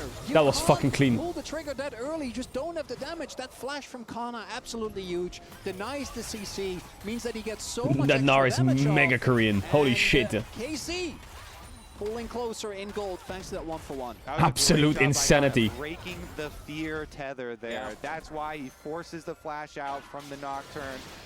Korean Nar goes crazy hard. And goes 1-for-1. I don't think he had jump in this play, right? Because he flashes the fear. Good for one. And he gets jump at the end here. Auto. He gets jump now. Really nice job. No, he doesn't have it the whole fight. Oh man, if he had jump last second maybe. Down meant that they also lost a bit on the top side. Vladdy was able to push in. Team Liquid lost, by the way. Now we've got a little sneak around through the alcove as well, but this doesn't look like anybody's going to be there for that play. Show the gold diff. Still Bro, holding on to what do that you want 2K from me? gold lead, as you highlighted, a lot of that some of that going to be in the jungle because of the kills that Umpty has, but split out. Impact. Yeah, after this series is Hamulai first top esports. Holy. Again, all eyes on Kalist. He is the ticking time bomb that is forcing TL to try and make these consistent, aggressive plays, knowing how difficult it will be to answer him as we get later in the game, getting closer and closer to level 11, the second rank and all of that lower cooldown to make it available in even more fights. The other one is Kana. I think for him, just actually get... Oh, as APA? APA, good knockback on a Yike. Dawn, he's a psycho. He's gonna... Pulling. Ooh. Chunking Yike out. The objective started by the rest of the team, so this should just be an easy Herald pickup. KC backing away. Yeah, that objective won right there by Yon. He chunks out Kalist, and then they're able to finish off a big chunk onto Yike as well, so they don't get any kills, but they do take enough health bars to earn themselves a Rift Herald, which is critical in pushing the timeline of this game forward. Using that Rift Herald. Yeah, TL have Lucian, Nami, and double global for midwave, so Kalist just needs to not die on midwave. To make use of Nocturne Ultimate and Taliyah picks. I do think that the Nocturne gives this comp a lot Top more tower's longevity dead. than it otherwise will because of how much more capability you have of finding flanks, right? If you do get on top of the backline, as strong as that Zeri Yuumi combo is, I do think with how far behind Yike and Vladdy are, there's going to be a lot of burst damage lacking that otherwise might have been. Are they going to get this Drake? His sideline pressure isn't going to be quite as scary. Our TP is up. Win both 1v1s pretty comfortably. Oh, Kalist is holding on here. Does not want to concede mid lane tower. Okay. Hopping into the Herald to try and escape. Might look for the knock on Kalist. Well, at the very least, get the crash. Nice, got the Drake. Out. He's now going for the Everyone out. Nice, it's fine. 2 Drakes. 2 Drakes and held mid tier 1. Now just defend bot tier 1 and life is good, but I don't know if he can defend bot tier 1. Mid lane tower won't drop from the Herald, but Yarn will keep his life and they'll still find a kill. I'm pretty sure that's a win for KC. Yes, in terms of gold, it's rough, but I'm pretty sure that got them defeats because I think they were only a single objectives away. And then trading a kill for a dragon, I don't think is the end of the world. Definitely not the end of the world. I would also say the feats themselves are not the end of the world, not the biggest deal as well. But yeah, chat, if KC win, we're going to interview Yike on stream. Yeah! I want to ask him why he's 2 levels down. I know why he's 2 levels down. It's because the swap fucked him a bit. I do like the feint here, though, because it looks initially as if Team Liquid is going to go really I think the swap fucked him because he had to do Drake and then he lost his top side. You can even see the bot lane is, trying to peel off, but instead find a turn onto Yike and get that kill. And this is exactly what we were highlighting for what Team Liquid need to do in this game to make those transition plays with the Nocturne plus Talia movement. And Umpty is like, you know what? I'm going to go in, try and get the Smite Steal. If I don't get it, I don't get it. It was a little bit late for the Smite Steal, but they still have the timing there with the Talia wall to section off the extra pick. Oi, Kalis. Lost the cannon, but got the wave. Starts to trade more, but isn't going to get much else. Yeah, Kana is in monster mode right now. He's 40 CS up and he's 2 levels up. But Umti is also 2 levels up. It's the side lane, baby. Too many picks going in the favor of TL. The play that they overforced on the bottom side of the river is what's making this game more difficult than it maybe initially had to be. Is Yon stepping up with the Cole. This is my favorite chapter. A lot of healing already coming out. Okay, no Lucian ult. Okay, Umpty trailing on bottom side as well. Wait, how is Vladdy level 12? With the ultimate available. Okay, NT. Vladdy's trying to one-shot the wave, going away from town. Loses vision just in time, right as he sees the Zin. Yeah, exactly. That's the critical part. They lost the vision of the Ahri, but they also gained vision. I think if he went on the Ahri, he was cooked, though. They had heal on Yuumi, and they would have probably saved him. I think was happy that he didn't go in on that one. Would not have ended well, but the coverage was there. Mid lane turret now. TL desperate to get this mid lane tier 1, knowing how much it'll open for them, but KC are just not going to let it go. Consistently throwing so many members to stop the push, to hold on to that last sliver of health. Yeah, the extra defense here with these outer towers that are barely still standing. Okay, Kalist. Be careful, be careful. They have no Nocturne ult, so he's probably fine. And no Talia ult. Barrier, heal, and exhaust are available still, though, here for Kalist. KC's playing tower defense. Bro, shut up. Holding onto this mid lane turret is so it's big, working. We'll see if KC can actually do it. Come in for the shield. They're just killing the wave so quickly. That's the power of the Runan second. So hard as Lucian as well. Bottom's got to go down, though. You want to get this turret so badly, again, because I think that once KC start giving up map control, it's really hard to read. Wow, new update design, very cool. Umpty was already like 50% done with the Otacon, so they're keeping up the pressure here on multiple fronts. 14 Liquid. I don't think KC are ready for this. Yike, come on, don't get caught on mid waves. Start for TL. KC feel like they're winning this, but now they realize they've lost the Otacon, and this was not the trade that they thought it was. Flower power. So much XP going over and adaptive. Oh my god, look at all those flowers. Wow. Team yummy. Here, keeping up. Am I dumb? Is it 7-2 in kills for KC? You are correct. It is 7-2 in kills for KC, for TL. And TL is 4k gold up. With those globals and the pressure finally la. Was? If you told me that Appa and Umti would be 2 levels up on Yike and Vladdy respectively, I would say nope. The stats that you get Vladdy and Yike are going to be the 2 players that gap against TL. They're not. The only player that's gapping TL right now is Kana. In the game and 2 levels up on Vladdy with I guess Vladdy did get a solo kill, but... And Kana obviously going to be farming damage, playing Gnar into the Cassante, but it's Yon and Kalist that are at the top here already. And I expect that to not change as this game continues. It's a lot of damage, but so again, waves still clear. Yeah, Kalist is playing pretty well this game, but there's not much he can do. I want to see Yon's damage done for this whole game, because this man is just always playing aggressively. Game is still playable for KC though. I wonder if they've been having Gnar top for the whole game. I wonder if having Gnar down here would be better now that Atakan's gone. Kana does have Mega and Flash. Holy fuck, it's like watching Baus. Except he would have symbiotic shoes and his base would have finished there. Slow play it. Kana. Okay. Crunch out to safety. That's Flash a big win. As well. Yeah, Dragons. Okay, Drake is spawning. It is second Drake for TL, third Drake for KC if they get it. But KC looks like they're committed for this. I don't know if this is the call though. You really just want to send it on the Drake? Really? Really? Are we just going to send it on the Drake? Don't think you need to play too aggressive before the spike. Guys, we want to send it here? Okay. Okay. Okay. But Vladdy's really low, guys. Vladdy's really low. Keep finishing. Get out. Out. Out. Yike. Why are we turning? Why are we turning? Where are we turning to? We're the wrong... Wait, what? What the fuck? What the fuck is that? Hello? Oh yeah, Calist. Calist, cook.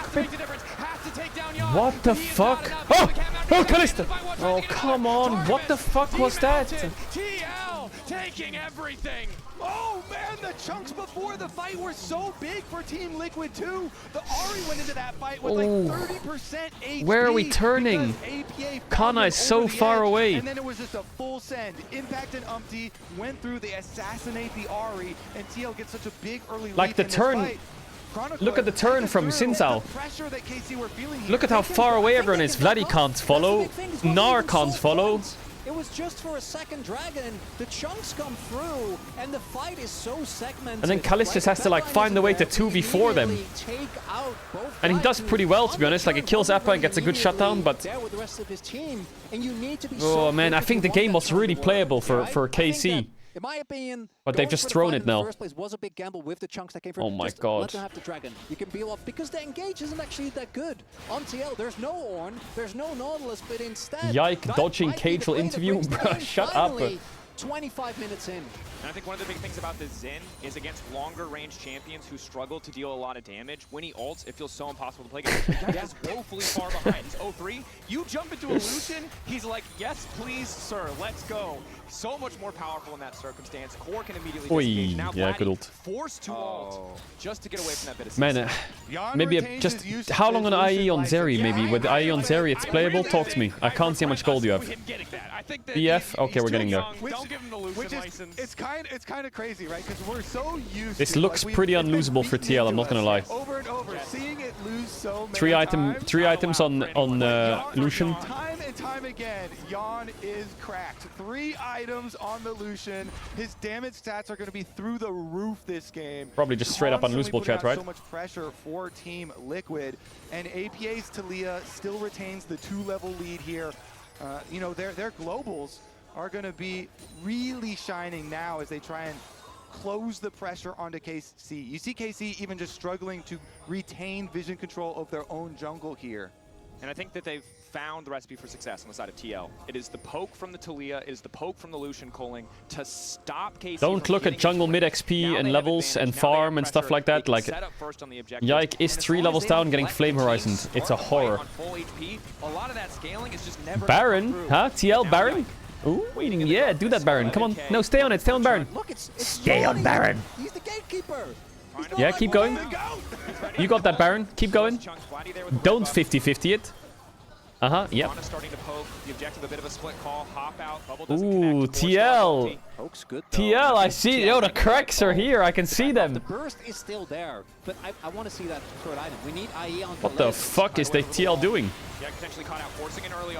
This could not be bad. This is pretty fucking bad. What the fuck? What are our ults, guys? Guys! Lock in! Oi, oi, oi. Such a close fight, but TL just continued. They're gonna go back to Baron. Come on. Turn back to the Baron. Really great usage of the ultimate. Can we play it a bit? You have wards, target mass? No, you don't. You have a pink. Put him into a position where he could hit the seismic shove. Pink it, pink it, pink it, pink it, pink it, pink it, pink it. Someone pink it. Nice. 13k. Play it, play it. Someone push mid. Never mind, stay around, stay around. How long an Ahri ult? Halfway. W. Connects, nice damage. Calist, cook a bit. Calist has ult apparently. Playable. Watch out for culling. Calist. Cook him up, marinate him a bit. The charm flash misses! The charm flash misses! Oh yeah, Calist, get in there! No, you're gonna tank the Baron here, be careful. Why are we leashing it? Why are we leashing it? Ow! Kana's dead. Oh, yike! Okay. Well, I don't mind that. Losing Kana sucks, but they didn't get Nash. They will walk away. Okay, KC managed That's to a plus stop the 5% Baron volume from going increase. down. Oh, it is so intense, and that was a critical stop from KC. That Baron would have broken the game there for Team Liquid. This was the initial pick Someone in chat says, about. what is EU doing? Bro, shut up! Impact, even though he gets charmed, able to ult and secure the jungle pick. Then it gets dicey though. We stopped the Baron! KC with a critical contest. What happened to Kana? He got Cullinged, right? Vladdy tries to charm flash here, but Lucian has sums. The gatekeeper, which means that Baron is barely going down. They don't have the fastest Baron take in the world anyway. And then there you see KC smelling the weakness. No, he uses his hop there. I think they just get completely chunked. And Yappa flashes. Almost gets the turnaround. And so does Impact. And I think TL can be really happy that that Baron reset. Hey, hey! If it doesn't reset and Yike makes it over the wall, they just get the Baron. And then KC. Let him cook.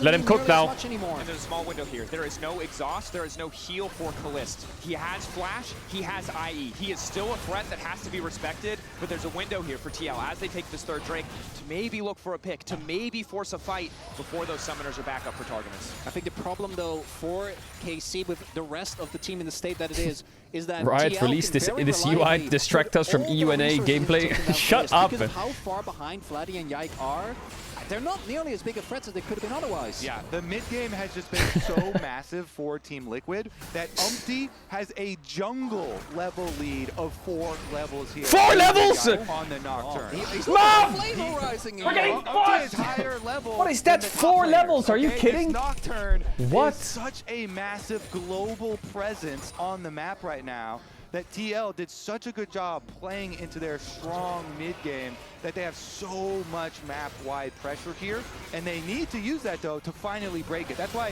Why is EU jungle the same level as NA support? They were happy to at least stop the Baron, even just giving over 1 kill. I think the big thing is you have to just call it Umpty again. You mentioned his scoreline thus far. Game 1, he dominated Yike. Game 3, he's dominating Yike. Oh my god. Every It's okay, TL didn't get pundit Nash in yet. The world agreed on one thing, and is that they were not convinced by Umpty, but this series today, Game 1, Game 3, despite a lackluster first ult, managed to bounce back in this game. The team coordination around these fights has been excellent. KC running Come out on, of ways someone to play the give game. this fucking Vladdy some gold. Oh yeah, Kana, cook. Maybe APA has been caught out. Umpty coming in. Can they find the immediate Nice try, solo kill? NT. Crunch Nice try, back NT. out. Yon's waiting over the wall. Kana likely to You have fall flash? here. Weaver's wall coming out as No, well. you're Kana fucking nowhere dead here. left Maybe to not worth go. flashing. Tries to get the wall down, gets Yeah, a just minute. die. CC gets a chunk. It's okay, There's no don't worry about it. follow-up as Kalist just forced to walk We're gonna lose away. bot tier 2, Again, maybe. Just really have to Nice try by respect Kana, get a Nocturne pick. Global here. Yike. It's so hard to do anything in the side lanes for KC and TL. They pull the trigger. They Man, get Kana's their 1-4, kill but you know his once score, again. not his story. I feel like he's playing good this game. Pressure to have is Kana, right? Like, obviously, Kalist is the big guy in terms of trying to still carry the team fights. But Kana in a side lane, he's still sitting on free items. He can be a threat, but there is just so little that he can do. Look at from how far the rest of the team is able to join here as he tries to go, even dodges the initial setup, right? APA's attempt at a flick, but it just doesn't matter. I think he thought for a second before he sees the rest of the members that he could, because he could have jumped in with the crunch. Oh shit, they're going Nash. They just based and ran to Nash. Thought maybe he'd get away. But Kana has TP. We can play this maybe. Guys, hello. Anyone, Baron! What the? Hello? Anyone? This one, it's too far gone. Yike will be just in time to see it stolen or taken away from him. TL now have the Baron. This is the break point we talked about. This is where it gets so impossible Now it's for fucked. KC to fight back. Their wave clear is not great. It is really just the short range of the Ahri. Yeah, Baron buff, the biggest tool here for Team Liquid to truly break open this game and push in deep into KC territory. Bliss still poking, still playing at the edge, doesn't want to give them anything for free. The topside pressure is there. Now it's kinda cooked. Without information on Umpty, just knows that he cannot walk forward. We'll try to at least a bit. Dodges the initial seismic shove. And this solves one of the biggest issues that we've seen this composition have. Bro, has for TL, Yike which been is their flanking short his range and demons their in mid lane? I siege swear every time the right? camera Lucian pans, he's isn't around that mid. good at taking down turrets. Same for the Talia as Yon. He's far up. They're looking for a possible collapse here. Oh my god, they blue orbed him. What? Hello? They're so fast. They're hacking. Riot. Remake. How did they know he was there? They just blue orbed his ass? Impact T being in just in time to eat the charm. Pathmaker not quite the right direction, but it just does not matter. That pick on top of the Baron is going to spell disaster. Kalist, the double kill! Instantly one pop. Yon, 4 items, makes the Zeri disappear. It had been a while since I really just loved Illusion Nami this much, Dracos. That's beautiful! We kept talking about the IE for Kalist, thereby completely ignoring the fact that Giannis is finished. Fortunately, he was awake as he pops what I think was the one small sliver of hope that was there for KC. Running. The scaling was not enough. Zeri, not enough. TL might have faltered in the first few minutes, but they put their foot on the gas and they never stopped in this game 3. Casey, one last desperate hold. TL don't want to get over eager. Jan taking his time. Almost one pop at Gladdy. He just does too much damage. Yike isolated once again. Umpty taking his time with the ult. They want KC to remember this moment. Kalist might be able to force a fight, but he cannot stop the Nexus from falling. TL take down KC.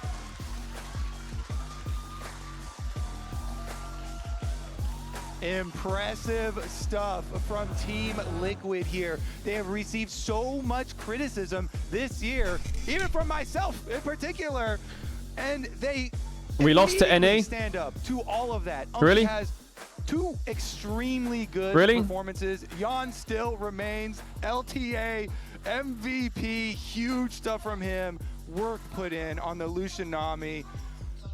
Wow. In this final game, also delivering a much more tense affair. Yeah, what a best of 3. Actually ending up nicely. You can see the joy there for TL as they take the win 2-1. Incredible stuff for TL. What a way to start the tournament. Oh my god. There's no way. Tune in to the press conference with APA and Impact right after this break. Are you fucking kidding?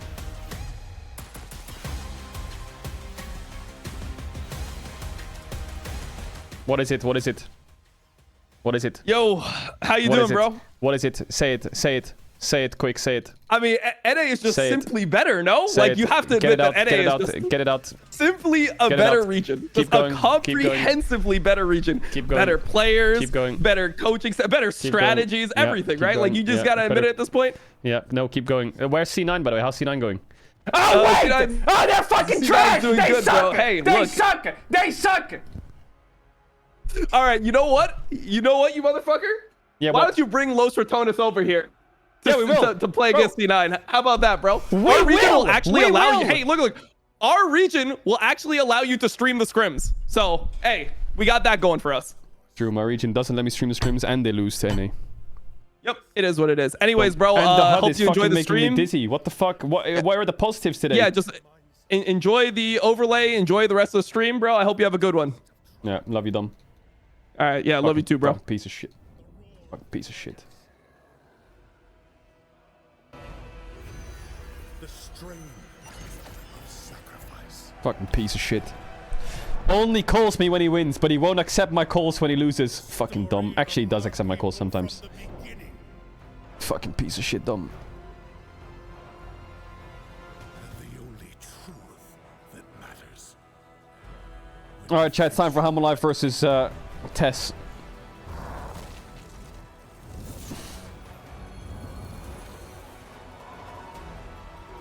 Strength above all. Alright guys, I just landed in China. Let's go. Make me some beans on toast, pussy. Yo, shut your fucking dumb ass up. The fuck are you bringing the UK into this? What are you on about? How, bro, what is he even saying?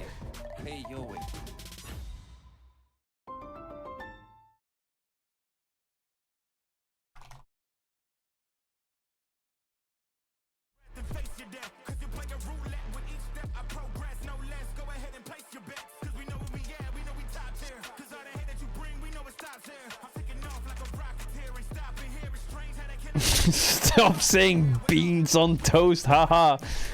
What the fuck?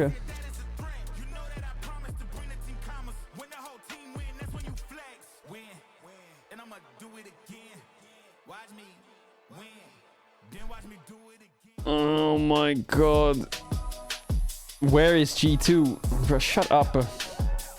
Today's stream sucks, man.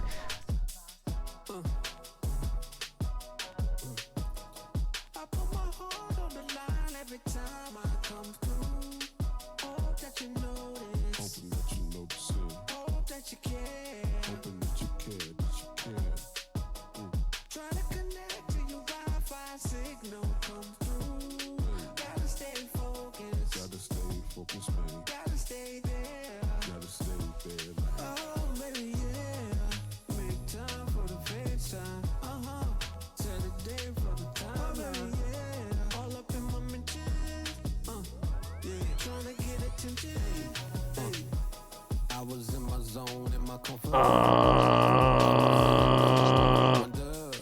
Just go back to Pokemon, bro.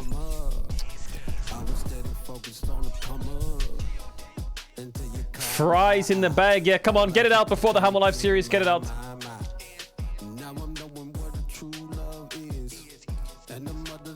Anything else? Actually, Captain... You know who the biggest winner of all of this is? The biggest winner of all of this is Captain Flowers. He tweeted, I cannot wait to cast Casey losing to TL and finally experience their medically insane fanbase. See you in Korea, friends. And when they won, he wrote, come bark in French again, bookmarkers. What the fuck? What the fuck? Flowers just fucking annihilating Twitter. Like, what the fuck? What is he doing? Jesus. Just headshot us.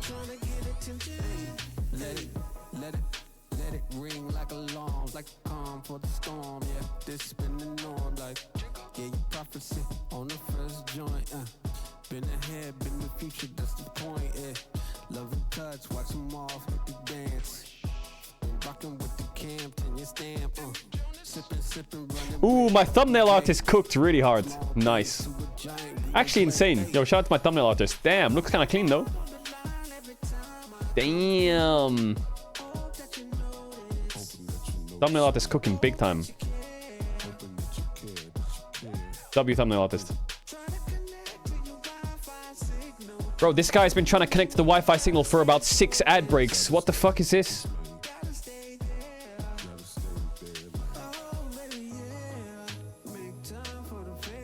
Just someone give him the password already. Jesus, I've heard this 50 times.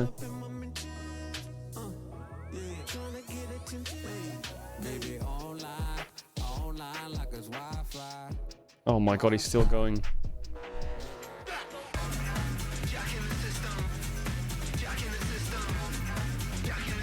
Ha ha ha ha ha. Translate post. Oh. We can fight it now if they go. Advantage. Nice. Doesn't look like you're gonna try and look for the steal. Shock. Okay. Adi. I got Adi. I'm very low. Watching as well. I go. Nice. Nice, guys. Nice. Nice. Yeah, I think you guys get it. Very good. Yeah. Hey, play. Nice. Push up. I'm looking up. Yeah. I'm fine. Yeah, slowly. Don't worry. It's okay. Casey will bounce back and beat Hammer Life, and TL will lose to CTBC Flying Oyster, and everything will be fine. Everything will be fine in the world. Right, chat? Right? Welcome back to First 10 2025 as Team Liquid claims the first victory. Azael, someone take the mic off Azael, quick! Don't give him the mic! No! I don't want to see a smirk! No! You guys were the one cooking here. We were. I'm not gonna lie. I thought we were cooked after we got killed 2v2 bot, but the boys held strong. You know, they proved me wrong. Don't stop they were able to being pull it back, cocky. and, it's even nice of K-Corp and some of their fans to join us here on the desk as well. I'm gonna need that one here. Okay, dude. But no, I mean, I just think it's really cool as well to see the way in which TL did it. Yeah. Yon was a monster this whole series, but him doing it on Lucian, one of these picks, like Lucian Nami has historically been one of these picks. It's like NA Jason, you know, Western Lucian Nami. Europe is the worst region. Ha ha. Cope, go back to your continent. NA, bro, shut up. The fact that he was able to pick this. You're gonna last one day longer. We'll be on the flight home. You'll be at the airport 24 hours later. You can probably smell our odor on the fucking seats by the time you get there. You're not going anywhere, idiot. Look at his damage. Like. Crazy. You had faith, and they delivered. And honestly, this game wasn't smooth sailing, but it kind of reminded me of the finals they had. That despite being 3-0, they had a lot of issues in the early game against Team Liquid domestically, and they managed to kind of stay calm. Sorry, their Team Liquid. They managed to like kind of reform. Though they did have some of their own issues that they were causing themselves. I agree. Yeah. Managed to stabilize the game, get in control again, and that kind of felt like this. Like there was so many. There's only one hero Europe needs.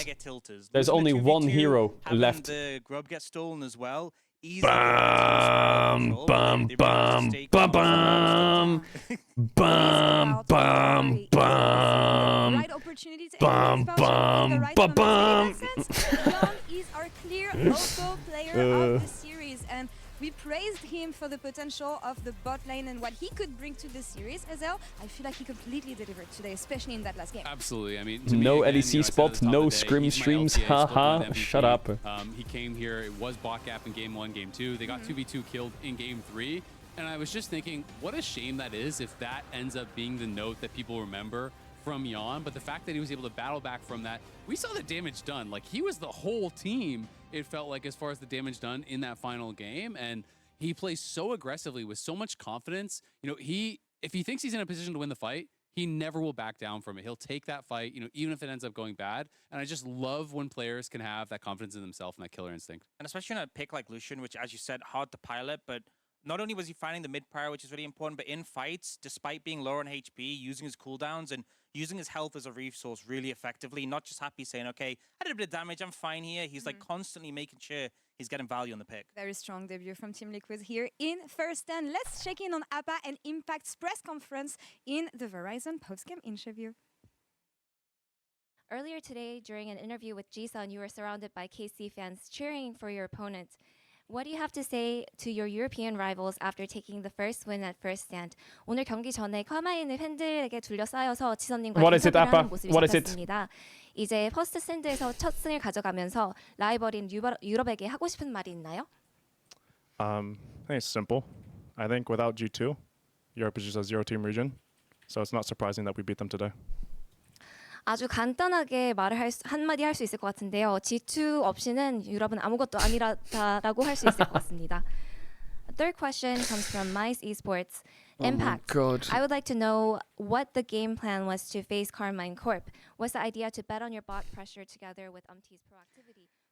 Nice to hear from the players after the of Holy course fuck, the he's muscle jacked flex as well. from APA here. I mean, He literally is brown. Captain America. No, but honestly, for me, it's a nice comeback, especially for He's UMT literally as well. brown. We were talking about the fact that they did The heroes we need. The greatest beginning. True, to there we are. What has been the main difference for you from what we've been seeing in LTA and their comeback, their strong comeback actually here? I mean, I have to give a lot of credit to UMT. I think, you know, when we were talking with all the casters and community as well, like, he's been given so much flack. And if you're going to hate him when he messes up, you have to really credit him when he has a good series. I think there was a pretty big gap between him and Yike in this series. And yes, there was some mistakes here and there. Top lane skirmish obviously didn't go well. But overall, I think he played a really strong series. And I think that was a pretty big difference maker in games 1 and 3.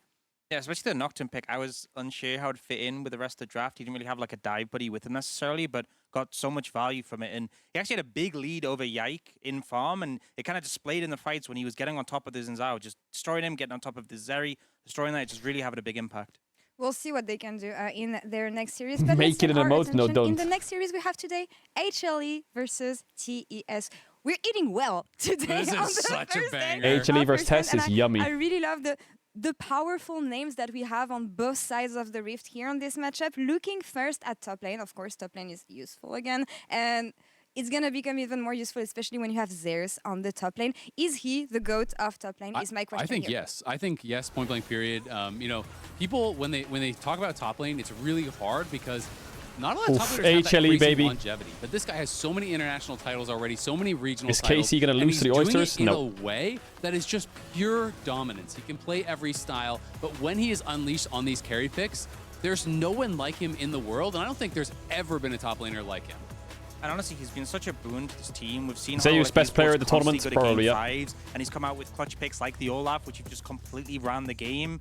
I feel like, you know, players can do well on T1 because T1 is a very successful team, but being able to prove you can do well on different teams is just another step. And really, Zeus has managed to do that with HLE. Absolutely, and now he's taking this dominance on the international stage with HLE, a team that dominated a lot as well in the LCK. What can we expect from HLE here, especially Smeb against says CS hello. when you look at both teams and how Smeb they the tournament. clash Ox?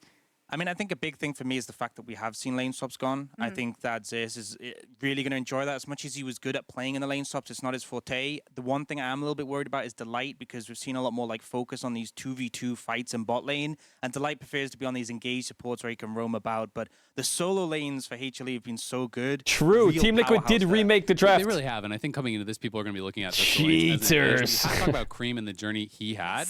He has been so impressive, you know, for TES, and the lineup of mid laners he had to beat was just so insane. You know, Rookie, Scout, Doenby, Knights was just the path to get to the finals. Like, that is insane.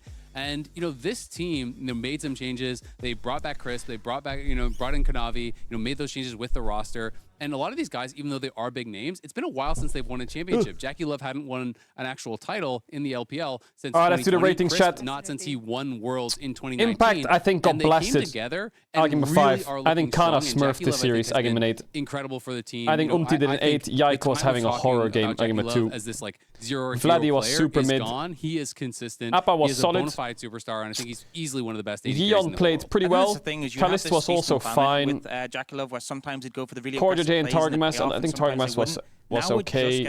Core was pretty solid. Really The Pantheon game. carries from the LPL.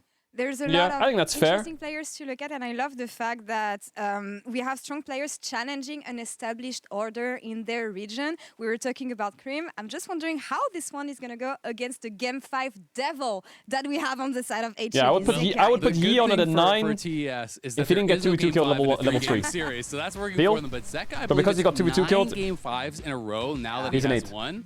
They always seem to win Game 1. They always seem to win Game 5. And I do think there's just a bit of that aura around No Game them 5 in a where, best of 3. You know, these stats can be kind of meaningless. Sometimes they're just kind of fun. But when it keeps happening, it really does build confidence in yourself. And it puts a bit of chat, fear you into can the check hearts out. of your opponents. There's just so much clutch factor with this team. And honestly, You can check out the website DPMLol. There's loads of cool features you can check out. You can see the tier list and builds, win rates, everything. For Arena as well. RMs. You can see leaderboards in solo queue. You can see the leaderboards of first stand solo queue. You can see the flex queue leaderboards. You can see the OTP leaderboards. You can see custom leaderboards. Wait, LR solo queue. Damn! Damn. What is that? 75 LP D1? What the fuck? You can see the data studio where you can see loads of random shit if you want. Pings per game of champions. KDA champs, highest KDAs, highest plate taking champs. You can see matchups, so you can watch like Aatrox versus, I don't know, maybe we'll do Cassante. And I can see every streamer who's played Aatrox versus Cassante, and it's exact timer of their stream POV of the matchup. So I can see Nail played Aatrox versus Cassante at this timer, so I can watch how he plays the matchup. He died. And that works for everything. You can see the esports tab where you can get all the first-hand esports news, best CS stats, all that stuff, the schedule, the standings, the teams, the players. It's updating.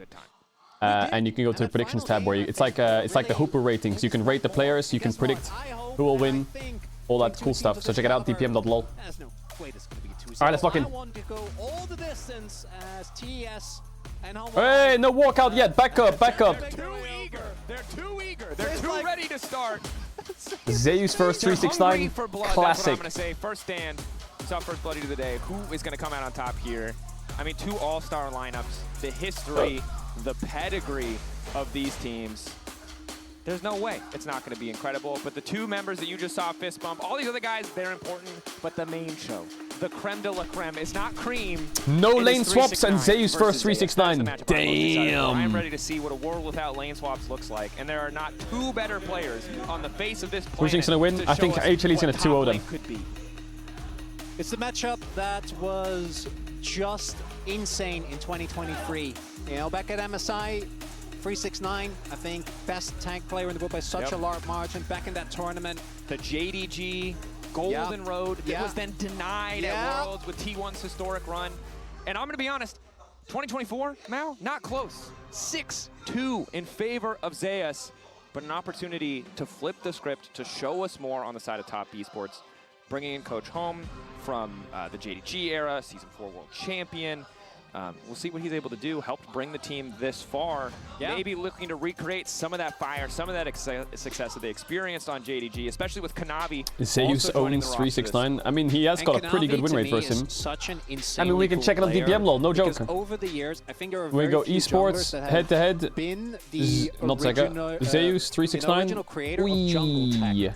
There are so many times 14 that to a jungle 7. will play a really weird build, and then you know, I'll go ask them about, oh yeah, Kanavi was playing that. And I really appreciate that in a jungler in particular. I think it's a role that really rewards creativity. I'm saying and hashtag ad. We're going to see some of that on display here today as well. I think Canyon, Kanavi, when I think of junglers, as in what is your jungler's favorite jungler? Those are the two names that come to mind. And we'll see if Top can find, you know, some of this consistency on the international stage. I think it's unfair in the first best of 3 to cast too much doubt. Did EU win? But we're going to need to see. Is that what's going to happen for the rest of the day? People are just going to come in and be like, how did KC do? Did EU win? This tournament means that this what is happened this morning? I was asleep. These are the two teams that we expect to make it all the way through. And we might be seeing a battle for first seed before we head into the best of 5 portion of the tournament right here on day 1. It's going to be likely. These two teams coming from the regions that have had so much success. Is EU out? This, that. Yep. Bro, shut up. ELG and T1, LCK versus LPL. It's going to be a pleasure to watch these two teams face off. Our meta questions do remain. So what does that say? As we saw in the first game, that lane swaps, at least in that God of series, Thunder, God of like Nut, God of Round 5, God of 80 carry, God of Initiating. God of Nut. Not God Peanut. Not he just God does, Peanut. He just He's does the God of Nut. Cashews. Almonds. Love that. God of Thunder, obviously, is kind of a no-brainer there. And the fan size. Imagine having your top laners called God of Thunder and your jungler's God of Nuts. In Lore Park as Jackie Love versus I can't Viper. believe it. That's a matchup that I'm excited about. I think that I can't believe to it. me has been one of, if not the best supports in the world. That guy's eyes for engages, and this goes back to the Breon days. Everyone accept. When he was there together with Umpty the General, but he's just honed it to such an insane degree. But Jackie Love versus Viper. Jackie Love has, I think, been a lot more consistent. I think Viper, as good as he is, hasn't really had a standout performance like we've seen him at over periods over the last couple of years. He's still been good, but it feels like Humble Life. Zeus. I think teams often do when they do have Zeus, as we saw with T1. It feels much more about the top side, about Mega Zeka locked in. and about Zeus. All right, let's go to draft. This will be fun. From Ox, right? The big winner of Return to Standard lanes on the side of Top Esports is their bottom lane 2v2. And Chris Poppy is a ban, player Kalista ban, who nice. Can go too far, who can step too far. Varus ban. Kind of player that will make I would ban Jace against Humble Life. Second or third. Jace Rumble bans maybe would be pretty good, I think. I feel like that's a first pick for Humble Life and a slam dunk for okay, nice. Safe compositions where we're really winning the day in game 1. Oh, I think last ban might be Rumble then, or Yone. See what the angle is for teams here. Varus taken away. I think they should definitely first pick it. Nidalee ban makes sense. Kanavi, Nidalee. Early damage on E down, which hit her support, hit her jungle. Ooh, Rumble or Yone? What's the last ban? Up to 20% and a bit more AD scaling on the E. So that's why you're seeing that taken away. Still, it's probably Rumble. Still so much playmaking. And I guess they're gonna first pick. Do you even first pick Yone? You could first pick Azir. Walking into two completely different meta reads from these teams, as Rumble will be the final ban. And then Nidalee has remained at the forefront ever. She came back with a vengeance last year at MSI. Could first pick Vi, but it's not a... I feel like Peanut is happy taking Sejuani Maokai on 2-3. He's fine. That's why I think Yone might be the best pick here. Is it going to be just an early top laner to come in here? Mbessa, Cassante still open. Also, do note that it does feel like the Skarner priority has dropped. Again, the nerfs were substantial, but it's always the question, because I feel like he's been nerfed a lot. His items have been nerfed Humble Life still thinks Skarner's OP. It looks like he might I disagree. LCK teams are normally quite slow to change from patches, and they do play like Comfort. And I think Comfort is really important. So many teams have just been practicing Skarner for so long. The transition between end of split to start of this tournament was really short for a lot of teams. I mean, Tess could get Vi Mbessa here. They could get Vi Ezreal. They could get Vi Yone. They could get Yone. It didn't really work for TL. I don't think actually go Ivern. When it comes to fighting those engages, but the immediate response from the side of Top Esports is going to be the Vi, showing us that early indication of a pick composition. We'll see what other kind of dive options they want to pair with. At least it's not Peanut Zyra. True. Could just be Mbessa. That's the EU classic, but maybe I've watched too much Vi EU. Aurora. Instead, it will be the Aurora. And this is a composition that also got nerfed. Got nerfed, and it did not work for Casey. when we saw it. And TS obviously a very different team, but they were not able to find success with it. Yeah, I think they're just gonna pick Azir Cassante here. Yeah, one of actually, most played. I do think that combination. I think that would be a very LCK classic. So on being able to just sadly, great snap engage with that mid jungle 2v2. Homalife just taking a completely different book, and right now we have very clear anti-dive versus dive. Already pretty heavily committed, I think, to the team comps. TS is going to very clearly be the aggressor here. And now the final pick, are we going to pick up a blind pick for Zeus? And as Cream Aurora, he's really good at Aurora, right? Isn't it one of his best champs? Ooh, Ezreal. I think Aurora was banned a lot against Cream in the finals, wasn't it? And it's great into dive. I wonder if they go Kai'Sa here. I think the Kai'Sa pick for Jackie Love is nice here. Appa tweet, what did he tweet? TES, the pressure is on them to leverage these champions. What did he tweet? To find picks, to not let HLE just scale comfortable in this game. And TES are a team that can play at breakneck speed. They will push you in a lot of ways that other teams won't. It's like a classic LPL team trait. MF. It super well. I was hoping this was going to get picked because Jackie Love is one of the very few players where I see MF, I'm like, you know what? It's an MF angle. That looks I can't find good, it. and I trust him. And I wanted to highlight Ezreal, as safe as he is, the one thing that ever since we had the period where he was just winning lane left and right. They're just going to counter pick top. They're probably just going to pick, with that brown band. Very classic. He's very safe. I feel like Tess will just pick Leona or Rel on 4 or Nautilus on 4 or some shit, and they'll just give counter pick 369. And Zeus will probably just blind Cassante or some shit. And I do think that the one thing that Humble Life are going to have to be very careful of is what happens. Oh, you got the Appa if tweet? you have What did too he many tweet? Losing lanes. Now, I do think that the Zeka will be fine here. Zero team region. Okay. That was kind of the first pick he started to pick up. Good tweet, Appa. After he tried to get rid of his identity as a melee one trick after Worlds 2022. But it is a type of champion. I think Narban. Ooh, I wonder if 369 is going to take the Cassante on 4. Or if he's just going to... I feel like 369 would just pick Ornn in this draft. With MF Aurora Vi. The good news is, even if you end up in a situation where your early lanes don't win on paper yet, you will get to counterpick one of these matches. Just Rel Leona on 4, Ornn on 5. I feel like that's exactly what they'll do. Rel Leona, Ornn on 5. They'll probably play like Delights will probably play like Rakan or Rel, and then they'll just blind Cassante, and that's what's gonna happen probably. And both teams will play teamfight. It's my guess. I think they're looking towards the Jax. So Jason's already been taken away, and Gragas is the classic counter matchup. Jax also feels very safe as a blind pick. Doesn't really Jax have could a go lot of Jax. champions that I think counter him I mean, the quite Gragas easily. ban with Can go Poppy being towards down makes you something think he's gonna go like a Jax, Camille, yeah. which frankly would But I still make a think lot of 369 will sense go in this Ornn. style of composition when you're already fully committed to the Yeah, dive. Jax. And, it does And then come some through engage there. support, Rel, And then for Rakan, the life, Alistar, yeah. His Alistar is absolutely mind-boggling. Yeah, his It's also Alistar is really something good. that we see picked a lot into the Leona, has the ability to do things like cancel the MF field. It's both What do you great got as from me, an engage 369? tool, but also Is it to Ornny time? slow down the dive that certainly will be coming through from TES. And you're, to me, we are conceding bot lane, right? Alistair level 1, you're not doing anything. You are not stepping up. Cannon. Now the response. I mean, Okay, I would love to see the cannon. Chat, I'm running ads. If you know about ads, you can use table to try me to chop channel if you don't want to back for the game. So because I'll see you in a second. Appreciate all the subs after on the ads so you don't get the ads during the game. Okay, I actually kind of like both drafts. I kind of like Tess's draft a lot. Cannon into Alistar is a bit annoying, and I hope that's AP Cannon. I really hope that's AP Cannon. I don't want to see more on-hit Cannon. I already saw Kingen and Siwu play fucking on-hit Cannon. I'm gonna be feeling happy with what they have here. When executed perfectly, I think the Humble Life comp, it's so hard to actually reliably dive targets, right? There is so much safety. There is an incredible amount of counter engage, a lot of mobility and safety. Trying to dive into Skarner. Zeka put the eye drops in. Yeah, GG then. These things are tough. But I do think that with dive comps in particular, when executed well, I would say Tess is. I'm on the Tess train from that draft. Right? Like this is I'm on the Tess train. Of dive, teamfight potential, and just AoE damage that Humble Life is going to have to deal with. I will say this is an insanely free Merc Treads game. Anyone who does not build Merc Treads into the Leona, Kennen, Aurora, I think is making some mistakes. But NA again, number 1, EU number 5. Lol. Have something a bit more, what you call a standard, like good pro draft, right? You have a Azir, you have some decent power on the bottom side of the map in the Ezreal, you have the safety. It's a bit boring, but it gets the job done. But it gets the job done, exactly. And on the opposite side, we have TES with... Will they change the overlay for second series? No, they definitely won't. Love it. I'm sure when it came to the overlay, they were like, how do we make...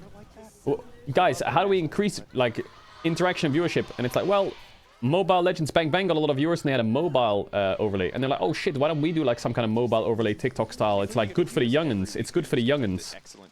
And they probably put a lot of money into making it and now no one wants it. But they're like, fuck. We spent a lot of money on this. We're going to keep it. I also have to remember to stop yapping because I definitely yapped in the middle of But it's sure, maybe it brings the TikTok youngins, but it's just straight up bad. Showdown. Earlier, NA versus EU. Very much one of the favorite NA. We'll see. Trust me, the youngins hate it too. What happens here? TES, a team that improved immensely, that rose up from the lower bracket to make it here against AL. HLE with Zeus. You know, yes, it did go to game 5 every single time, but they always managed to clutch it out, as you heard from the analyst desk. Number 3, number 5 on the global power rankings, powered by AWS. And you know what the good news is? Now that we've seen 4 out of 5 teams play, I think we can finally say that lane swap should Are we not? Is this not premature? No, I'm going to say it. Longer? I want to live in if I'm living in a world of ignorance, at least I'm living in a beautiful world, you know? Wow. Oh my god, Cream is murdering Zeka early. Currently, Zeka's suffering a little bit at the level 1 here. Aurora, very obnoxious to lane against. Cream really doing a number on him there. And you mentioned earlier, right, these two players, Cream and Zeka, very similar trajectories. Zeka, obviously... I hope you screenshotted the runes. Two players who were criticized for limited champion pools, but have over the years. We found that glow up as 369. Team has managed to hit the edge of the lightning rush there. Counter-strike does hit. Grasp well Jax. I've never seen that before. Normally I see Jax with phase rush and Dark Seal. See how this matchup is going to play out again. And it's funny because 369 on a carry is something that he originally was known for, then he kind of rebranded as a tank player. And again, Man's had a lot of rebrands. In 2023, best tank player that Cream. we had throughout basically the entire year. Absolutely incredible. Large reason of why the team fighting of JDG at that time looked so insane. Then Hingham Knight creating so much Zeka space movement. for Ruler, who I feel like the Azir might have had the base already if he didn't dodge these things. Right now. But we will see, as that Cannon matchup can definitely feel a little bit rougher. And I think once you get your first back and Cannon starts getting some AP, get some levels in Q, that's when it's really going to start hurting for Zeus, as we do see the health bars here in mid equalized a little bit. Zek also going for lethal tempo, so is going to really improve his DPS as we get towards the later stage of the game in these longer drawn-out fights. Okay, Zeka, I see you. Might want to look for that here, because Cream with electrocute, you're not going to out-trade him. Okay, well, losing a lot of minions here. That sucks. A lot of CS Bro, Cream's Aurora is deadly, man. I mean, but credit to Zeka. Good movement in the early levels means he hasn't lost too much HP. That first level 1 trade going against him, but managed to dodge at least 2 Qs and an E from what I counted before, taking the back half of the weirding there on the trade. Reminder that Aurora was nerfed in terms of AP scaling, not the base damage. Okay, so 330 Skarner full clear. Are going to hurt from Cream, and Peanut still just continuing to clear through jungle. I think a race to 6. Solo lanes for Tess are bodying. Yeah, and but it doesn't really matter. Everyone will base in TP. More early pressure. I think the Skarner ganks, unless someone really overextends, aren't looking too wide. And also, the lane where I think you have the most kill pressure, which would be with the setup of the Jax, is also really hard to gank. Reliably locking down the cannon is always a bit of a nightmare. And Peanut just going to be looking to get to his... This game's looking great for Tess. Get his ultimate as really, soon as really good. possible, and then act as either the engage, because I do think that Alistar can sometimes struggle as solo engage, so having some backup there is nice. I also want to highlight that the light, obviously, you're playing any cannon, you have to go exhaust. It's basically a prerequisite. Does mean that there might be an opportunity for Jackie-Love and Crisp, because as far as raw combat power goes, in a 2v2, I think the barrier cleanse or barrier ignite is going to feel a lot better than the cleanse exhaust. I mean, favored certainly in the 2v2 and in the summoner spell selection. Yeah, Viper will back, picks up the tier. Jackie-Love, similar scaling option in the form of the Cole, just trying to get more money into his pocket, kind of knowing that Ezreal's going to go back for. I mean, okay, it looks like Hamalife swapping. They don't like the top matchup, or I guess he could base in TV bot, but he got cancelled by the looks of it. Zeus got cancelled. You basically buy nothing. As we that's a TP bot without basing. Late lane swap coming through. Rotation. Both sets up a Does he get the cannon? He should get the cannon, right? Rubs is going to put, I think, TS pretty far behind. And Zeus nice, is able good. to catch this wave as well. It's pretty hard to dive the Jax. We're going to trade Drake for Grubs. Where's Peanut going? Is he clicking his Raptors? So while it's not the traditional early level lane swap, the changes only affect the first 3 minutes of the game, so happy to just swap down. That's going to hurt. Ow. Very reminiscent of kind of an optimal play from last year, where you just have this 5-minute swap to topside for the first Grub spawn. Kanavi is, or Tia, or 369 rather, is still holding on to his TP. Does have that available. The 5-minute Drake is so nice for Tess. Oh, Zeka no TP. Oi, cream. Swing and a miss. NT. Is gone, and actually, I think if you cancelled him there, the lane was completely done, so I don't blame him for going for it. I mean, look at the CS difference. He's 15 CS up. Even though there is a lot of scaling on Hanwha Light, it's going to take a lot more time. You're blocking the cameras? Yeah, but they're in 140p anyway. You can barely see them. That's big. Yeah, Zeus base gets cancelled again. Waiting for the counter strike. Good timing coming in for Zeus. Now 369 is going to ult. But Zeus taking that ult is fine. They just lost both of their big team fighting ults. Like, you want to see the cams? Look at them. Can't see shit. HLE very comfortable to start that objective, knowing there's not really a good counterpunch from TES. I mean, good patience from the side of HLE to just get the ulti out on the bottom side. Mid lane King was a bit overeager. Thought he could find the kill right before the back completed. Even if you cancel the back, I think that will net you the for what it's worth. Oh, fail combo. Fun back from Delight after Proc. This is going to be rough. Nice. Hit coming in there from Crisp. Delight trying to walk away. Ballbreaker will not connect from Kanavi. Okay, they got grubs for Drake. Not the worst when they have disaster. And in the meantime, the rough lanes. Being hit. Ooh, Viper. Like, I do think for 369, because he TP'd, him using that chem node isn't that big a deal, because realistically, he was never going to be in the grub fight. Okay, chat's fine. Are you happy now? Is that better? Happy? Is that better? You can see it now?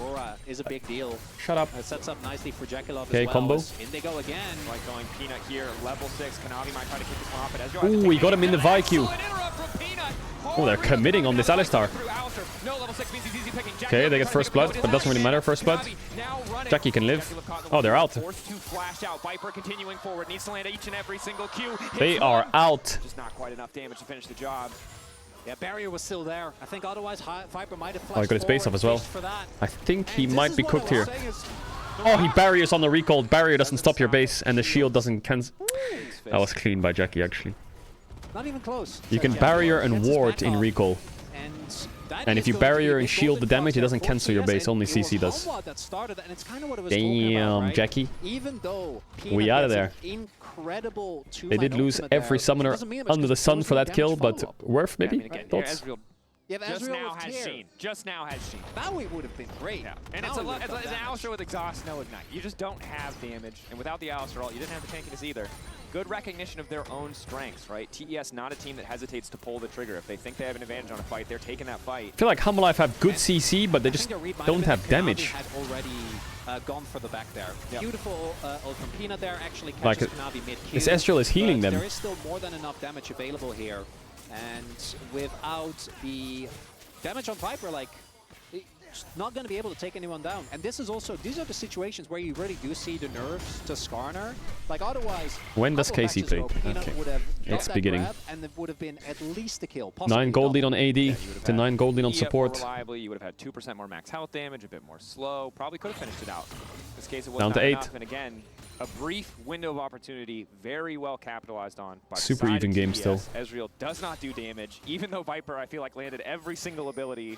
Just did not matter. It will be a different story with the Sheen, but still not that crucial first item spike, as Jackie Love, no surprises, just rushing for a little bit of extra lifesteal so he can eat that poke and continue that endless push that MF can just bring to the table. Yeah, it's the classic on MF. You get the BT, get to just strut around unbothered. And any poke that does come through from Ezreal, you can easily shrug off. And we also see Zeus and 369 are still... Okay, there's a whoop. Okay, Vild is not up for like 2 seconds. Vild's up now.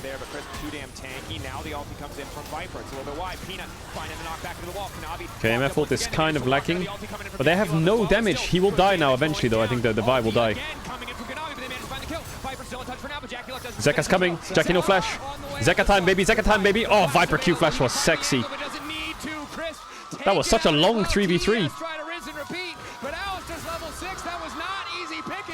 Yeah, the Alistar 6 was carrying there. I think if Kanavi ulted the Skarner ult, they could probably win, but he didn't. If he ulted the Alistar or the Skarner in the Skarner ult, so MF ult actually hit, they probably win that. I think Vi ult was up when he was getting Skarner ulted, but he was late. You can see at the bottom, maybe. The Vi ult. Q, auto E. Waits for his ult, waits for his ult, waits for his ult. Vi ult is up now. Here, I think if Kanavi ults after the stun, he's smashing R.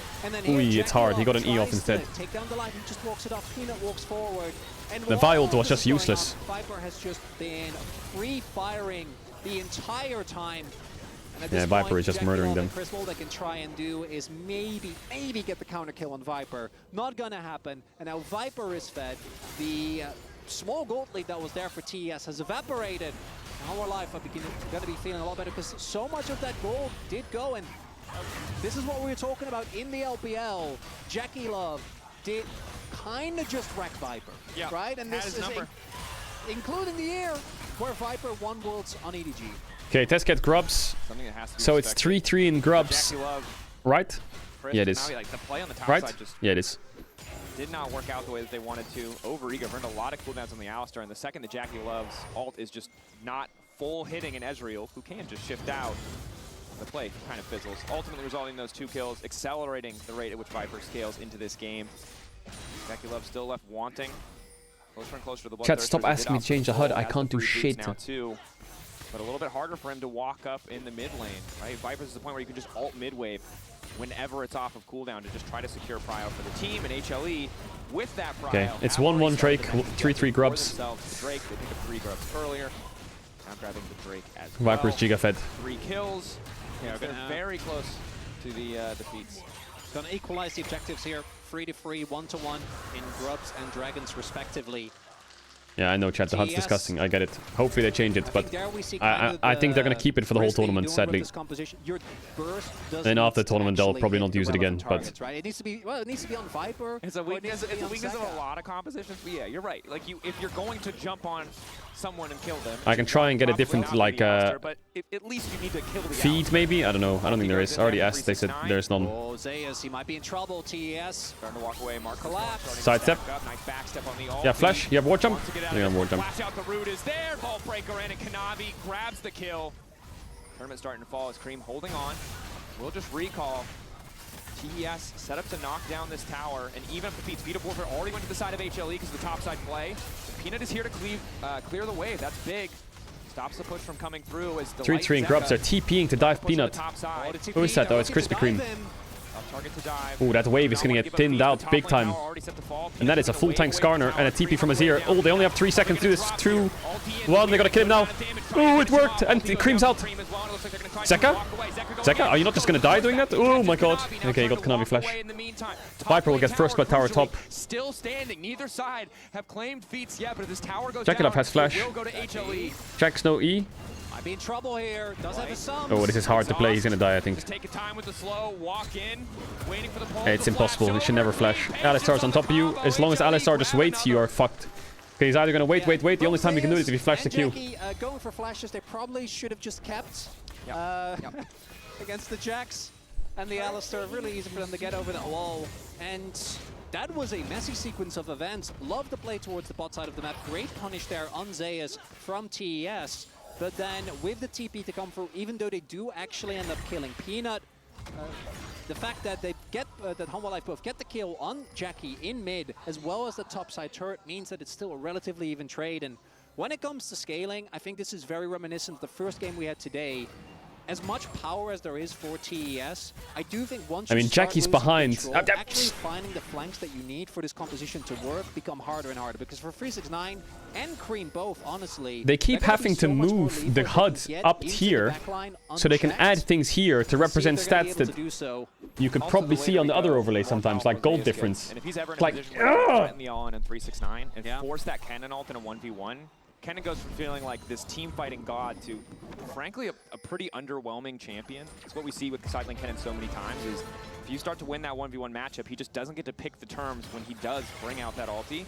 But for now, as you said, very close, insanely close game, 100 gold separating them. Neither side has gotten the feats. It will be. Wait, does Cream not have an item yet? Spawn. You can see top right No, he doesn't. He must have it in base, right? Tell the Herald, 2 minutes till that Infernal Drake. And right now, HLE have push in mid, have push on the top side, so could look to contest a bit more of that vision, but resets have already come through from TES. They'll be the first on the map. And as we saw there in the graphic between Zayas and Freeze, that 2023 was a magical year for... Yeah, I agree. You know what? Random final take on the HUD. I think this HUD is playable if the top part was normal. You know what I'm saying? If the top part was what it was before, this bottom side is kind of playable. But I still don't like it. Thus far, that specific matchup not been super explosive. There's mostly been trading 369 though. The player cams still get been able cooked. to build a solid lead. The gold difference is cooked. Like it's just a lot of stuff missing. Again, I'm going to be looking at how do they Runes set are up these cooked. fights. If it's an actual front to back, Home Alive can mark everyone, can use the disengage. Actually, it's so infuriating to lose in the fucking thing. I think it gets hard to play, but if they ever get caught off Where's guard, Cream's first item? He has it now, right? Apparently you don't go Malignance anymore, right? You go fucking Hextech. Oh, he went Malignance. Trying to poke and contest the vision at least a little bit. Reset coming through from 369, moving back to the top side of the map. Does have flash, has TP, level 11, so second rank in ultimate. He will hit like a truck if he can find that key target. And it's so tense. Some of this is just going to come down to setup. Can TES find that angle? Chris, not afraid to just step forward. Is Zeka waiting over the wall? We'll get a bit of poke down. Yeah, it's a Herald fight. Jax has TP and he's going to hit bot tier 1, so Test need to finish this and engage quick because they're bleeding so much. Hamalife will just fuck with them for a bit. They don't even have to like steal it. Last objective for either What the fuck is that on the left and right? Poking. What the hell is that? This damage dealt meter? The fuck? They're matched out. Weird and connecting on Peanut. Maybe not the ideal target. Kanavi. They might just come down to the 50-50. Will they concede this one? He goes. What happens if they hit the top? Does the game just end? Oh yeah, nice knock. The chain to see on by is good. Well played by Peanut. Chris down. 2 free kills and they got bot tier 1. But it cost them 2 members of the team. Cool. I don't think you're going to be feeling too good about that trade because that's not all. Immediately the 2 kills go over. The shutdown, by the way, that Kanavi was sitting on. Rock up to a team fight. Both teams are playing Guitar Hero. I think at very least they get Dragon. We'll see if they oh yeah, get nice Q. Lane turret as well. Humble Life are going to take that any day of the week. Jackie Love and Cream are defending, so okay, they get they got Drake. That's actually a lot of they lost Herald, but they got bot tier 1 as well, and they won the fight. I don't know if they're gonna get away with this though. I feel like Tess might just fight because Kennen still has flash ult. I think 369 really wants to fight. He's like, guys, I still have everything. Surely we can fight, right? Guys, hello. Trying to make a fast play. Cream getting chunked, but 369 is a big threat with that ulti. 2K. Oh, he waited. They're out. They're out. Oh my god, it's a horror for Tess. Doesn't want to flash over the wall. Patience from HLE. Did not panic.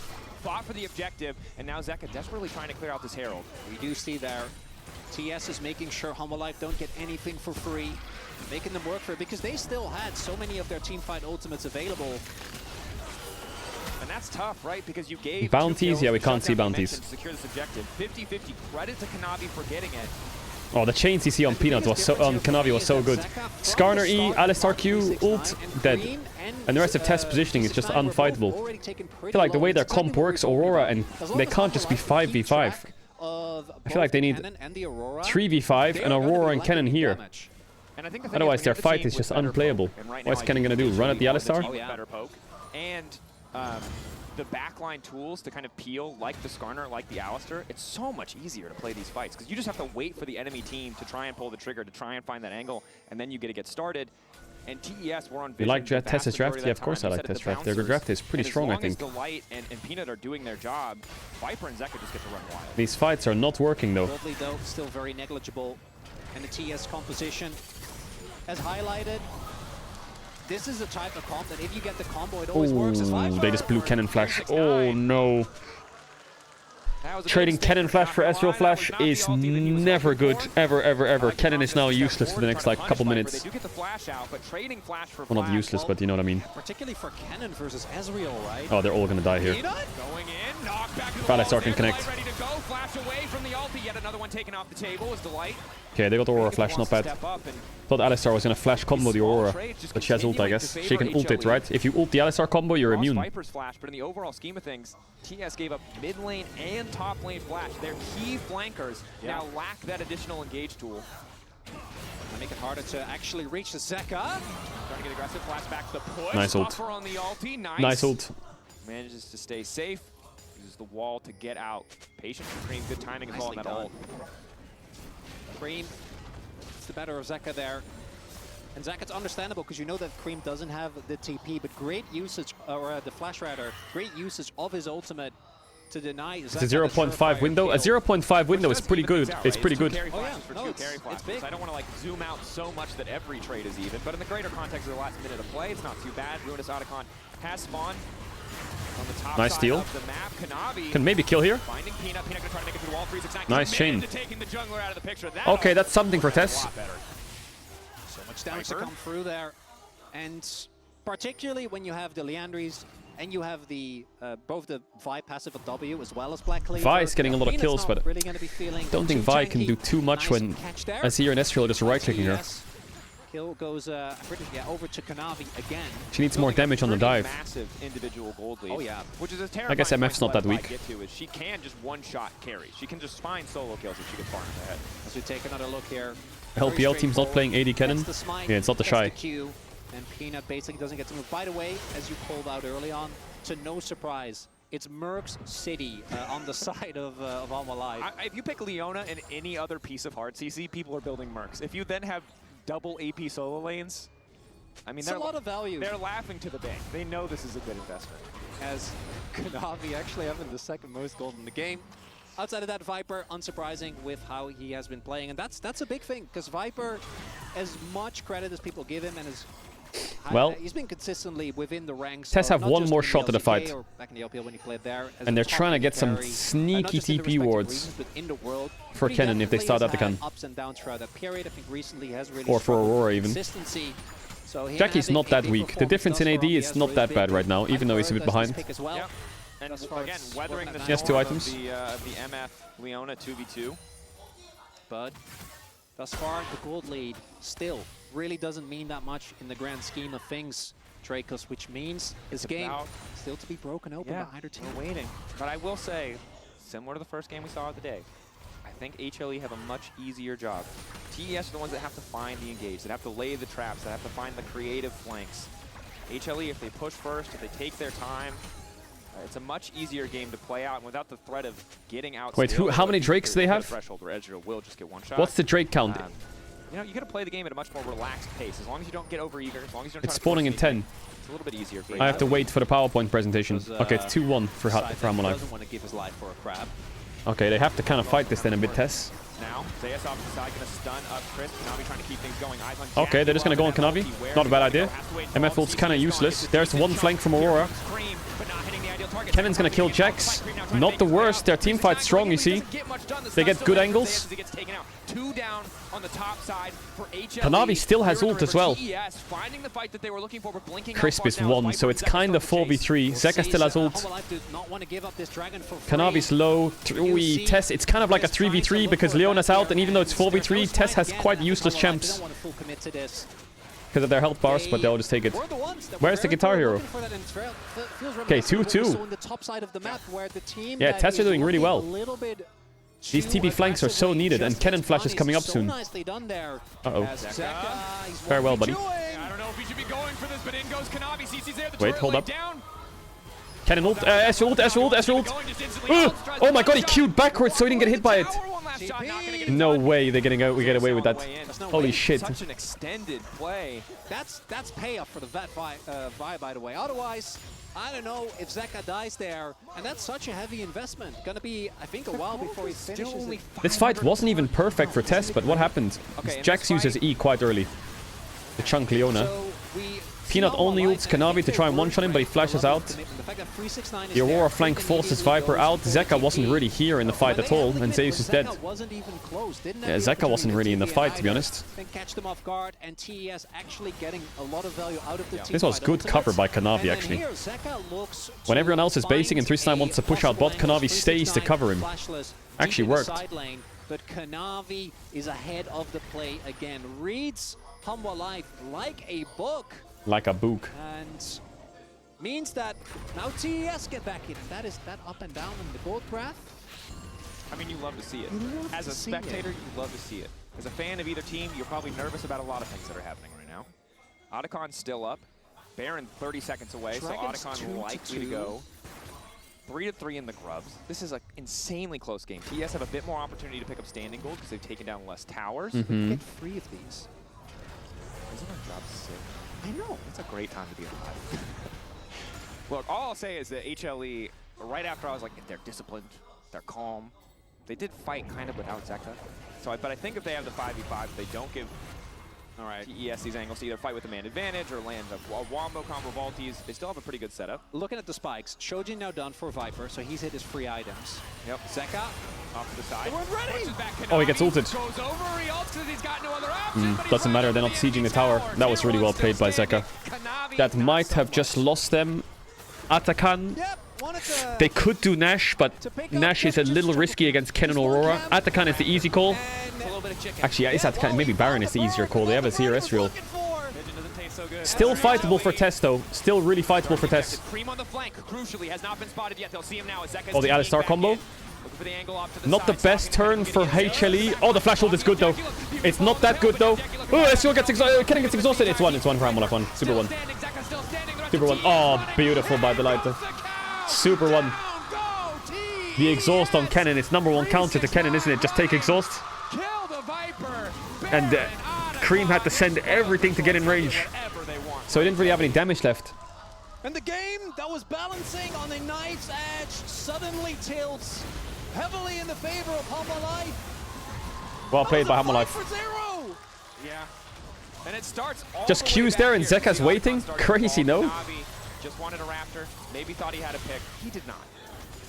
Gets way more than he bargained for, and then Hamalife immediately Ezreal misses. Alistar combos here and Ezreal E's, so I thought, okay, maybe it's playable. Zeus zones him away and Jackie flashes Caedrel, but look at Cream.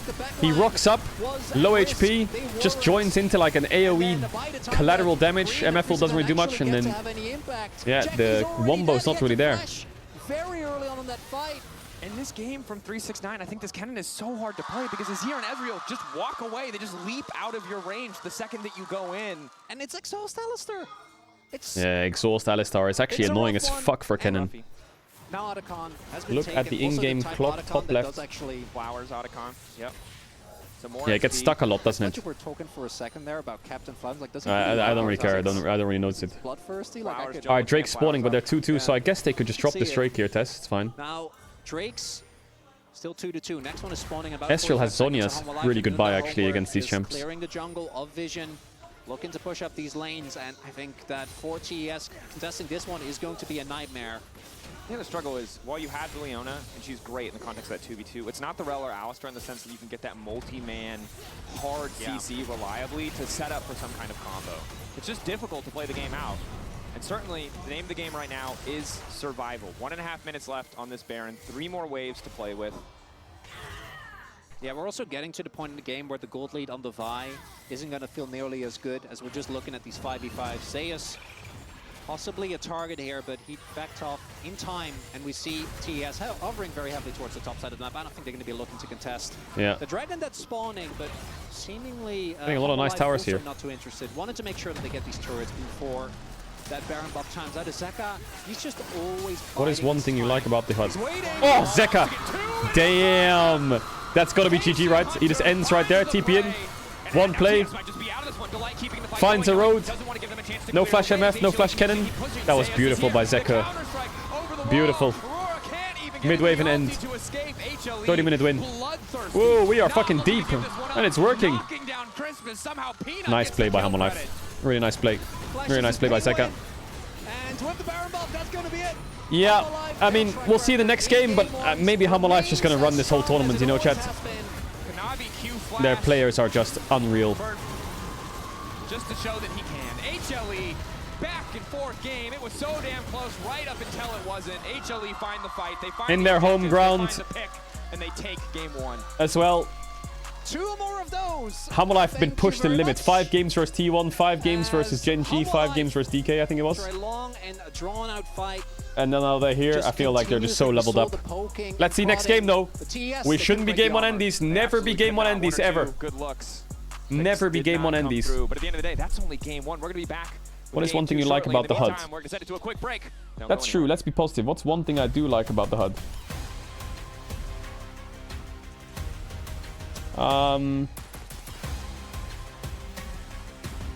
I like that the HUD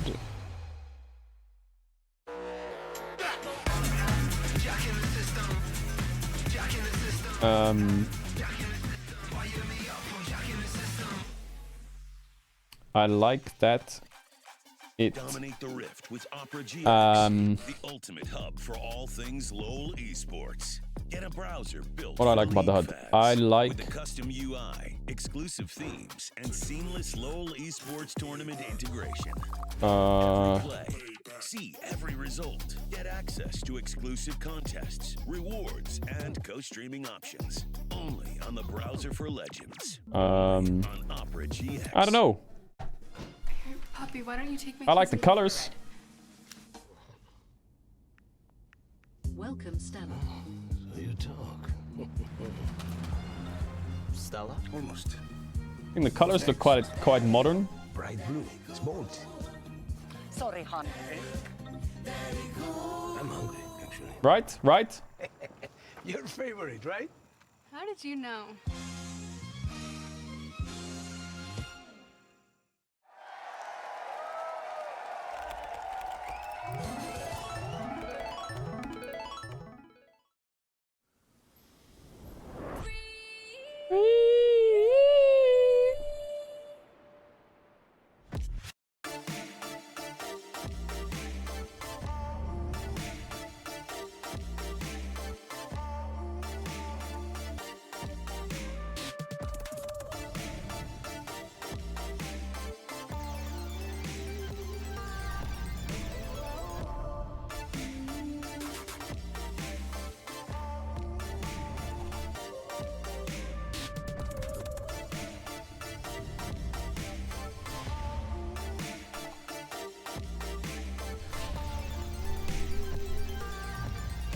Whoa, whoa.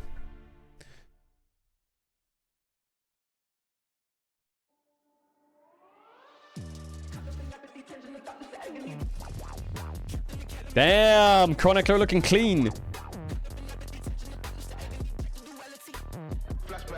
Damn, Chronicler looking fucking clean.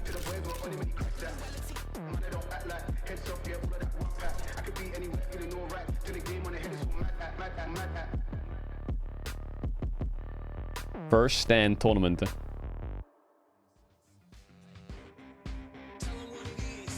Yeah, we're gonna go game 2. Add this emote, what is it? No, I'm not adding keep being mean. Wait, what do you mean keep being mean? What the fuck is that?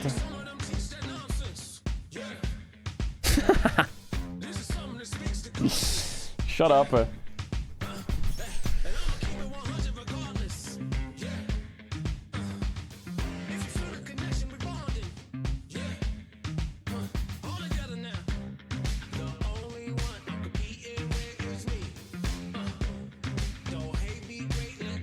I'm not gonna add it. Shut up.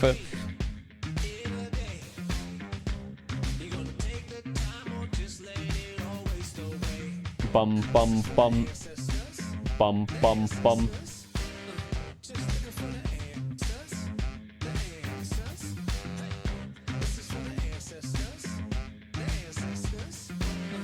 Do you think first 3 minutes are more or less interesting with the lane stops gone? I think the interest is irrelevant. What I think is it shows skill expression in the first 3 or 4 minutes now. Like you can see that losing lanes are losing, winning lanes are winning, and good players are winning lanes and bad players are losing lanes, you know, or like you'll get to see that over time. Which is like nice, I think. That's just like a nice thing.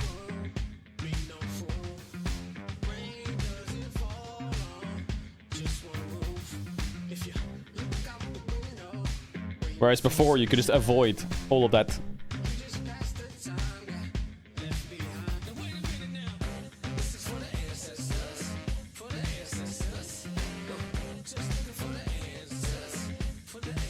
Yeah, but you say that draft diff it's boring because of draft diff, but draft diff should mean something. If you pick a winning bot, you should win bot.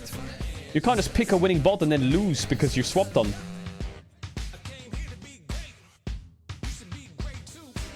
Like, the way that you can't approach draft and be like, I mean, we can just draft this losing lane and swap, right? Like... Unless you want that to be the game. If you want that to be the game, then sure, but I don't know if I want that to be the game.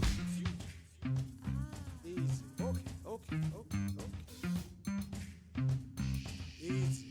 Alright now, alright. This is intercourse of the intellect. Din, din. Soul, spirit, liberate. Easy, easy. Okay, you great man. Be great. You great woman. KC lost to a minor region. Chat. It's one best of 3. Okay, don't overreact. When we get to MSI and Worlds, order will be restored. Don't worry about it. Order will be restored. Right. Right. Wants to get out of this one. Flash out the root is there. Ball breaker in and Kanavi grabs the kill. Manages to get it. That's to be to for Chris. Instantly over the wall. Viper off to the side, but it's a little bit awkward because here comes Zeus. One taken down, a second to follow. Feats of warfare secured. Looking for the angle off to the side, stopping the cannon from getting in. Zeus into the back line. You should watch the Chinese stream. The HUD is different. Is it? Wait, why does the Chinese stream have different HUD? There's no way, right?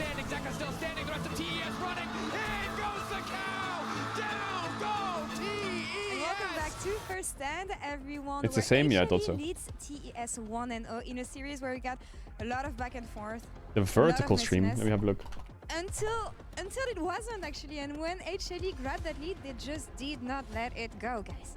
I feel like there was a good amount of back and forth, but it just felt like in those fights, HLE really had the Wait, the vertical stream has the old top part of the HUD. Hey! I mean, the Alistar, as soon as you see it locked in, you're always like, oh, that's a mistake. Hey, gimme! It's just one of those picks that, to me, when I think of Delight, I just picture him playing Alistar, right? Like that is Kill, make a deal. what comes to mind. What we're gonna do is we're gonna go home after this today, and we're gonna go to the LCK. We're gonna open up the LOL Park files, and we're gonna look for the folder that says overlay. We're gonna double click it, and then when it says LCK overlay, we're gonna copy that, and we're gonna paste it into the first hand folder. And then we're gonna go next day. Then Jackie Love flashes over the wall, and he just follows with the combo, gets a kill without even having to use his flash. Like, he just plays it out perfectly in almost every situation. It just feels like he has such a good read on the abilities, when to use what, where to put flash in the combos, and it genuinely feels like his headbutt goes further, his Q is a bigger AoE, it just feels like he does more than any Didn't expect an overlay to ruin my morning. I can't focus on the game. So good on it. I feel like there was a game-breaking moment here from Viper, especially giving him so much space, giving him so much agency on a pick like Ezreal. As we said, he shines so much on champions like this. I feel like that was the game decider for HLE. Yeah, absolutely. I mean, they had that topside fight where he was able to pick up a lot of kills. And I mean, Viper, you said it, on the Ezreal, on these late game picks, you know, when he's able to actually get an advantage, it's so hard to deal with him. I also think Zeka had a pretty amazing game. You know, this is that fight you were talking about up towards the top side, where he's able to just kind of ride that line so well. Yeah, Zeka played great this game. Fully to a target, he starts playing it so aggressively. You know, I do think that's the hallmark of these excellent Ezreal players. You know, knowing your time of when to shift in, weaving in the autos perfectly. He's hitting every single Q. It's just like point and click for this guy. And I feel like Top Esports approaching this, we're like, let's just CC Delight a little bit. We'll focus on getting this controllable. They weren't ready for a fight. And then as they got locked more and more into the fight, the health bars of these tanks were going down, but they wouldn't die. And Viper was just pumping out damage the whole time. I think they needed to be more respectful of the enemy team. And for me, it's the main problem when you play composition like this, where you're going to have a cannon, when you're going to have Aurora picks that you want to really activate, and you have, and it's real that's going to be that fed. Delight on Alistar on the other side, as we mentioned, you're never going to actually be able to find this combo that you want to make work. Yeah, no, I fully agree. It's really tough, you know, when there are so many different tools they have to actually interrupt the MF. The MF basically needs to get this fully channeled ult. They're trying to have Aurora set up the cannon, the MF ult over the top, but always it felt like Zeus or Delight or someone is in the face of Jackie Love and preventing him, you know, from really being able to actually find that moment to get a full channel. Yeah, I saw it. I also think when you're playing into Ezreal Azir, those are just really hard carries to end up sticking on. Just so mobile and so much ability to just disengage from a situation at a whim. And we know that in League of Legends, every second counts. And thanks to the reliable Cisco network, Zeka was able to find an incredible shuffle on Kanavi. This was big because Top Esports had actually started to find some momentum. Kanavi got quite fed. And he gets his shuffle, but then dashes over the wall because Kanavi was ready just to ult out again. Does ult Zeka, but he's already crossed over the terrain. He can't use it as an escape. And that clutch play is what leads him to set up on this Baron. I mean, it's just so smart. Like, being in that situation at that time is such a good read on where his opponents might go. You know, Kanavi was crossing through. Wait, chat, I'm trying to find. Wait, hold up. Has the read that he could be there. They get this pick. They win the team fight. They get the Baron. And this is where it truly felt like it was completely GG, like no chance to come back. What do we think about the second game, though, guys? Because for me, so far, HLE sitting pretty comfortably at LOL Park. At home, TES chose blue side. TES chose blue side, shocker. Here, Ox, in the second game. Yeah, I mean, I think MF wasn't really working for me. Nah. Like, you lost some of the safety of the picks that HLE had in game one with, like, the Ezreal and the Azir. So I think you can pick like a strong laner, something for Jaculov, like, you know, Varus, Kalista, those options are available, maybe like an Ashe, and then have options to get on top of these back. MF seems weak. Yeah, I'm surprised they didn't go Kai'Sa. I think they should have an easier Like time. Kai'Sa would have had a nicer game. It's tough though, because when I think of HLE, one of their greatest strengths is their flexibility, right? You know, I do think that they have developed to a point where it's like these players can play. Bro, almost what is Hoopu doing? Look at the Hoopu ratings. TL beat KC 2-1 and here are the ratings. They gave Kana a 2.5? What? The fuck are they doing? What? What have they done to him? He's got a lot more champions left where that comes from. He does. And I think Viper, he hasn't brought out any mages this year, but when I think about flexibility, like I think he is actually the most flexible AD carry in the world, probably all time, because he was playing like Riven and Yasuo in every mage bot lane when the meta called for it. So it's like he has so many tricks in the bag that he hasn't even had to pull out. And I just think that HLE gets harder game over game in every Fearless, not easier. Yeah, I think there's space for champions like this, though? I think there fully is. I think you can play Ziggs bot. I think you can play, you know, Victor bot. I think you can play these types of things. You missed the Caedrel sign? Wait, was there a Caedrel sign, really? I think the draft has to call for it, but I do. Yeah, and I think as well, we're one game in, right? But HLE are a team who've constantly gone to game 5 and best of 5s and shown they still have picks in the wheelhouse. And we are almost ready for game 2, so let's send it over to casters. Take it away, guys. I'm almost sad we have to start talking. I just wanted Azael to say more ridiculous historical Viper bot picks. I was like, Riven, Yasuo, yes. And then he said Ziggs, and I was less excited. But if we can get back to random AD champs, that would be sick. You know the big one is Teemo, right? Viper Teemo, I'm classic. not joking. I know, I forgot about that one. Yeah. See, again, it's a gift. That's the best Every one. time someone just says a weird Viper pick, it just gets me hyped. That said, we'll see if he finds the opportunity. I don't think he will in game 2. No, it's game 2. It's Fearless. A lot of champions, 10 champions, that they're taking off the board. 6 more to join them in this first phase of bans. We'll see what the angle is, what the strategies are for both these lineups as TES try and bounce I'm not adding Ja. TES, still that game, outside of the cannon specifically, which between the Alistar, getting marked by the Zero. So you already have Ja, Bur, Merc, like you have it all. I think that the draft at least was cohesive, made a lot of sense. Well, Kennen made sense, but he didn't really do anything, unfortunately. I forgot they picked the Kennen into the Alistar. That makes it a little bit rougher. Yeah. But hindsight's 2020. We'll see what the adaptation is as we look ahead instead. Ooh, So Galio ban is taken Rumble away. first pick. So looking at picks that are still very much up and Rumble available. We Kalista, already probably saw from the Humble Life. start What are they going to ban? universe, Rumble not Kalista, really what? anything to really be too I think they're going to ban worried Jace on about. blue, right? 100% Tess, or are they going to that first is pick gonna it? just be the same. Wouldn't be surprised if they Rumble end up Kalista getting Yone has to be their banned bans out in. early on here, as the Yone gets banned by Humble Life, which is a very, very clear sign of respect towards Cream, because let's be honest, we all know that Zeka absolutely loves playing the champion as well. Yep. Zeka's played it. It's also the second most played for Zeka. Cream's only played it twice. But obviously, an incredible mid laner, could get a lot of work done with it. And when Galio's taken away, right, who's a decent option with the taunt, don't want to let that through, is Jace. Again, just a lot of priority solo lane picks just being deleted. The Rumble, They have to ban Rumble follow Kalista. as well. One of the few like soft counters that we do see towards the Rumble, as it does get taken away, is the Galio specifically, right? So I think that TES also knew if we ban the Galio, most likely that's going to come through. Wondering if they want to be looking towards something like a Sylas as well. We've seen that Sylas Galio a lot. My opinion, the coolest game that we had last year at Worlds. But Tess will get Nidalee. So it's a little bit easier to pick Sylas without being scared of... Now, bot lane matchup is another. Gnar ban. The Gnar, another ban towards Zeus. Both Zeus Gnar ban. are probably his best champions. Aatrox has joined that lineup recently. Gnar off the board too. I think your Sylas read is getting better and better. With 5 pick on... I do think it's likely, yeah, because... with 5 pick on Humble Life, obviously have to wait I feel like Zeus will play Aatrox if they do play Ornn. They take away Ambessa, Kalista's up. What? Or are they going to play Ashe into Kalista?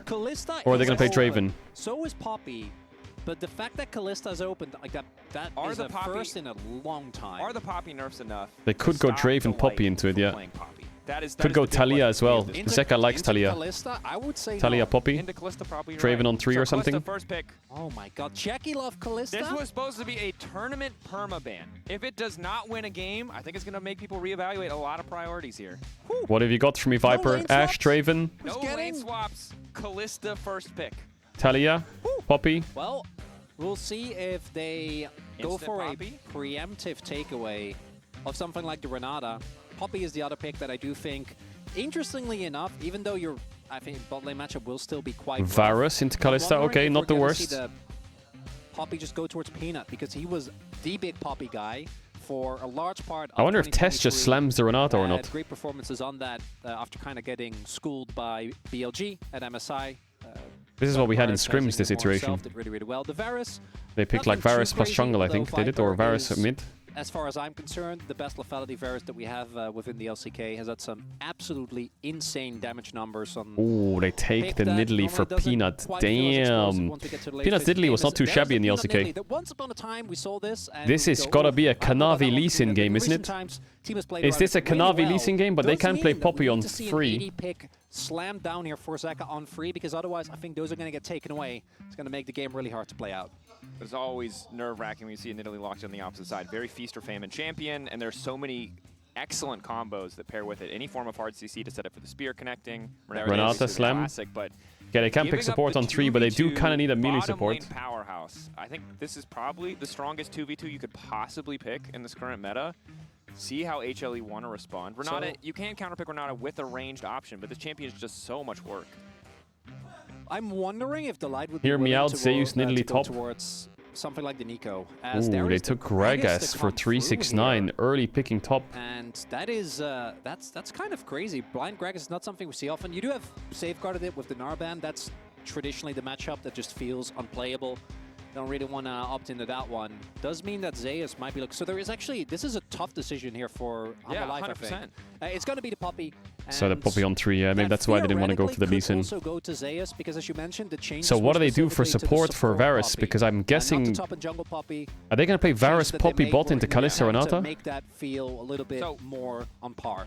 Yeah, she loses 20 damage if she E's someone and they hit a wall. Surely it's going top right. Which is a very big amount of damage in the context of an all-in. It probably means we're less likely to see things like the Hail of Blades Poppy. I don't think it means Poppy's out of the meta at all, but she's definitely weaker when it comes to early kill pressure. Ari ban, okay. Just trying to deny Cream's pull. Well.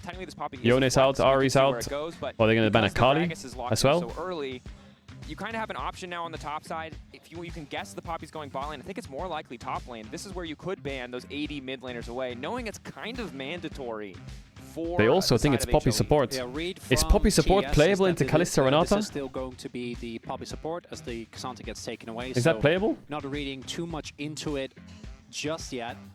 The Light does have a slew of champions that he could pick up in a scenario where he doesn't want to go towards the Poppy. That I think could be good into Renata. Nico is, I think, the most crazy one that we have mentioned before, because that matchup makes Renata's life very miserable. Viego, respect paid towards Kanavi there. 4 games played. Sorry, I'm just reading this thing. Definitely something that when you already have arguably the strongest early game skirmish champion in the game. Yeah. And then you also have Renata. Nico support removal. There it is, yeah. Right? So if they cover one top ban, one support ban. Makes a ton of sense. I love the respect ban as well. I think that's 100% the right call. I also just think like a mid laner here can work, but then you're getting count-picked in every role. Give away a counter pick that could jeopardize your entire lane, right? Sure. Like you need to spend bans to secure So you have to kill the flex here, right? Into Gragas? The debate now, though, and this is the struggle. We saw Cassante ban. What are you picking to Renata? Karma? I'm also bot lane. I still think this Olaf? flex. I'm also Aatrox. Okay, so Zeus Aatrox. Yep, classic. What Live's read was, because this Gragas can theoretically still be flexed, right? Like, we're going to assume that this is going to go towards 369. Holy shit. There's still potential for that to go elsewhere. We're deep on the theoretical flex. I mean, he will go Sylas or Akali, I think. I feel like that's just the cream champs, unless he wants to play Tristana mid with these champs, which is not the worst if he has some kind of tank jungle. You never know.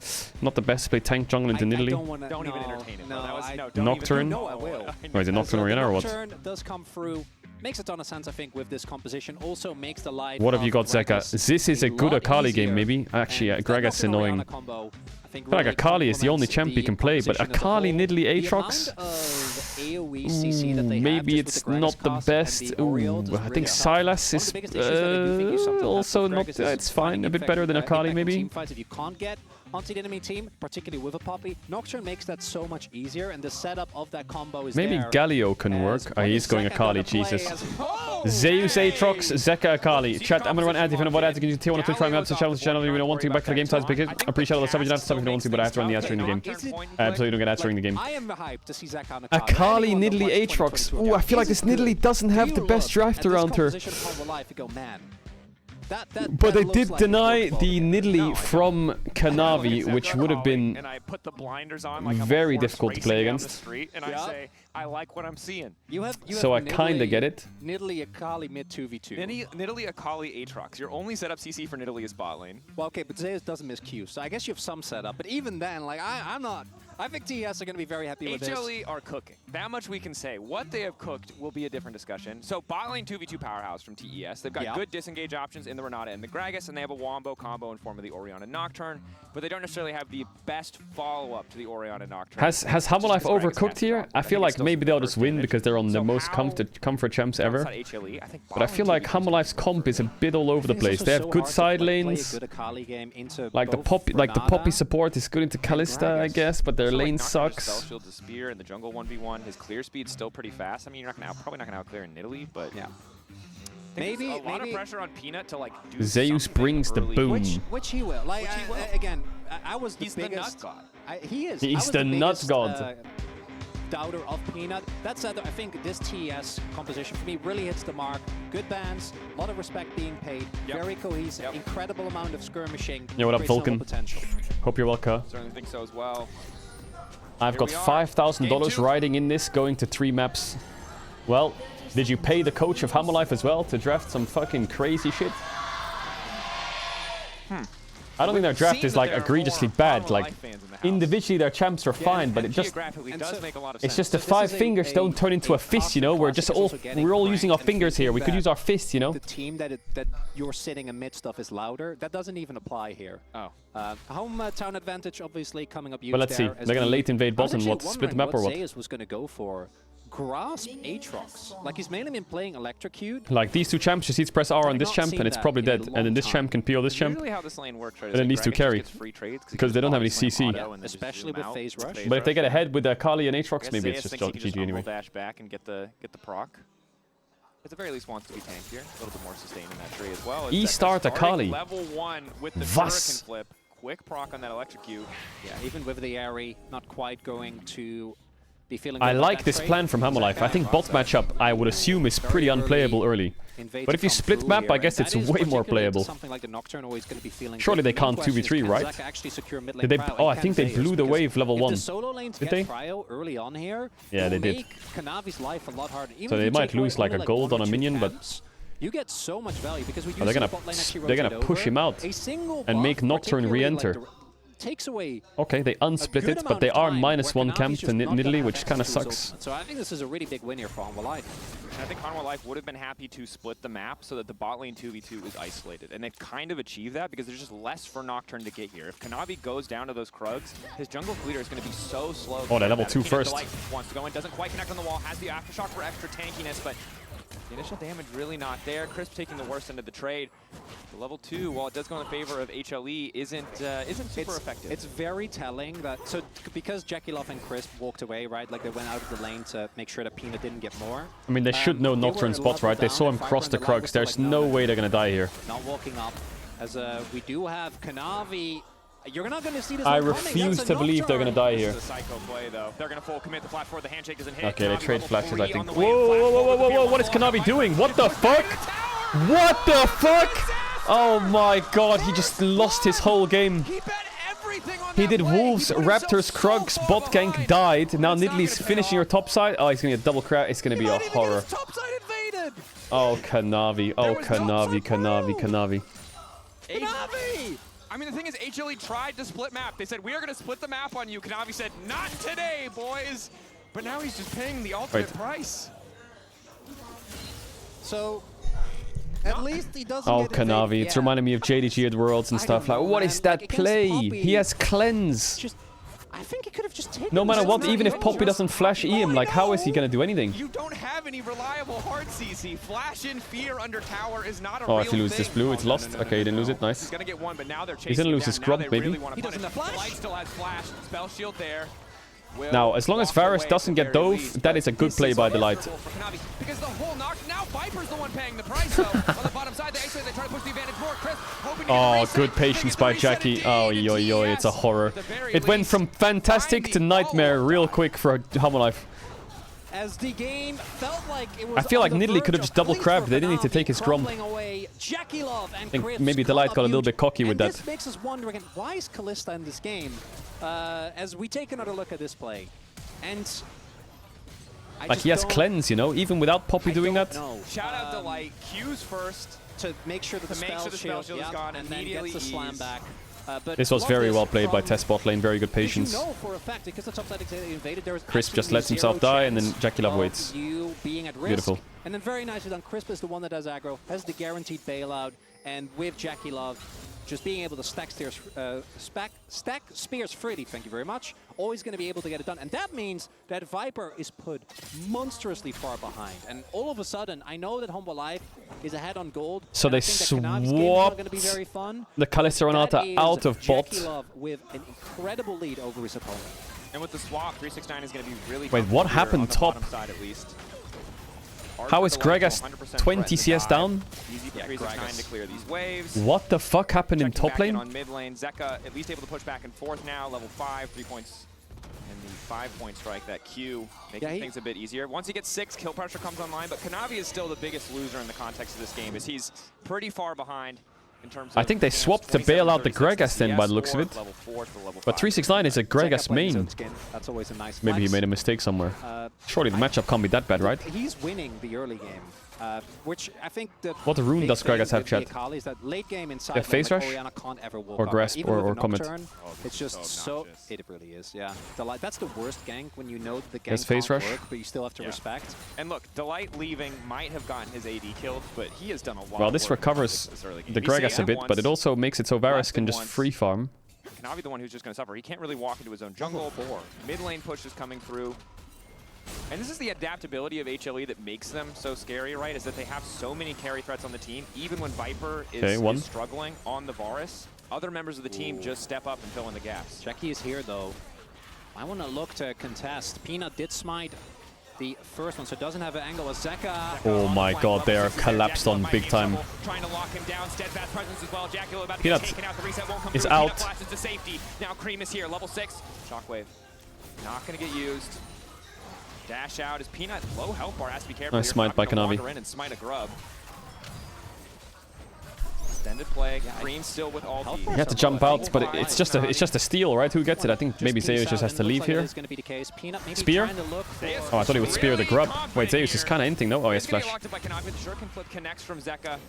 Void grubs will go down.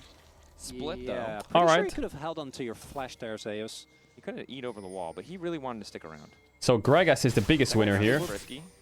He's recovering a lot. Be the full grubs, because Kanavi already. He also got a plate, I think. That is actually a big deal. Obviously, getting 2 is nice, but like just the 1, get a ton of experience from that, meaning that Kanavi's going to be feeling a lot less bad about how this early game played out. Jackie getting taken down obviously is rough, and this Akali getting accelerated is bad news. Yes. For TES. But that's a massive CS lead for Jackie Love. Yeah. Oh no, and I don't think that's going to go anywhere anytime soon. Bro, that Aatrox icon on his ult is so fucking cool. Into his tier. Also went for Comet build, and like Halo Blaze. TP like, spot. Alright, Gregas has recovered a lot, yeah. He's even like up in XP against Aatrox. I'm not ever walking out. Well, you're not walking up in the Poppy Varus 2v2. Yeah, you're not. You are operating at arm's reach. If Kalissa's on top of you, you've already lost the fight. That said, Zeka's constantly threatening to go in. Moving ahead, and you can see why. In the The light just flash east the Kalista with W. She can't move. Yeah, he's still playing Poppy into, or Kalista into Poppy, unfortunately. So doesn't really get to play the game as. And I mean, good flash from Peanut to not die there. Oh, he has no flash yet. But they have no damage. It's a null magic mental Aatrox with some health and Doran shield versus Tear and lucidity boots. They have no damage. Conservative options, but working out as he's pretty damn tanky. Yeah, Tunneler gives you a ton of stats. Feeling good as Look at that. just walks back in. Does have his cookies as he's just going. He's just hitting again. him. He does have his ultimate, but I feel like at any point TS can just walk away, so they decide not to push it further. Towards the top side of the map. Get the wave in at least. Overall, much more even mid-game. A lot of messy kind of early exchanges. HLE holding on to a bit of a gold lead. Something that does remain an issue, though, particularly now that Crisp has hit 6, is that Renata counters so much of what Humble Life is going to try to do. because both for Zeka and Zeus, their entire existence is reliant on, in Zeka's case, can I assassinate someone on the back line? It's crazy, the CS numbers. We're 9 minutes in. 57, 57. Can I get my resets? And Renata just does so much. It stalls, the heal's there, and the ultimate is the obvious one that is just going to make your life so much harder. So it's kind of similar to the last game, where if we are just front to backing, I think it's really hard for Humble Life to reliably find an angle as Delight on a flank. Oh my god, this TP from Zeka, he is sending it. Takes a while to get there though, and HLE are really split up. Oh, Zeus. Orianna flashed. They're gonna have to hold the fucking line here because Orianna has no flash in the pit. It's crisp flash queued, nothing. Nice E flash, but Zeka's out. Alongside the ulti means Zeka will walk away, but the dragon into the pick. A nice look for TES. A lot invested for TES, but big payout as well. They get the dragon. They're able to also get the kill onto Zeus. A lot of summoners lost there from Tess. Even further ahead. But they made it work. Is that their first Drake or second Drake? Right, that's TP being used, as well as 4 flashes. Must be first, right? There was a 5-minute Drake, I think, though, wasn't there? Or was that? His TP wasn't able to find must be first Drake. in that fight either. Just used his ultimate to disengage. We'll have to wait for the presentation. Back where we want it, Dracos, which is just even. That's first, yeah. 70 or 80 minutes. That was a game that was a 5-minute Drake. That was the first game, right? Yeah. No, it's great as 369. Yeah, this ult from 369 was great. Knocks Zeka out, knocks Zeus in. Delight East, Jackie cleanse flashes it. Oh, I see why he flashed Qs there. I think he thinks Zeka's running up. Not quite hitting the mark there. Was looking for the handshake so that you get the kill on Zeka as well.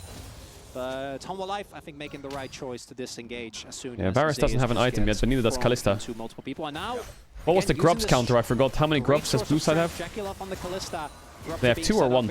Don't know if Peanut can even look for a steal here. Getting into that pit is going to be very tough. Oh, no steal. Oh, it's 4-1, so they have 5. What the fuck? Okay, never mind. Peanut. Oh, nice. Wow, the steal though. Caught him off guard. So that's 4-2. That's very... That's also spread, so like no one... Don't think Grubs will matter too much this game. It's nice the second stack towards the 3 objective, which is certainly nice to have. Yeah. Especially given how, I mean, normally it's pretty impossible. It's not actually impossible, but very difficult to steal objectives away from a Kalista. The hood is cooked. There's some random guy in the bottom left talking. I think I just want to call back to what you said earlier. It is going to be tough for HLE to play out any kind of front to back. Because again, you have the Gragas cast, which we saw how quickly it can disrupt. Nocturne can just turn the lights off. It doesn't even have to be the Orianna combo, which will make things more difficult. And Renata can always bail out at least one member of the team. So if Zeka or Zeus die in the process of trying to dive back random really yapping red. No. And for Viper, this game is going to be so hard to play because you basically have to flash if Kanavi ults on top of you, right? Because of the Orianna combo. But if you don't have flash, what do you think is going to happen when 369 finds you? Like, you're an 80 carry without any real... Yeah, the long lane is good for Akali against Orianna. More space to play around with her. On, so that's at least nice damage from Zeus. Hold up, no flash on Gragas. But the 1v1 pops the ult. Really starting to look easy for Zeus. 369 has the Chewy flash? back, No, so at least too far. We'll be able to walk away in the isolated 1v1. But this, of course, is the other thing we have to mention, is that Zeus lived it's super hard for Orianna to walk up in these states. And eventually he'll have 1 item, and then a 2nd item, and... Just Nocturne behind her, but he is going to be in ult range. She's just cooked, though. You might also remember Zeka as he goes all in on Cream on the bottom side. It's completely lost fight. Peanut, zoning Cream back. Oh, yo. HLE side of the map. Yeah. Shockwave, but it's not going to do much. Maybe Nocturne ult could have killed Nidalee, but I don't know if it looked like he thought it was over that fight, so he started running away. Area, but I think by the time that he actually got close enough, if he even did, the range on old level 1 really isn't that big. It's not until you get further in that it starts to feel really oppressive. Cream was basically already at Delight level 6 HP, so even if he does go in, I don't think that's Nocturne ulting who? As we are looking on this Akali. All to the bot side of the map. Level Fear hits, yes, flash. Zeka gonna be forced to flee. Conqueror stacked so quick. Flash. Does he have W? Jackie loves there. No W. Zeka trying to get out. Flash away to safety. Initial damage comes in. Trying Oh to get out. no, Goes Kanavi, invisible. that's so unlucky. 1 more auto and her W came up, really? Zeka, he waited as long as possible to flash. Everyone's just making plays on side. Nice smite Q by Peanut. That knockback was so far.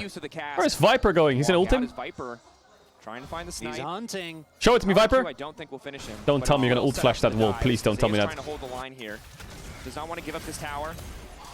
Show me ult, Viper, show me ult. On the wave. Okay, no flash, Gragas. Oh my god, what is going on? Zeus has ult in like 5 seconds, but I think he can't really hold this. He has Zeka behind him though, so maybe he can just try it. Zeka's ult's up really soon. His ult's up soon. Just kill the turret though. On the way down, but Zeka wants to fight. Okay, well. It might cost him though. The chase now coming in. Zeka, you have W? Oh, he's chain CC'd.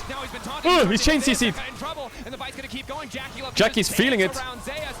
Oh, Zeus. Nice Q flash. He zooms out. World ender to safety. Chris praying for the handshake, but he does not find it, and that's just the trade tier ones. Right. These two teams are just skill checking each other. Yeah, they are. Oh, that TP. Varus has flash. I think this TP is gonna take 6 business days.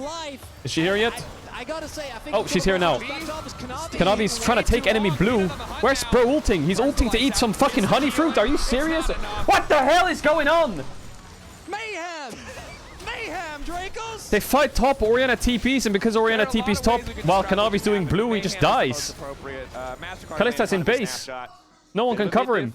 Bit of a bot diff. Otherwise, yeah. That's what I do to my stream sometimes. Pop the Nocturne ult, get the meal in. I didn't think, like, new Kalista feels so good after the changes. It feels like you can glide away from anything. Yeah. Apparently not Aatrox. Yeah.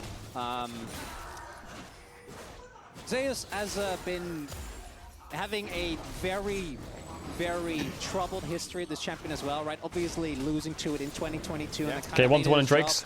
To master it. As we take another so Zeka gets chain CC'd to eternity. I'm surprised he doesn't just like at the amount of W now. Zeka, right? But anyway, he probably tried. Gets the fear, then the ultimate, and there is just chain CC dead. Zeka can do.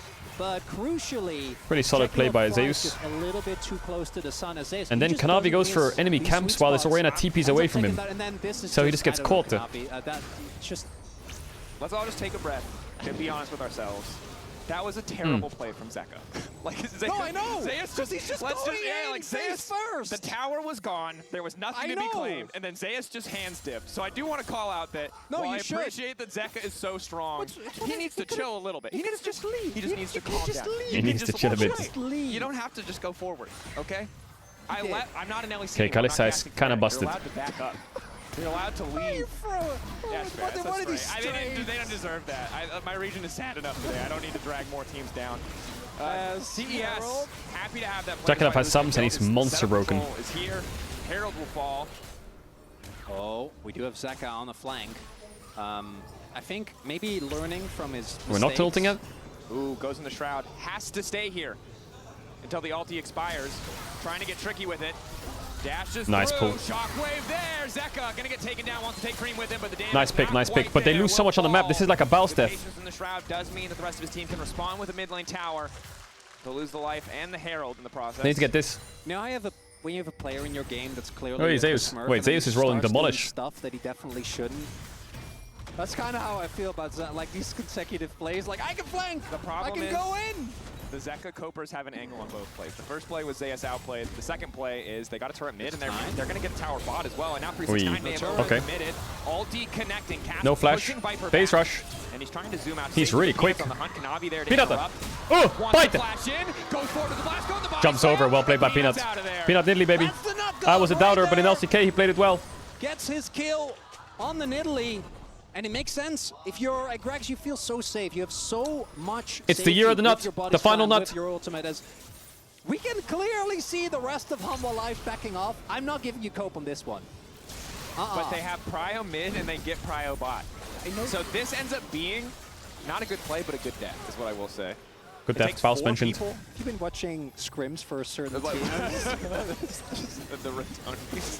The Rotones. Shout out to the Rotones, big. Even without a turret again, I think you, as Gragas, often get yourself in the situation because you have so much innate safety. But Peanut just chases through. Kanavi, unfortunately, cannot get over walls by his biggest enemies unless he has his ultimate available. So Peanut just gets out. Does have to invest his flash for that, whereas 369 doesn't really give anything up. But I'm just gonna Nidalee getting further ahead. I think is always going to feel nice. They're going to dive the Varus. Look at the gold league. This is nothing. It's but he has Edge of Night, so it's quite hard, I think. Let's just take I guess Nocturne could smite it, right? Midair. You can smite in Nocturne ult, or? No. Like, Gold is dead even. Herald about to come in mid lane and crash. Things are pretty close, but second item's now completed for Jackie. He's going to be a terror. It's the same story for Viper. As the siege starts in the mid lane. I think Zeka's going to deep TP. Oh my god. The man knows one way and it is forward. Zeka on the flank, and he can find these No, we're not kills. ult. No, Kalista ult rather. Oh, that Varus ult is good. Mikhails. Turned out. Cream trying to disengage. Nice flash engage from Delight. Oh my god, Hammonite's playing this fight so well. Is it enough though? Viper's getting solo killed by Kanavi. Renata ult's not bad. They're holding Jackie for a little bit. Jackie got the cleanse. Oh, nice E by 369. It's a bloodbath. Back Kanavi wants to... No, he doesn't have flash. It's 1-for-1. Was? Falling, but it's only the 1-for-1. That was a really bad positioning for Tess. If Tess ever oversteps and has to click backwards while being chased, this is where they lose fights. Clicking backwards with their champs is so shit. 4 flashes throughout that whole sequence. The attempt to turn onto Zeus, because they just get outranged. Hit by the knock-up. And then here, the crucial thing is Krispy Kreme got smoked this fight. You know that it's really hard for Zeka to actually burst down Jackie. He got nothing off. Plays it hardly. Slow, waits the bailout out, but Crisp gets so much value from the ultimate because it also denies Zeus and Peanut to further follow up, which is why Jackie gets off. Really nicely done there with the body slam Cream's there Oriana. from 369, ensuring that they can't quite follow up, because otherwise I think Peanut might have claimed another. I keep forgetting when I say Krispy Kreme, it could be Crisp or Cream, because they're on the same team now. You know, just it was Cream. We do a little cue forward. I mean, See level if they're 13, still paying attention. You got some ability haste. You're feeling good on Aatrox. Just Q spam now.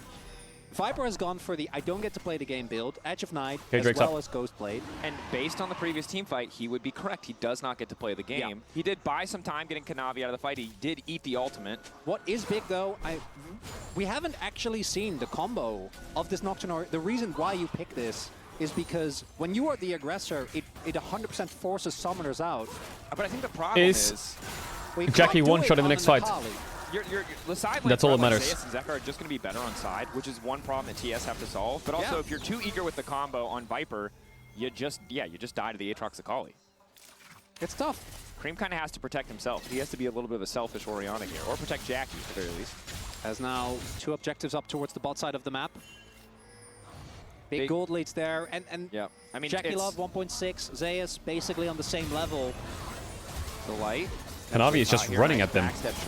Cream has Seraphs. His cue to start things off.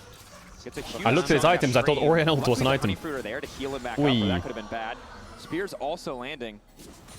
This is a really nice way for HLE to start potentially contesting this Drake, just chunking out the health bars. We haven't talked that much. Are you just going to start Atakan? And I think that engage is there just because of the old combo and the fact that 369 is a big threat. But if they just get to sit there and basically Jackie Love live stealing with these Qs from both Nidalee. The light, he has Hex Flash. The Varus. Oh no, Kanavi, no shot. Oh my god, it landed. Oh my god, it landed. They got it, and they didn't even have smite. Peanut had no smite, and they stole Drake against Kalista. 9! We didn't want to get more. They did. It's all alive. They TP'd Zeus in. They're not getting away with just the dragon. Zeus off to the side. Fear is there. Huge damage. Okay, not bad. Chains. Oh, clean by Zeus. Nice escape. They're outie. They're outie. 2 Drakes. I'll take that. They're outie now. And well played by Hammonite. Flash used there by Zeus. Again, a flash that he definitely. That's a scary Kalista. But I think a really scary Kalista with those items. The fact that they TP'd as a potential trap being set here. No W. He uses his shroud, but he's going really far back. He's fine. Not gonna walk forward as he shouldn't. He's using his DRX skin. Are you paying attention? Yeah, he was. Yeah, he had smite, but he smited already. Oh, already? I thought that was Kalista Rend. Look, if there's one thing that I've learned, look at the gold, Dracos. Dead even. Oh! 1K difference. What a gift. All I'm saying is, there's one thing I know. I thought Poppy nerfs would be a bigger deal, but I don't think you can nerf Delight Poppy. This guy is so annoying. Like, he left bot lane, and yes, it did cost Viper his life because TES executed that beautiful dive. But this man has just been interrupting plays left and right. The knockback on that Drake, it's so frustrating for the side of TES. We're 23 minutes in, and no one has gotten feats yet. That's kind of insane. Yeah. But now the objective's, it's 2-2. So the next objective gets feats, no matter what. All right. Item spikes. We have Cleaver done. Stopwatch as well. Zeus had Sterix, but or got Sterix, but already had that in the last exchange. Other pros might not have lived towards that with that bot side blade towards the map. And you can see Humble Life, someone's always looking for a flank. Caught. Nice flash. Trying to get to safety. No Edge of Night. They could combo him right now. Ooh, these spears are hitting. There's a combo. Oh, good flash by Varus. The Orion ult was way too early. The Orion ult was way too early. JackeyLove's gonna get fried here. Oh, the dive is good. The dive is good. The dive is beautiful. Insane T-Vanning from Humble Life. Really good. Really good. That's GG. 2-0. Can they end mid? Humble Life is so good. The game is dead even, and then they get Well played by Viper. They can't end. They'll get Atakan. 2 times in a row. That engage from the Orion and Nocturne. The Orion ult was too early, and then the Varus flash, he's too far away. Even if the Orion ult hits, they're fine. Flash from Viper. But you can see for TES, the combo is solid, but if it whiffs, the follow-up The light is just trying to take the tower. so disgustingly strong. That's Atakan gone. A lot of gold gonna go into the pockets of Hanwha Life. Did we capture curse this? They just went from dead even to Shop the replay. gold lead. I said no one has feats. They're just about to The grab Gragas feats. ult knocked everyone on top of Jackie. I don't think we need to involve ourselves in this. I think we gotta... You're right. Leave it to the pros. Okay, 269 gets chunked and he flashes. He's out. They try and turn on Viper here, because he loses Edge of Night. Second in the same spot this time. It's Zeus. But the Orion ult is too early because of his flash. So now Kanavi's just dead. Renato doesn't really hit anyone. Gragas E's the Aatrox and ults him, but he lands on top of... Oh my god, it's like hung Blitzcrank all over again. He ults the Aatrox Q3 on top of Jackie's head. None of their major cooldowns did any damage. That was the struggle, right? Like, Shockwave wasn't effective because of the flash. Nocturne ulti just didn't do enough. He didn't even get... like the normal value for Nocturne. They were forced to Renata ult to disengage because 369 isn't it. Like, and it all goes back to 369 getting caught, admittedly. But once this team starts to lose a fight, it's just so hard to come back. I think they were out though. Like, they just saw an opportunity, and this is, I think, the one issue that you do have as well. Here, that could back out. I mean, it highlights back to the earlier issue we talked about, which is Viper is not the only carry on this team, and he's not even the traditional crit scaling hyper carry, right? So one-shotting him, even if it was successful, doesn't guarantee you the fight if JackeyLove is constantly under threat from this Aatrox, from this Akali. And I want you to think back to the hole that Viper was in. Yeah. And now look at this total gold graph. He's 2 levels up. He was 30 CS down, like 5 minutes into the game. He was dove 2v1. Plays a great scaling lethality Aatrox. What? Scaling lethality Aatrox? Seen this happen multiple times over the last couple of years, and Viper... Yeah, Orianna is really weak right now. The Orianna Nocturne combo is like a fucking Nerf gun. It does fuck all. I thought I had said Zeus on accident. No, I'm definitely wrong on that one. Okay. I was like, one of us is trolling, and I was almost afraid to ask. Zeus also does play a great scaling lethality Aatrox.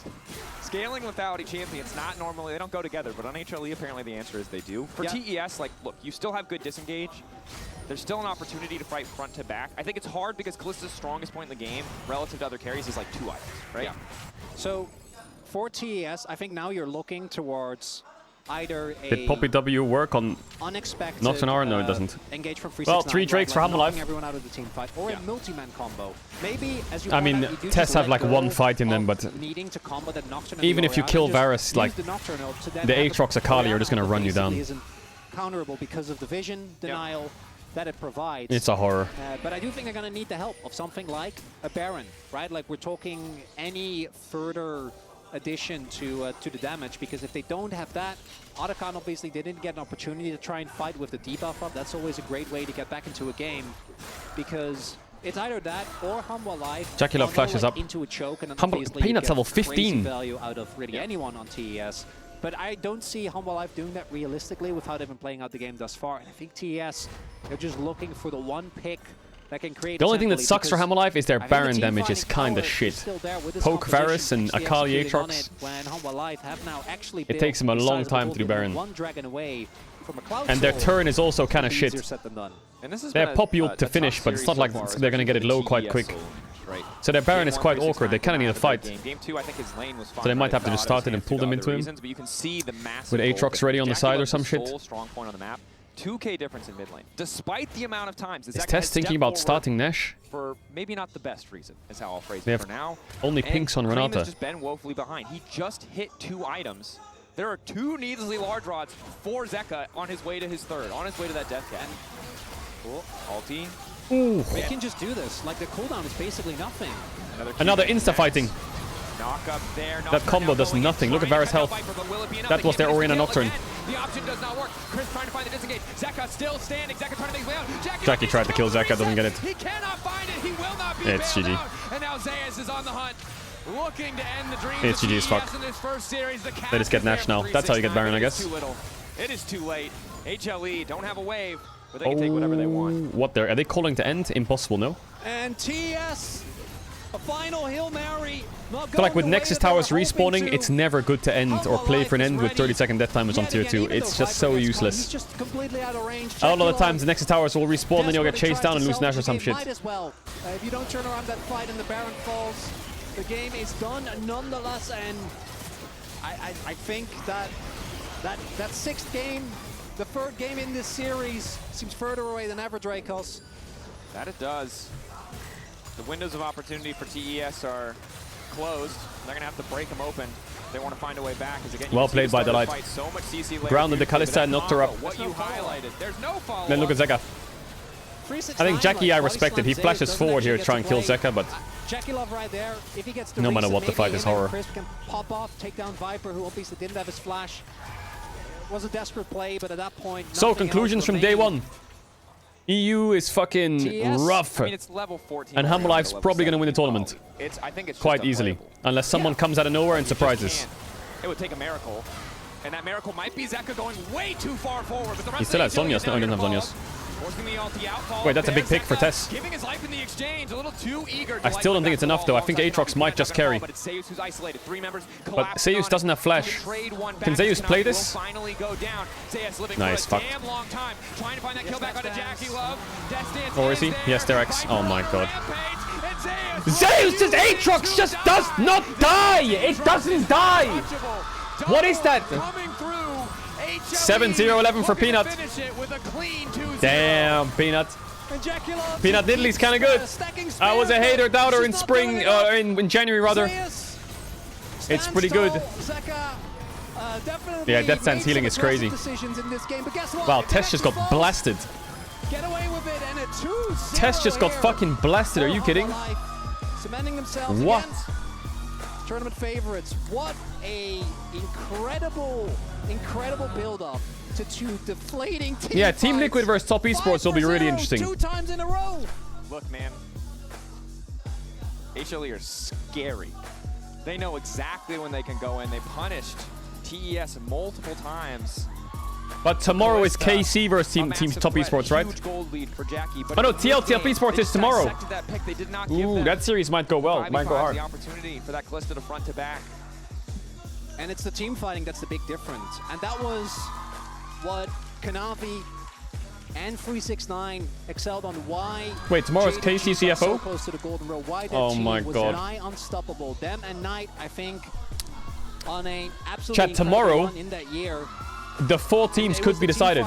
If KC lose and TL win, it's over. That's it. It's over. Humble Life just got the better of them in a pretty aggressive fashion. Outclassed them in both series. Played around the opportunities, the angle for success. The TES had drafted and just outmaneuvered. Delight as well. Alistair, the signature pick, weathered the early laning phase, was a monster. Poppy was a monster. Might have given up a kill on bottom side as he left his AD, but otherwise, flawless game. Well played. And Peanut. Good day of games. Staff. I had fun. Talking to Mowgli earlier as well, who of course I had fun. was there with him in 2022. And the light, when that guy gets to play engage supports, the amount of double knockups he got in that game, knocking away Kanavi to ensure that they got the Chat, early tomorrow dragon as same well. time. Tomorrow same time, first stand is off again. With KC versus Flying Oyster and TL versus Top Esports. Best of 5, yes. Best of 5, Best of 5. but also just how they're going to look against everyone else, what else they've got cooking on a brand new patch. Like, this is only the start. This is only 2 best of 3s, brand new patch, no lane swaps. There's so much more. They're actually gone. We've been Chat, we have free. off-stream scrims today. It's been a year and a half. We're finally free. We're finally free. Look, before you head off, have you heard? That's the name of an emote. You can subscribe to all. Chat, we have off-stream scrims today against a really good team. Listen, Lost Ratones, we've got EU Masters coming up next week. Big tournament. I think today is the only day of off-stream scrims. The rest of the week is just full on-stream. So chat, I will see you tomorrow morning for first stand, and straight after first stand, we're going to go into scrims. Deal? Deal? I appreciate you all coming out. I hope you enjoy the rest of your days. I hope you take care, stay safe, sleep well, and I hope you had a good time. Hope you had fun. Shout out to all the lurkers, bidders, gifted, chatters, subbers, donors, resubbers. I'll see you guys tomorrow for some more first stand. Day 1 is over. And yeah, I hope you enjoyed. Hope you had fun. Here's a big kiss. We got big energy, big pace tomorrow. See you there.